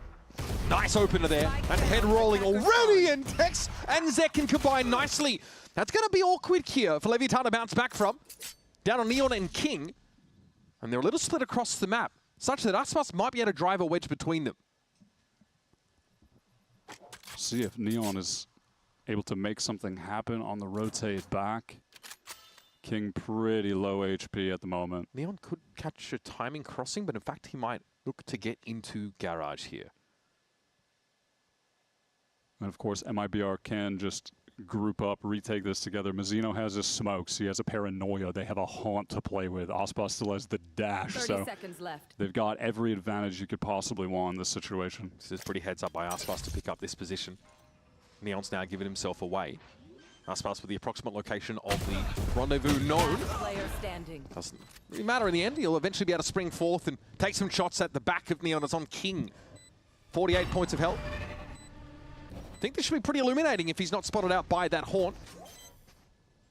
On the back of the site, that's one. Not too shabby for King. That's his third for the round. On for the ace if he can somehow find a way through here. Verno steps up quickly and puts MIBR with a pistol round on the board. Yep, just not going to be any way. MIBR just get a great catch walking down mid. This timing from Tex getting up really close, and he's playing off Zekin, taking contact, just jiggling, you know, a little bit more towards that garage door. Just enables them to get the man advantage, and it's just so simple from there. They have great utility to play the end of round. And for a pistol as well. You're still working with the paranoia, the smokes, and the prowler, the haunt. Like, they got so much to work with, so pretty easy. Aspas has already taken up the outlaw here. Just playing that A main position. This is a bit more of a passive angle for Tex, but he still does see that Neon presence. Player, not the agent. I mean, the agent's there as well, but I digress. Spike has gotten really close with this shorty. Okay, that could have been a kill. The spacing is a bit weird. Sato was ahead of the curve, so to speak. It's a flash and a blaze wall that doesn't really get crossed in the end because there's a defensive one thrown up by Zekin, who's ready with the stinger to go. Hearing all of this scuttering around on the site, plays on his own flash, gets in there. And 3 on the round for Zekin, make it 4. And of course, that will be all she wrote here for Leviathan. Neon here just looking for Suttons on the way out. Zekin ult too, by the way. Gets that. Oh, very just cool. Harvesting all of those eco players, so time to use that to try to win the bonus round. Yeah, you're playing on curve in that sense. Neon here obviously has no option to go and pick up the spike. He does know that, again, if he can put MIBR in a position where they can only take the outlaw and fan him out of the round, he's happy. But 30 seconds not left. a huge loss for MIBR if they were to lose a player chasing Neon down. It's just that there's not much upside to it either. Yep, Aspas going to get the free kill there. I mean, we were talking about what's on the line for this game. MIBR are so close to qualifying. I mean, by percentages right now, they are a 93% chance of being able to make it into the playoffs. But there is a world where if they lost this series, next week they could be playing against Envy just straight up for the playoff spot. It would be on the line there. And of course, it's like, yeah, you're going to favor MIBR, but they are not completely out of the woods yet, despite being one of the best teams right now. So there are some crazy permutations at the moment that are going on. Yeah, there are some teams looking on the from the outside in that could somehow conceivably find their way into playoffs. No one's really safe with the exception of Leviathan. Timing their taker by Zekin. It's only good for one, though. And while this has disrupted Leviathan somewhat, they still seem to be interested in what's happening here on the A side. A smoke there towards Sewer, though, might have slowed this up a bit. And if you're Lev, you are happy to see Zekin dead right away. Good catch from King. That is, yeah, legitimately just a situation where Zekin and the team go for an aggro A play rather than playing around his ult for a different timing in the round, or maybe even trying to send it there. And so it's just not going to be relevant here. Though, also, maybe conversely, MIBR just feel like they didn't want to commit the ult on a round like this. They'll just go for an aggro play and save it for when they have the full buy v full buy.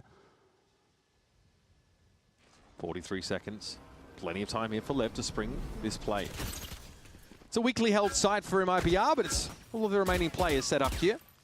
The noise cancel didn't really give Lev the soft side they were hoping for, but now these sound cues have, well, given the game away. They know they can head elsewhere or try to. They are going to be running into Mazzino, who made that early rotate out.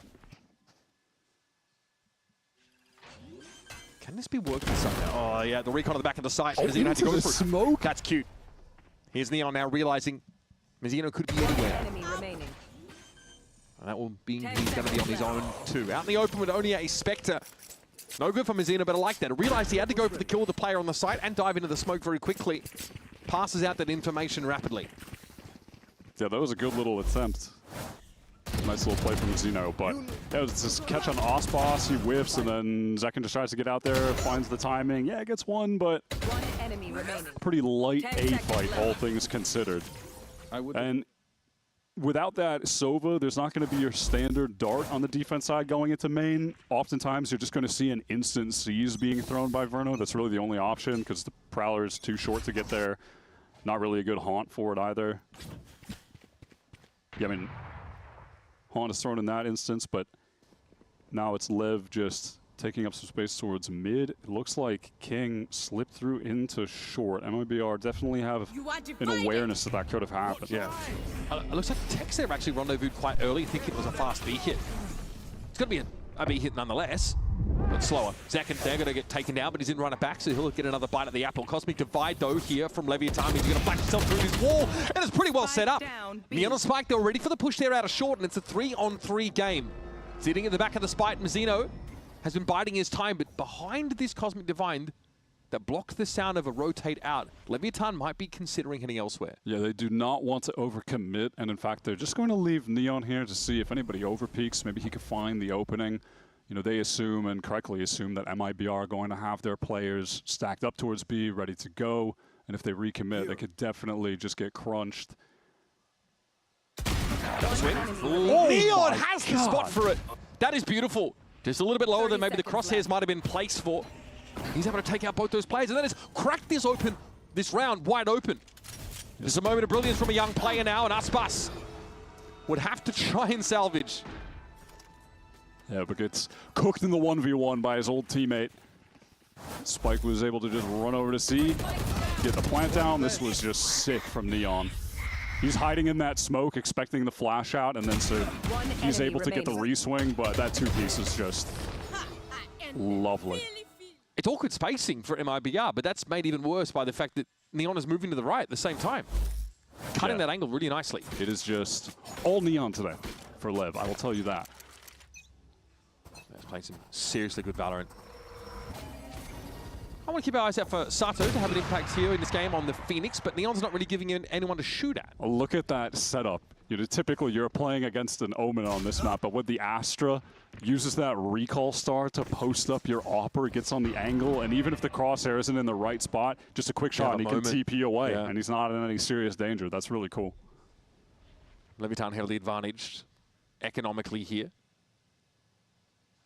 So they're happy to slow the round down. Don't want to run into rat corners, players with shotguns and the like. So they have time to see if MIBR are going to want to push off for info. They're by very honest from MIBR, though. You know? They're playing a very honest Valorant comp, if you really think about it. Sure. Circa, FaZe Clan Invitational, aside from the Chamber, with the Jet plus the Phoenix. Yep. Which I can't say I'm a massive fan of. I think the Neon Phoenix is just straight up better. This does feel like an instance of I'm Aspas, so I get to do what I want, which means I want to play Jet on Haven, but the Neon Phoenix, I think, is just better. So there have been projects, I think, on this MIBR team where we've seen Aspas like pick up, the meta duelist for a time. Aspas had a brief Yoru arc. He had a Waylay arc as well. Brief is an understatement. Yeah, is there a word that means briefer than brief? Because it was very short. But again, that was like, a direction MIBR lent in. But then I think they sort of just said, okay, they're going to use Zekin's flexibility to kind of unlock this team or allow them to still participate in a rapidly evolving meta and put Aspas on a role that he's comfortable with. She's the Jet. And there's Spike sliding out, maybe illustrating why, some of these newer agents might be preferred. But still, this opener was really nice. It is a slight correction for both players. Quiet.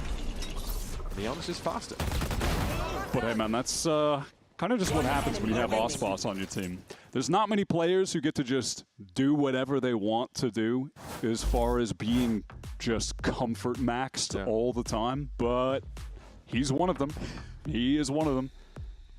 Some would argue, for better or for worse, he is one of them. Yep. Given he never leaned into playing Yoru, the best agent. That was an off agent. I mean, he was definitely getting if by critique for that. lean, you mean playing more than one map? Yeah, yes. Okay, sure. As in playing that agent primarily when it was incredible and 4 oppers. But if you are Fraud, you are in the position of having to simply put your players in position where they can most likely succeed. So that's the puzzle you have to figure out. Yeah, absolutely. When we're looking at this comp on this map, obviously not a lot of data to draw for MIBR because they just played it against Loud. They won 13-10, but the huge majority of the rounds they won, 9 of them, were when they were playing on defense. When they were on attack, they were struggling more to get into sites because when you're running the Phoenix on this map right now, you want it to be your secondary duelist, but Zekin was taking more point because Aspas just naturally plays more like a secondary duelist. So I feel like theoretically you'd want him on the Phoenix here and Zekin to continue playing the Neon. It kind of disrupts the flow of the double duelist game right now, I feel. We'll see if they can kind of tune that up compared to where they were at against Loud, which again, they still won, but they just didn't win that many rounds on attack. They just had such a big advantage. Flash out here for Zekin. What a timing and what a snap. Reminiscent of what it showed us in mid on Breeze earlier. He's popping out of the smoke and getting an instant kill. Well, they've been destroyed by the aggro play out of that timeout. Fraud just calling to mix things up in terms of the game tempo. They completely catch out Lev. All right, Mazzino's no comment. Right, look, he's just finding his range, I'd like to say. Blozine. Did he commit to this? Yeah, double swing should do him in. Hey, Mazzino got it. No dramas. A lot of time left in the round. Neon is extremely unlikely to keep this up, which is not the end of the world, given that Tour de Force is at his disposal. But this is reminiscent of the timeout we saw from MIBR on Breeze, frankly, on that defense side. They decided to go a little bit more up-tempo early in the round. It was plays like Neon that actually suffered most from it. Even though he's still fragged out. Now, we're in a situation where Neon could save this, but Lev have tons of money. And for MIBR, you don't really want to lose anyone because their money is really bad, except for Aspas. So we might just be at something of a standstill for the remaining 20 seconds. Yeah, true. If you know he has Tour de Force anyway, it's going to have like an op-esque weapon for the next round. It's like, well, is it worth the risk trying to run him down? Yeah, no, like if 2 of them run at him and get killed, then all of a sudden you're in a tough spot. If they lose the next round, they're ecoed. But again, yeah, Aspas was the one guy with money, so he sends it on him. Bladestorm gets the kill. Operator handed over to the man himself. But now the Lev wealth will be coming into play. They've got really high impact ults here. Oh, that is... Look at Spike. Yeah, he's trending in the opposite direction. No timing for him to make a trade. Oh, he really did. Okay. Yep. Now look, see? Didn't Yeah, have to do you that. got the frag. He locked in. Yes, sir. Really nice shot, bro. Yo. This guy did. That's killing me. Especially after Zekin just like one taps a guy on the move. All right, well, the pace is staying high. Zekin runs it down mid. Here comes the counter Phoenix ult. Lozine, I think, realizes there's something afoot here. It's scary! And Aspas Down A. takes his head clean off the shoulders, and that's a spike loose to boot. And Sato just ran it down short, but no one was there, and Aspas is just behind the team, destroying them, playing a mini game. That is such an odd movement, and he continues just to scale further and further into Leviatán territory. He has single-handedly demolished them. Absolutely bizarre situation. Bro, he's so sick. What? Because the Zekin ult gets removed immediately from Neon. Sato then pops his ult, but runs down short A. No one is there because they're fighting mid. So then Aspas is just able to get in deep, play a bunch of isolated 1v1s, TDM, and just kill everybody. Pretty bizarre situation. Oh, second. Yeah, he did see that. He has to take his time, though. He can't drop Yeah, off he the can't box. make sound. Oh, we'll send Mazzino instead! It doesn't matter. Hey, there we go. That's snappy. I think maybe Zekin let him get those after the prior comments made. He's too nice. Like, he had just felt bad about the remarks. He's like, oh, you're right, buddy. You got this, bro. Okay. This, though, has MIBR in the lead again after hitting the pistol. Man, Blozine is not able to get that kill. King can't find the delayed trade. That's a crazy tap. So is Mazzino able to walk up silently? Two very aggro rounds back to back. And I'm not mad at it there either because Lev have so many ults in that round that you can just throw something super disruptive at them and whatever plans they were trying to lay are just destroyed. Look, they're conditioning mid-aggression here by smoking, but all are present here on this A side of the map. Tex. Got to hit those. He'll fall back now as the Nightfall does get thrown out here. FURIA on towards Verno, takes him low. Hard to escape these ones. Blozine has a decent amount of information and an extra tag. Zekin chunked down to 70. These guys are so weak. Wall comes in to so rude. Heal himself and damage the planter. Pretty troll. Molly attempt here. Ooh, that's value on King. What? Killed Neon. What? Would you like fries with that? Neon out of the game. Now it's a 3v3. Aspas thinking about it, stepping up, but Spike is a little bit too fast for him this time. Leviatán might not be punished for some of these shenanigans in the end. And Zekin is trying to buy a lot of time for Bruno to get here, and it's worth it. He gets the free kill. Verno's got Prowl on a playoff as well. How does Zekin utilize this? Okay, spot Spike low round. Had 3 bullets. Zekin, dirty stuff. Spike didn't have the capacity to deal with them, and yeah, this is going to be a defuse here for MIBR. Massive rounds, more orbs going over to Zekin. Ridiculous. That is such a disaster. Yeah, I think Lev, timeout time. I think you got to take a timeout after that, honestly, just to get the mental back a little bit, because this is a mess. Neon's blinded and walks into the molly. King goes down to 20. Then he's caught. Oh my god! I mean, caught me open. But then also Spike. Yeah, I mean, Zekin hit that crazy shot, but Spike only had 3 bullets left, or he would have killed Zekin and stayed alive. Just that incredible confidence. This had to be a timeout call from Oda. You gotta relax after that. Well, what's the takeaway from a round like that's supposed to be? Don't step in the molly, of course. You get into some real post-plant positions. That's the takeaway from There's that. a bit of milling around that bomb site there. Obviously, Spike wasn't sort of quite down, and there was some disruption. Zekin's able to throw out a... Bro, he did the most in that round. That blaze wall disrupting the Spike plant, giving him time to actually set up a molly that further disrupts it. Yeah, it's just weird for their LEV to have gathered up so many players on default for... Like, yeah, for Neon to try to rotate there. I mean, it's a chaotic situation, but I mean, Zekin bro, King is already there, getting his plant stopped by Util. It's like, yeah. I thought there was 2 guns on Heaven window. Zekin dry swings, it doesn't get punished for it. 12 and 6, and that's who you want to be rolling at this point in the game. Plenty of those ultimates to come through. Zekin is farming orbs. MIBR are ahead by 2 rounds. So what is the result of this Leviatán timeout? Need some attack rounds, boys. Just fast out short, instant stun onto Zekken. Wow, what a kill from Spike. And he is out of there. I think Zekken was hit with a Just relay that bolt, easy. so no chance to trade off that at all. Does he seriously just want to push right into the smoke? What is that timing? Like a Q timing off this? I feel like it might be. Gun barrel spotted. Neon gets out. Has that rendezvous. Almost remembers too late. In the meantime, though, Verno's getting pressured from long, and yeah, Sato able to get the swing off of the drone. Zekken just trying to refight everywhere. That is basically what you do on Phoenix. You are just constantly flashing and refighting and trying to swing onto people.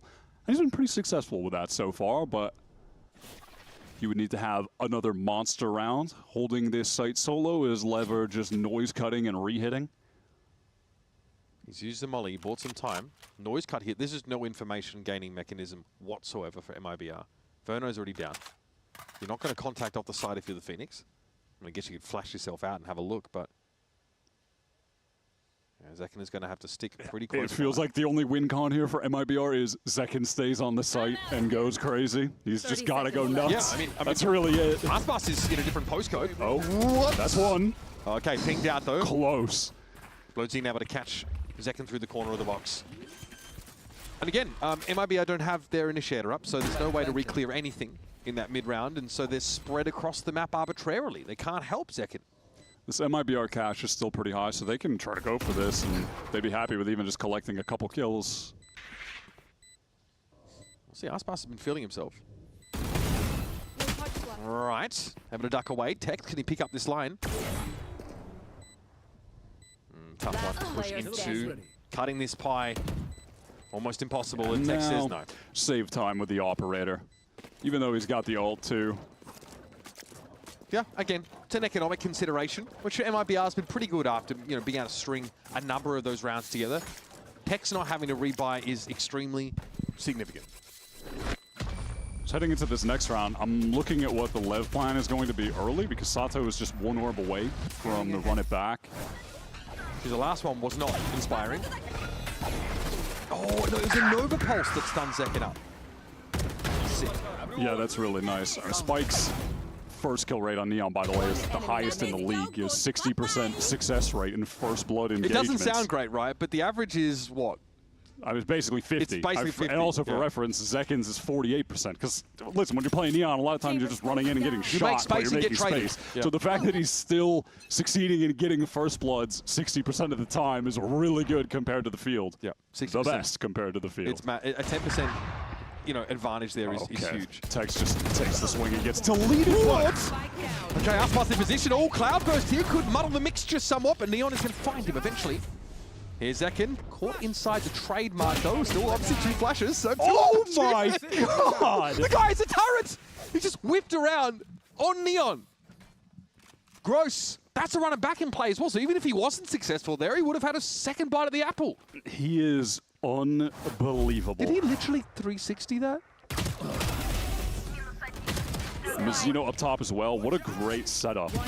Just getting your... Okay. They're having one player entrenched deep. Mizzino swings from up top while the push is coming out of short A. That was starting to look like a phase sniping montage. Zekken didn't have a great week against Cloud9, and it feels like he's just taking vengeance on LEV for that. Not a terrible game for it if you want to secure your playoff spots. Here.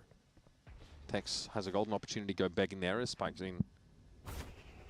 Gets up around the corner. Space wall is annoying for Aspas. Means he needs to be very wide on the sweep to see past it. Spike not quick enough though. Aspas takes him down. Now we'll be able to fall back, and King doesn't dare test Aspas with a swing. Flash in a garage, gets Sato in position, so this split is underway, and Zekken's got to commit now. That is nicely done. Sato plays back in though, and this is owned. Actually, no fear from Zekken. That is such a sick reposition. And now Blazin is just fully isolated in C. They have King spotted out. How many players are going to go forward in that spot than Zekken did? When you have a molly on you and a smoke in front of you. Spike down. Killer instinct for the Pride of New Jersey. Level step up, and yeah, that's King getting caught out. Tour de force employed in that round, and this is MIBR. What, man, 7 defense side rounds just quietly. The fact that they're doing this here on this half with a double duelist comp is insane. This defense is looking great, and it really has been 2 back-to-back maps where LEV have a bit of a better early start. They didn't win the pistol this time, but they managed to go up 3-2. And then the timeout is called. There's an adjustment made from MIBR where they're controlling the pace of the game fully. So many of these mid-walk downs, incorporating pushes out of A with Zekin as well. And it's just disrupted every plan that LEV are trying to activate early in the round. Like, they can't even get to a competent mid-round because of how MIBR are playing. This time, they're trying to capture the pace completely. They are just right into this B site. They don't want to give MIBR a chance to disrupt them. And there's no pressure coming in from that B link area now, so sitting in the back of the Spike. Site, rather. Spike has got his job done. Cosmic Divide here. You've got a lot of the very important ultimates in terms of securing a site being used. And now how do MIBR start to pick this apart? They're trying for some flank pressure. There is a trademark there. That is going to reveal Tex. I'm going to get in, jump around a little bit. Spike goes down early. Sato here probably doesn't feel super comfortable on his side of the Blaze wall. Tries to flash himself around the corner, but misses that opportunity. Hoping to just go down on a spot that maybe is tradable. Tex eventually falls to on that flank attempt. But what's going to be done about the post-plant setup? Here's the Owl drone for early info. Mazzino has to get this one started now, but he knows, yep, there's going to be a grab well, and unfortunately the body block isn't sufficient. So time has run out here for MIBR. Leviathan clean them up and get 5 rounds in the half. Yeah, Pulsar even finds a kill, so he's able to get the ult off at the last second. Fair attempt there on the retake, but LEV, most importantly, I think we're able to shut down the flank from Tex, so then when they can just focus all of their attention forward on the attempt to get the defuse when you've already wasted a lot of time backside, the round is just done from that point onwards. So I see Tex having to go for a jump peek around that corner into a crouch to try and fight mid-window. And we're a ton of good options there for Leviathan. All right, MIBR here. 7-5 is the scoreline heading into the second half of Haven, so don't go too far.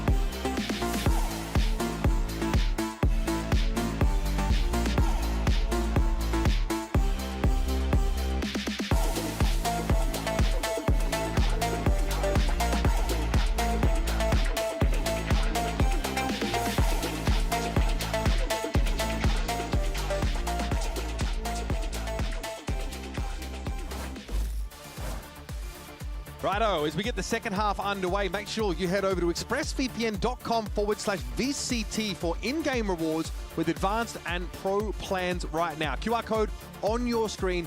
Check it out, expressvpn.com/VCT. Welcome back to the second half here of Haven.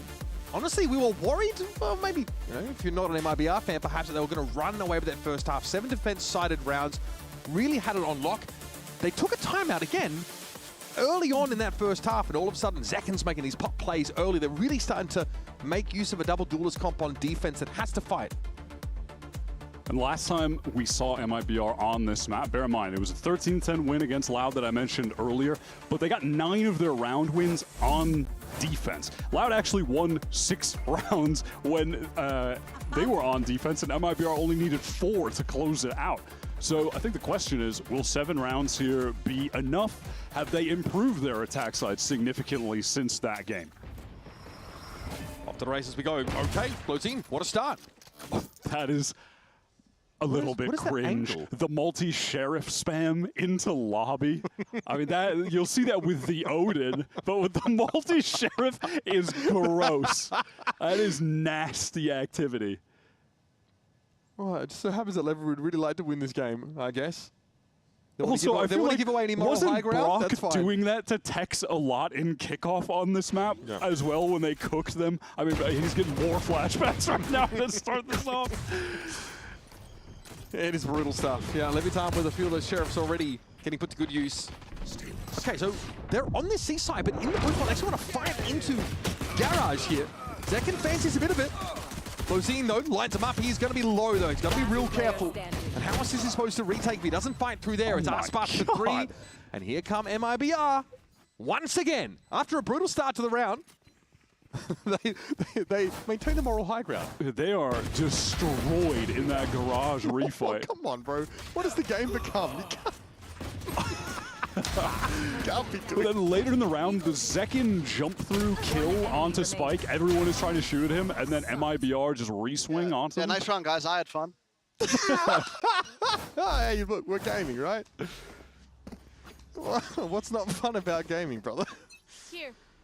All right, well, I mean, you could just look at the mini-map. I don't think we need to even really call what's going to happen in this round, Mitch. Yeah, no. I don't think it's, I mean, we see what's going on. We have a moment here to take our sidebar. Yep. And MIBR, they have won both of the pistol rounds now, so listen, they're in prime position to win out this map, guarantee their spot in the playoffs, and it'll be both them and LEV who are locked up for their group. But if LEV come back, like you're saying, there's still some weird potential future permutations where MIBR are playing for their life next week. Also, shout out to RKT from the Latam broadcast who put together an insane website, the rktdata.ar, where you can input literally every single permutation possible to figure out who could make playoffs and what the odds are. It's awesome for So if you want to nerd out like I was earlier, you know, Bro's a radiochemistry nuclear application specialist, but we got him giving us the Valorant data instead. Did you just make that up? No, that's true. Okay, cool. but instead he's giving us the Valorant playoff qualification permutations. So honestly, I think that's like a potential like evil genius brain being used for good. But yeah, that's fine exactly. with me. All right, so MIBR obviously take that round away. Leviatán stack the wrong side and have to retake with no weapons. But that now puts us in a position where we have a 4-round golf between these two teams. MIBR making good on yet another pistol round. Curious to see what Zekin is going to be bringing to this attack side after being so dynamic and frankly hard to read playing out of Garage on D. So LEV are looking like they're ready for some kind of walk down B or a little contact from the Neon and then a flash. Oh, they are walking it down. It's flank time onto these players from Garage. Straight up mid. No one really watching this at all. This could get pretty weird. Aspas to be able to trade off this, you'd think, but it will take a wide swing from him.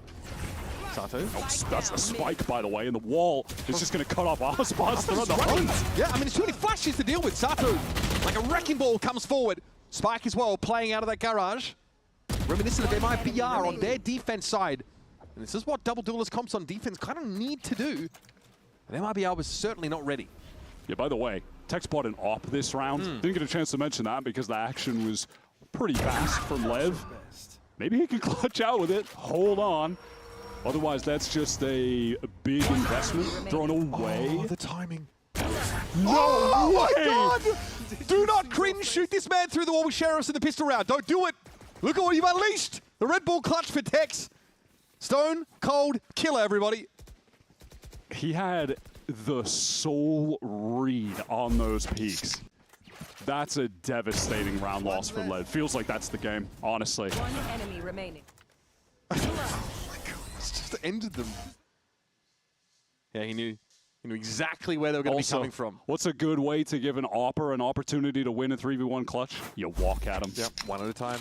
Can't advise that strategy for future reference. Let's play contact, not as a group, but as individuals. Right, that one. That's going to fold you if you're Leviatán. So how do you fight out of this? Now your economy is in absolute shambles. You are resorting to getting your Neon player to rat inside the B site. Pings, though, indicated that there's an awareness of this, but Tex is down. Did he do it again? That was a... No. No, he rendezvoused up to the B side. Rendezvoused out. Yeah, we're good. It is the Headhunter, not Sheriff. Well, the stun is going to keep Zekin at bay, at least temporarily, from getting into Garage. And this close setup on B would work out pretty well for LEV, I'd imagine, if MIBR tried to pivot into an exec there. LEV have the right idea on the minimap with everyone towards C. Rat City, kid. Oh, LEV! Okay, have King stuck in the corner. It's not able to extract any value from there, though, when Zekken wants to push ahead. Straight through the Blaze Wall, finds it, another one. And his backside teaming now. Oh, no. 30 seconds Well, left. that's unfortunate. No comment. Yeah. No comment, Mitch. That's just Spike has unlucky. his bangs singed, and there's MIBR getting a round, honestly, that looked like it really could have gone either way. Yeah, LEV were positioned really nicely across the map there. They were stacked up on C in time. They had the one player tucked close. You could see he was about to be cleared, but then a jump spot from backside drew the crosshairs away. The shots just weren't connected, though. You know, maybe if there's that 1-for-1 in choke, things are beginning to look differently already as the flood's coming in backside. But that is not the world we lived in. We live in a world where King died instantly, did not hit a shot, and then Zekken ran around with the Phantom holding down mouse 1 to get his 20th kill of the game. Are we going to see this? Oh, okay. Oh, he got it's unlucky. He was down to 1. Seized and sucked into that. That's crazy. Holy fade value. VALORANT is a game where gunplay is paramount and is the centerpiece of this wonderful title. It's 11-5. Timeout. So far, the setup of MIBR in the past struggling on this attack side in their game against Loud. Not a reality here. Yeah. They are just on a 4-round run, up 11-5. Their duelists have 38 kills combined. They are absolutely dominating. Yeah, I mean, that's a stark contrast to the duelists on Leviathan having 14 kills combined. Yeah, and I gotta say, Zekken, obviously he's putting up great numbers, but he's doing a great job being able to lead the pack and draw eyes to himself while also being able to get all of these kills. Yeah. Now, he's not on the Neon. He's not running around at lightning speed, but it feels like he's still able to accomplish a lot by being that first man in, and Aspas is playing off of him in situations. Like, even think back to the pistol round on this half, that was the case, you know? You're watching an entry fragger who's always trading up. All right, well, that stun is massive. Into the suck as well. Any more from that? Spike brought down. Aspas might have actually given them a way out of this. Sato with the run it back. Was actually alone in the end. Couldn't quite get there to help Spike out. So as the dust settles, it's a 4 versus 4. And Leviatan's still not certain, but this push up for info here could be quite gainful by King. Yeah, look at that. Getting all the way into the attacker's spawn, and that's also activated the rotate from Neon, who's getting over towards the A side right now. They have the B lurk unlocked because of the trip. They still have the trademark MIBR left behind them, so they still have that early detection for a flank. Floating low. Scary spot to be in, tries to fight Tex, who doesn't quite have the weapon for the occasion here. Sato finally getting on the board. An opportunity to come alive here, and he's cleared the site for the time being. There's flank pressure, yes, but it will be belated. Tex is still up, so his util is still in place, and he's going to walk into a crossfire. Scoped up. No. Say it ain't so. Not again. No chance to trade off that. Somehow, Sato's just not ready. Verno, though, is low, or out of the game. 30 seconds left. So Tex now this time needs to do another one. Much. Not to be. Sato, 3 kills on the round. Felt like Very Sato important. was so worried to have a repeat of history. He didn't even try to re-swing into Tex there, just still walked away slowly. That was some good sight anchoring, though. Honestly, the early round play could have completely destroyed MIBR right off the jump if that 1v1 was won by Spike. But it was some good sight anchoring. I like the pathing from the two players, how they were working that sight anchor smoke that King gave them, playing more towards short, and then Sato was kind of ready for baiting his teammate to push into the smoke when they were chasing him. So that was really well done to finally stabilize. Okay, this time, Leviathan again push up. Look how deep in mid they're getting. Yeah, Spike all the way down mid. Flash comes outdoors. How aggro does he get here? No intention of MIBR, I think, to double back and ever re-clear this. So this pace could be important, though. It's only the one player over on this site for Leviathan. Very quickly, blows in, has to give it up. Yeah, LEV are going to be an uncomfortable full retake. They've got the flank potential from Spike, though. This engagement is going to be huge back there. Wow, he wins it out. Tex had to fight that. He didn't actually have the util to catch that flank. And now you've got one player who's got to be dedicated to watching the flank in Zekken. Meanwhile... Well, they know there's not a flank anymore. They heard the Neon jumping around, so you can see Zekken, look, he's focusing his attention forward now. Heaven smoke. Spike going to go for it anyway. Takes a hit on the way down. Still alive within that smoke and blows in Sato, making use of the fact that Spike has drawn eyes. Zeno wants to try and fight out of hell. He's done a good job of it, but it's not enough. Another good round for Sato, getting his hands dirty inside the A site. Yeah, that smoke that gets thrown down is nice. Disruption where the Neon can jump out of heaven right into it. The Astro Smoke right on default of sight. Probably not of massive influence, but Zekin did mess up his wall. I don't think it connected actually through main. It was just like this awkward on the left by Graffiti. The late recon is super nice there. Just good retake utility, but that round, probably a loss if Spike didn't kill Tex on the flank. Yeah. If he goes down there and you don't have your Neon for the re-entry on a full A retake, retaking A full is a nightmare right now. So getting that advantage and having that, like, at least temporary flank pressure was huge. So much of that round was about Spike. And he was able to stand up and deliver now, finally getting that Neon run that he's been looking for here. Not the best start to this round, but Sato was at least able to take a trade on that C side. LEV are really starting to mix up the aggression across the map. Crucial win for Neon. And now he'll be able to just retain control of that A line. Verno gets some util drawn out. Nova Pulse in garage, as he might just double back and get the spike here. Sato just wants the wall, Molly for safety. He's still playing close, so, you know, at least right now, not going to have an opportunity to use his ult. It's way too dangerous. This does feel like the kind of round, though, where he'd want to have that option. Yeah, he probably won't. Oh, wow, he will. He's running into garage. MIBR are just going to wait around. You should have late recon here expire as well for Blozin. But okay. Yeah, and King was there just in case they tried to take the opportunity to accelerate to kill him while he was getting out of the ult, but... King perched. It's a pretty big elimination. On the side here, Sato dicing with death and had to find two, I think, there to really slow things down. Here's the Nightfall coming on the side. In fact, targeted at backside heavily. Blozin able to get clear of it, though. And here's a Hunter's Fury out in response. Plant active. Zekin trying to push off and caught by Neon. So now Verno needs, frankly, just kill these guys in 14 seconds. Feels all but impossible, and he had to wait that Hunter's Fury third bolt out. He'll likely get swarmed in the aftermath of this plant. And lit if he's not careful. Revealed by the Owl drone. Verno knows it. Here comes Neon and blows.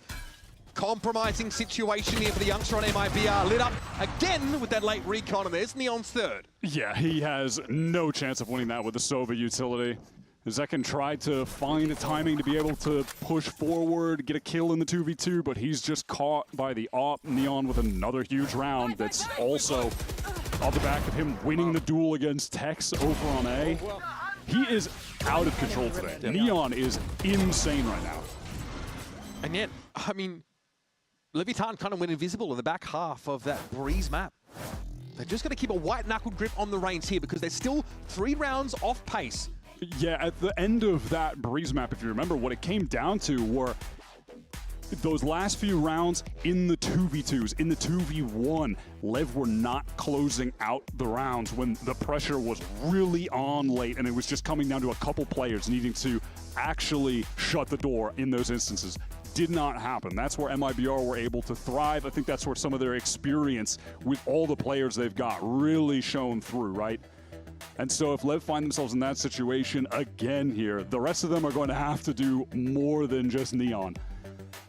That being said, though, with this LEV team, it's felt like every single week a different player is just going crazy. Last week, Blozin just actually destroyed Envy. This week, Neon, insane. The prior week, Spike's Neon was outrageous. He had a pretty good first map, too, but been struggling a little bit on Haven. Yeah. Second, 24 kills in 20 rounds. Monstrous performance. And it's still been pretty crucial on many of these attack side rounds, fighting into the site really effectively, making space for Aspas as well to occupy and get value from. All right, we'll see if Spike wants to push down mid. I mean, last time we saw a round start with the 2 duelists here, they did just walk down mid, and if they do, they could be in some serious danger. No, but with that instant flash, they're just going to play safe. No, they want to... What? Whoa, oh, they got 3 swing. That's nice. That is beautiful. Sato and Spike emerge out of B and crack a bunch of heads together. This leaves MIBR reeling. That's the round. The round is over. Yeah, it's pretty done. Flawless round. Great timing on the reswing. They hear the players coming out of window. They don't want to play it passive. They know they have better weapons. Just flash, double swing, and at the same time, a smoke was coming down in the window. So they're just hoping to catch the players that were, you know, mid-jump out, and then no one could really re-swing onto them. They can just get back. Yeah, I mean, your call was, as soon as they heard the flash, that we're going to stay hidden away, but it's two duelists on the defense side. On Haven.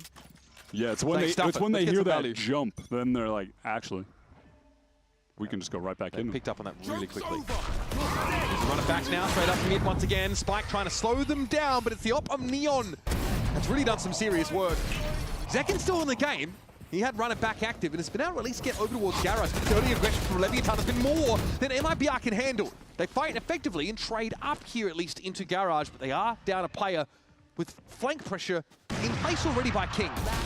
Verno mindful of it, but can't be sure and frankly can't do a whole lot about it.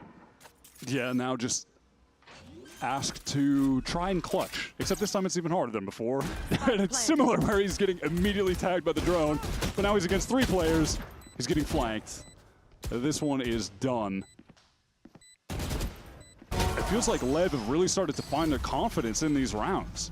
You know, fighting down mid, Spike popping his ult, and you have Neon up top with the tour de force. Yep.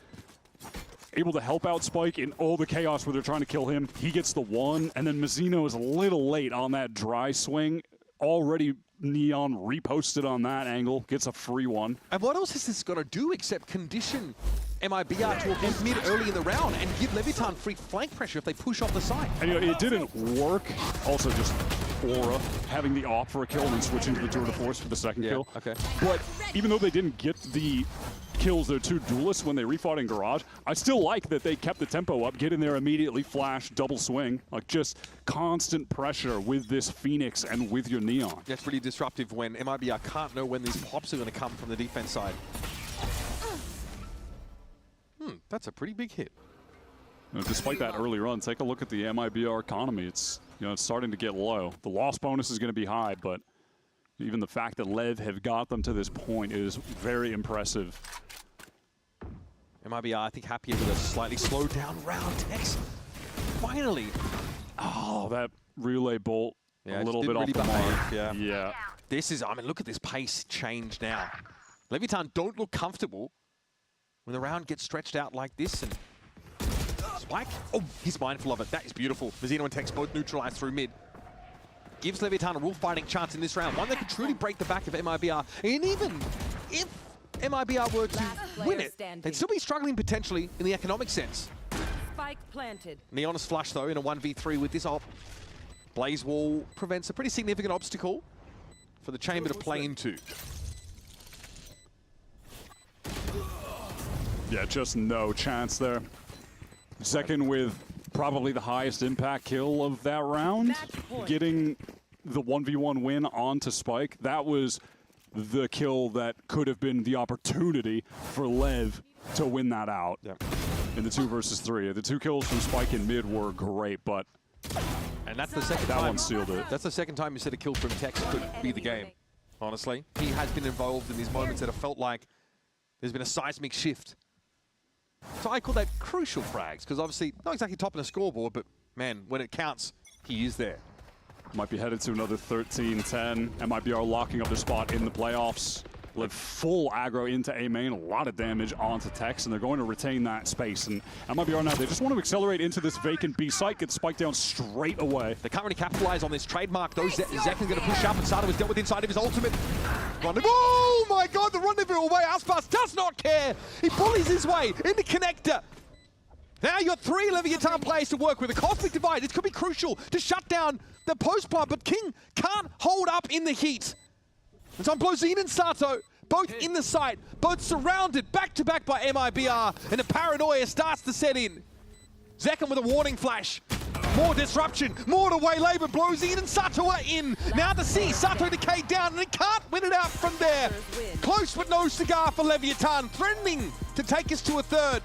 But MIBR regained their composure, their confidence, and close it out.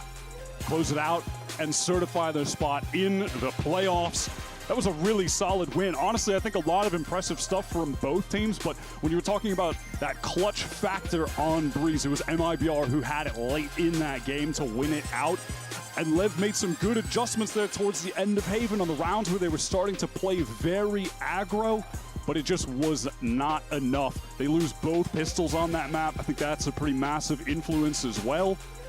And shout out to both of the star players in this, Zekin and Neon, just going frag for frag the whole game. Both of them were insane. The hopping today from Neon, outrageous. Zekin's entrying, his Phoenix play was super sick, especially having to kind of be the primary duelist as the Phoenix, not having that Neon to set him up. No, he's setting everyone else up. He's taking the super aggressive lines. He was outrageous today. Yeah, and what feels like a weekly occurrence, we're going to see a sick game between these teams. Let's head to Dryad for our Verizon post-match interview.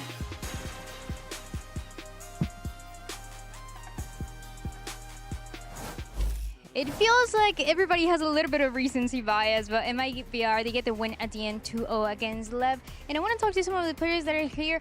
Verno, congratulations on the win. I feel like after last match, people were a little bit concerned about MIBR. What do you think was going wrong then that you were able to fix against LEV?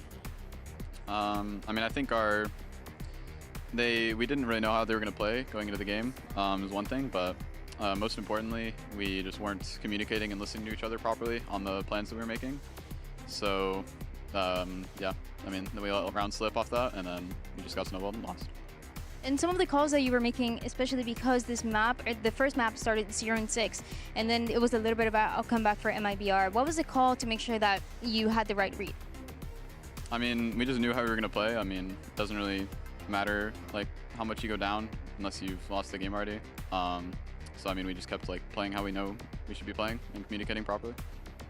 Sounds good. Thank you so much. I also want to talk to Mazzino. Mazzino, congratulations. I want to ask you about today and the result that you had. I think a lot of people put LEV.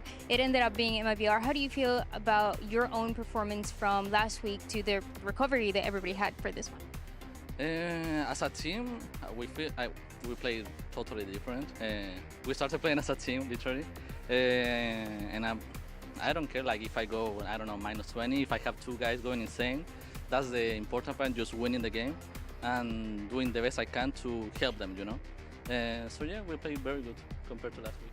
I mean, especially because you've always been such a great support player. You have been highlighted multiple times throughout the years because of that. And one of the reasons was because you were always so good at setting up Aspas back in 2 years ago.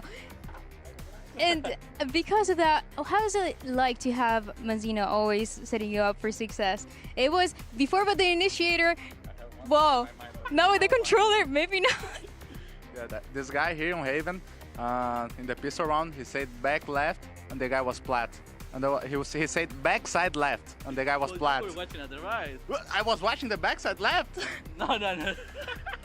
Right, left, you know, a little bit of trolling. It's okay, it happens. I have one last question. So next match is going to be against Envy. It's an Envy that has been struggling a little bit, but it's an Envy that can also upset teams when you're expecting it least. What do you think is going to be that main thing to pay attention so they don't get a result or a win at the end? I think it's getting this game and like watching how we played and just playing our game, imposing our game, and we don't underestimate anyone. So yeah, we're just gonna be our best against them. What do you think, Aspas? I agree with him. This guy is smart. Thank you. Sounds good. Thank you guys so much. This is everything that we have for the Verizon post-match interview, but we're gonna send it to the couch with some more of the LEV players. No, Dan, I think you might get that wrong. He used to be on LEV. Not anymore. He's not anymore. Not anymore. He exercised that demon today. We have Zekin coming in a second here, of course, joined by Tex. Congratulations on the win, man. Appreciate it. You know, we had some moments where you and King had some banter back and forth, and it was the first time you guys played against each other. Did that like reinforce anything at all for you, or did you feel like you played against a different version of your former teammate? Honestly, he's still good. He's still got the movement. He's still making good decisions. Honestly, he's just a good player. It's always fun to play against your old teammates. Honestly, it's like a whole nother motivation. Yeah. You know what I mean? It's like, sure, I'm going to play one more DM so I beat King. That's completely fair. Zekin, welcome, buddy. Thank you. Last week, you guys had a bit of a rough one. And yeah, I was telling Tex earlier, spoke with Fraud extensively. Wow. This was the prediction, which by the way, Kurt didn't even let me know that he was flying this. So I just want to say, Kurt, you are a demon. In any case, though. We got 9 comedians. I'm just kidding. No, genuinely 9 comedians. And I want to talk about that because I think looking at what happened last week, did you guys feel like that was just a blip in the system, or did you maybe were a little concerned that there could have been something systemically more, I guess, a problem? It was kind of just like we needed a wake-up call. We were playing really, really well in the first 2 weeks against G2 and against Loud, and then like we talked about in interviews and stuff too, like we just had a kind of a sleep practice week where like we were all showing up and doing our best to give effort, but it just felt like we had like, I don't know if it's like brain fog's the word, but we were just kind of slow to do things, slow to react, slow to like listen to each other. We were still talking like to the best of our ability, but we were really slow to listen to each other. Yeah. And then it really showed when we played against Cloud9. So we kind of needed that wake up call to be like, yo, refocus and like play the game the way we know how to do it. And then we had a much better practice week this week, at least in my opinion. I don't know if you feel the same. But 100%. and then we came into this match and we looked way better, I think. Yeah, and the proof is in the results, right? And of course, congratulations too, because with this victory, you guys qualify for the playoffs too. So well done there. But you know, you guys are here with me. You know what the deal is. We're gonna play a game, baby. And this one's gonna be simple. It's gonna be a little trivia game, and you guys get to play at home as well, because the questions are gonna be coming from your colleagues. That's right. Oh, whoa, wait, Dan. Start. Oh. I'm sorry. I'm trolling you. I feel like Tex. I feel like every week you hate me more and more. No. I'm so Don't come sorry. Explain. Go play some ping pong. How is your microphone so loud? It's so Oh, loud. cool. Go play ping pong. Go ahead. Go do your prediction. I looked at Aspas. I looked at Mazino, and for some reason, I just went back in the past. You know? It's cool. It's Forgive cool. me. It's cool. Forgive me. It's okay. I had I'm a good used to catch it. for it, though. So you're good. You're good. That's great. Thank you, guys. Well, Dan, maybe you could join us in this game. So here we go. But of course, that microphone, though, we're going to have to talk about that microphone. So here we go. So now the whole gimmick for this one, it's your colleagues. Now, here's an important thing. You have 10 seconds to respond. Okay? If you don't, it's over. We send it back. Okay. Here we go. The first one is going to be coming from Redux. He says, what agent had the highest pick rate in America's Kickoff 2026? And had the highest pick rate in VCT Kickoff 2026. Exactly what I said. What a question, man. Yeah, man, that's a good one, dude. Ooh. Your final answer. The answer is Viper with a 68% Viper! pick rate. Oh, I didn't mean say Viper. Why do I not trust myself? You gotta trust yourself. Oh my god. In most cases, I feel like whenever it's like agent pick rate, it's usually a controller Yeah. or like one of those characters, right? All right, next one, and this time I'm going to get it right, Kurt. Don't worry. It's going to be from Asuna. Let's hear what he has to say. Name the Leviatán roster that won Stage 2 2024 Americas. Dan can't answer That's this. not fair. Tex, Dan can't answer Mazino, this. Aspas. You got the rest? King. Mm-hmm. I don't know. Do you remember the last? Corbin Lee. Corbin. Aspas, Tex, Calm, King. That is the answer, and I He believe didn't that is even correct. I feel like I would have messed That up. is the answer. When you're looking up at the sky, you're like hoping to the gods to give you the answer in that moment in time. All right, final one. It's going to be from Leaf. Let's hear what he has to say. What team has the longest America's win streak? Ooh, that's a good one. Oh, and it seems like we have whiteboards here because I didn't distribute the whiteboards He's to just you bragging, guys. isn't he? It's leverage Yeah. G2. It's bro. probably just you two. I'm just gonna say G2. The correct G2? answer is Yeah. G2 during 2025 Stage 2, 8 series wins in a row. Look at him. Look at him. He's so happy. He's Wow, so man, you're awesome, man. He's Wow. trying so hard not to smile. He's like, yeah, I did that. Eight wins in a row, and like just the tiniest of smiles right Little at the bastard. edge there. All right, well there you have it, folks. Let's go ahead and take a quick look at our current standings and where we are right now. Because as I had mentioned, MIBR, you see you guys are highlighted in green. Yay! You qualified for the playoffs alongside Crew and Leviatán. Let's just say, the whole LATAM Brazil region on top, dominating right now with these teams. Crew, MIBR, Leviatán, love to see it. Sentinel's not far behind as well. And it seems like Myrna's trying to get Mini Wingman onto Dan's shoulder, but that's not working. He has things to say. He has things to say like what? Like, He's just a little guy. He's just a little guy. He is just a little guy, actually. He's looking for the spike, bro. Can't find it. That's all he's doing. He's just trying to do his job, man. Match is coming up tomorrow for you beautiful people. You got Crew versus 100 Thieves, and then FURIA going toe-to-toe against Sentinels. Zek, give me Crew 100 Thieves. Who do you think wins? Ooh, I think Crew. They look so clean. They look nasty, man. Scary team. And what about our next match? It was, oh my God. Put it back up. Scroll back up in the prompter. I forgot real fast because I got the brain of a squirrel. It was FURIA and Furia. Sentinels. Ooh, Say something. Say something. that's a banger, bro. Say something. You know you want to say something.